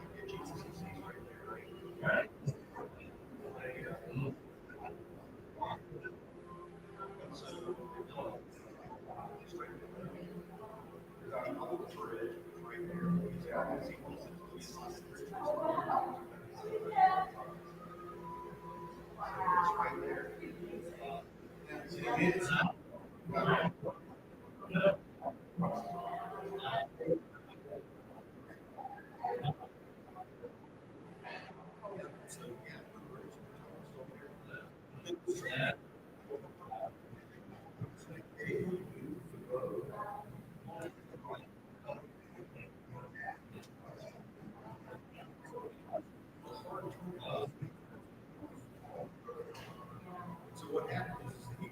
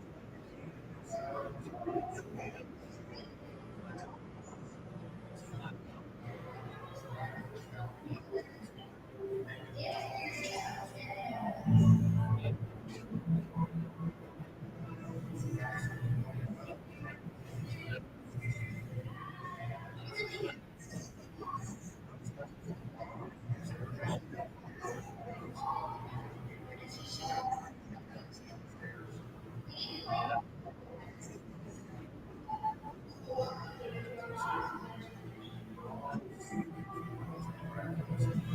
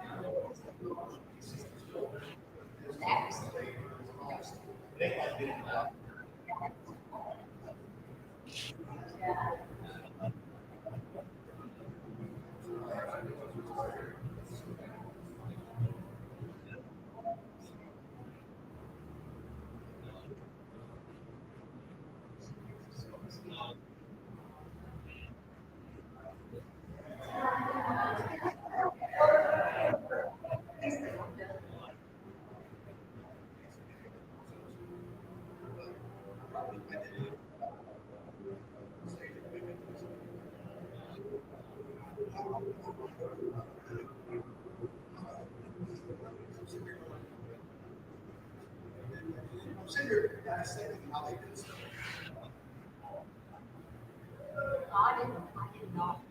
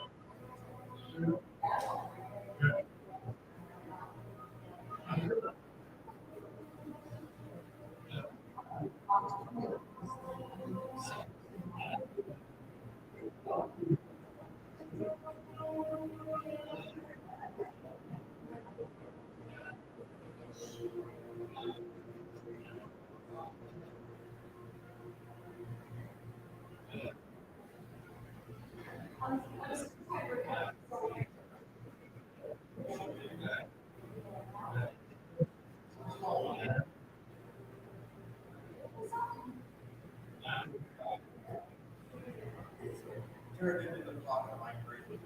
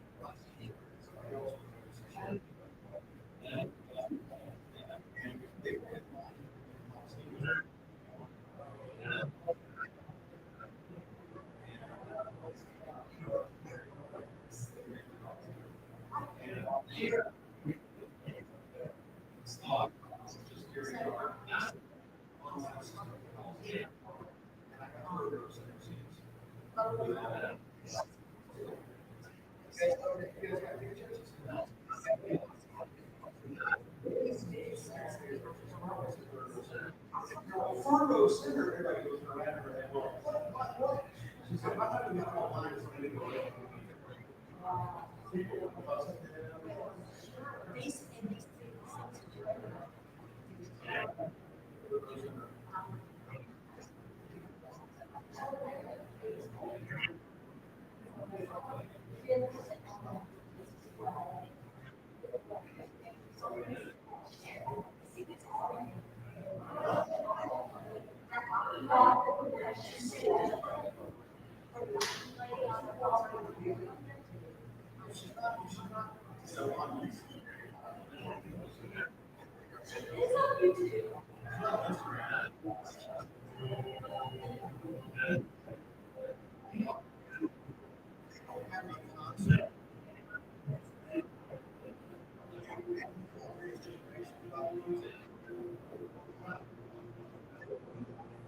It's all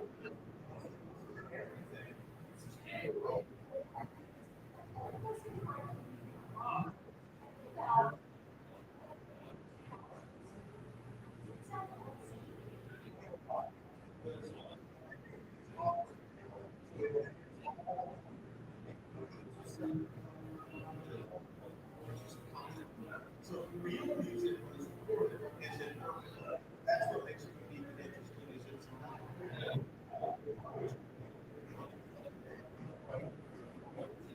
And we corrected. So it's good.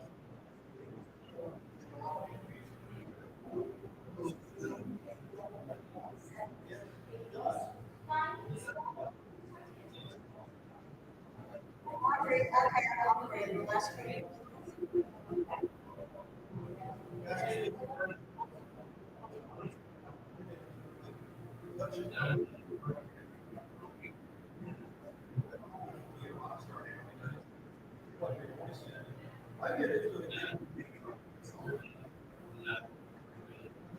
Also,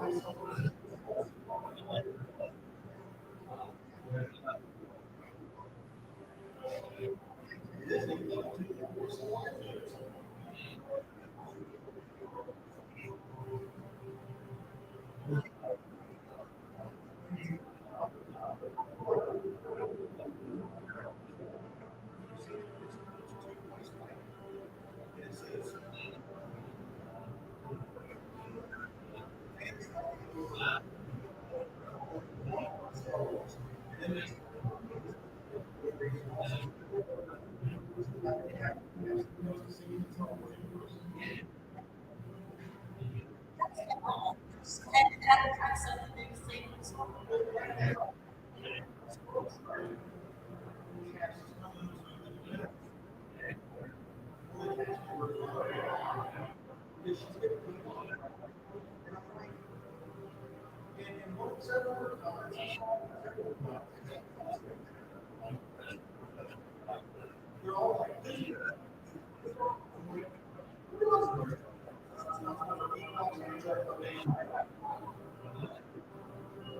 this is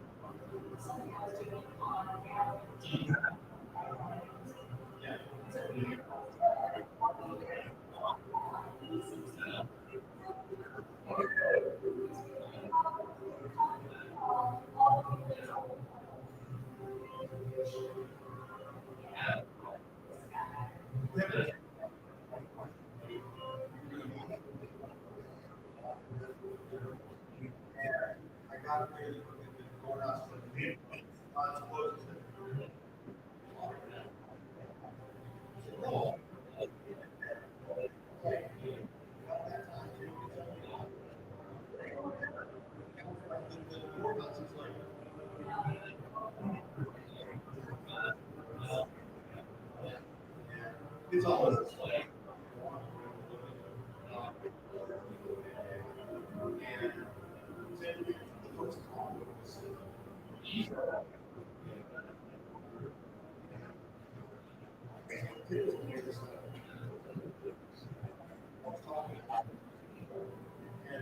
she says, oh,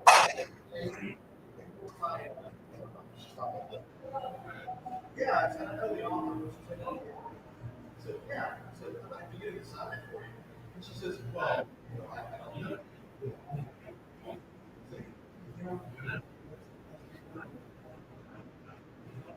By the time me and her walking, they had no idea who it was. It was so funny.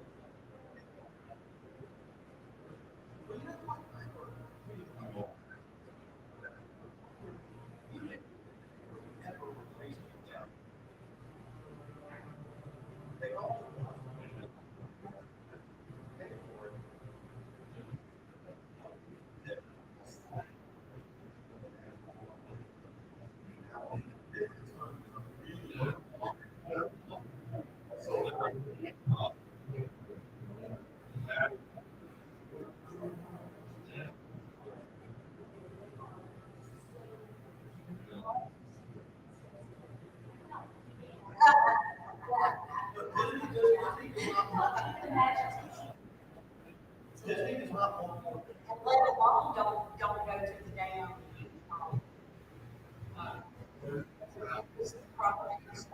Galactic Circus. You know what's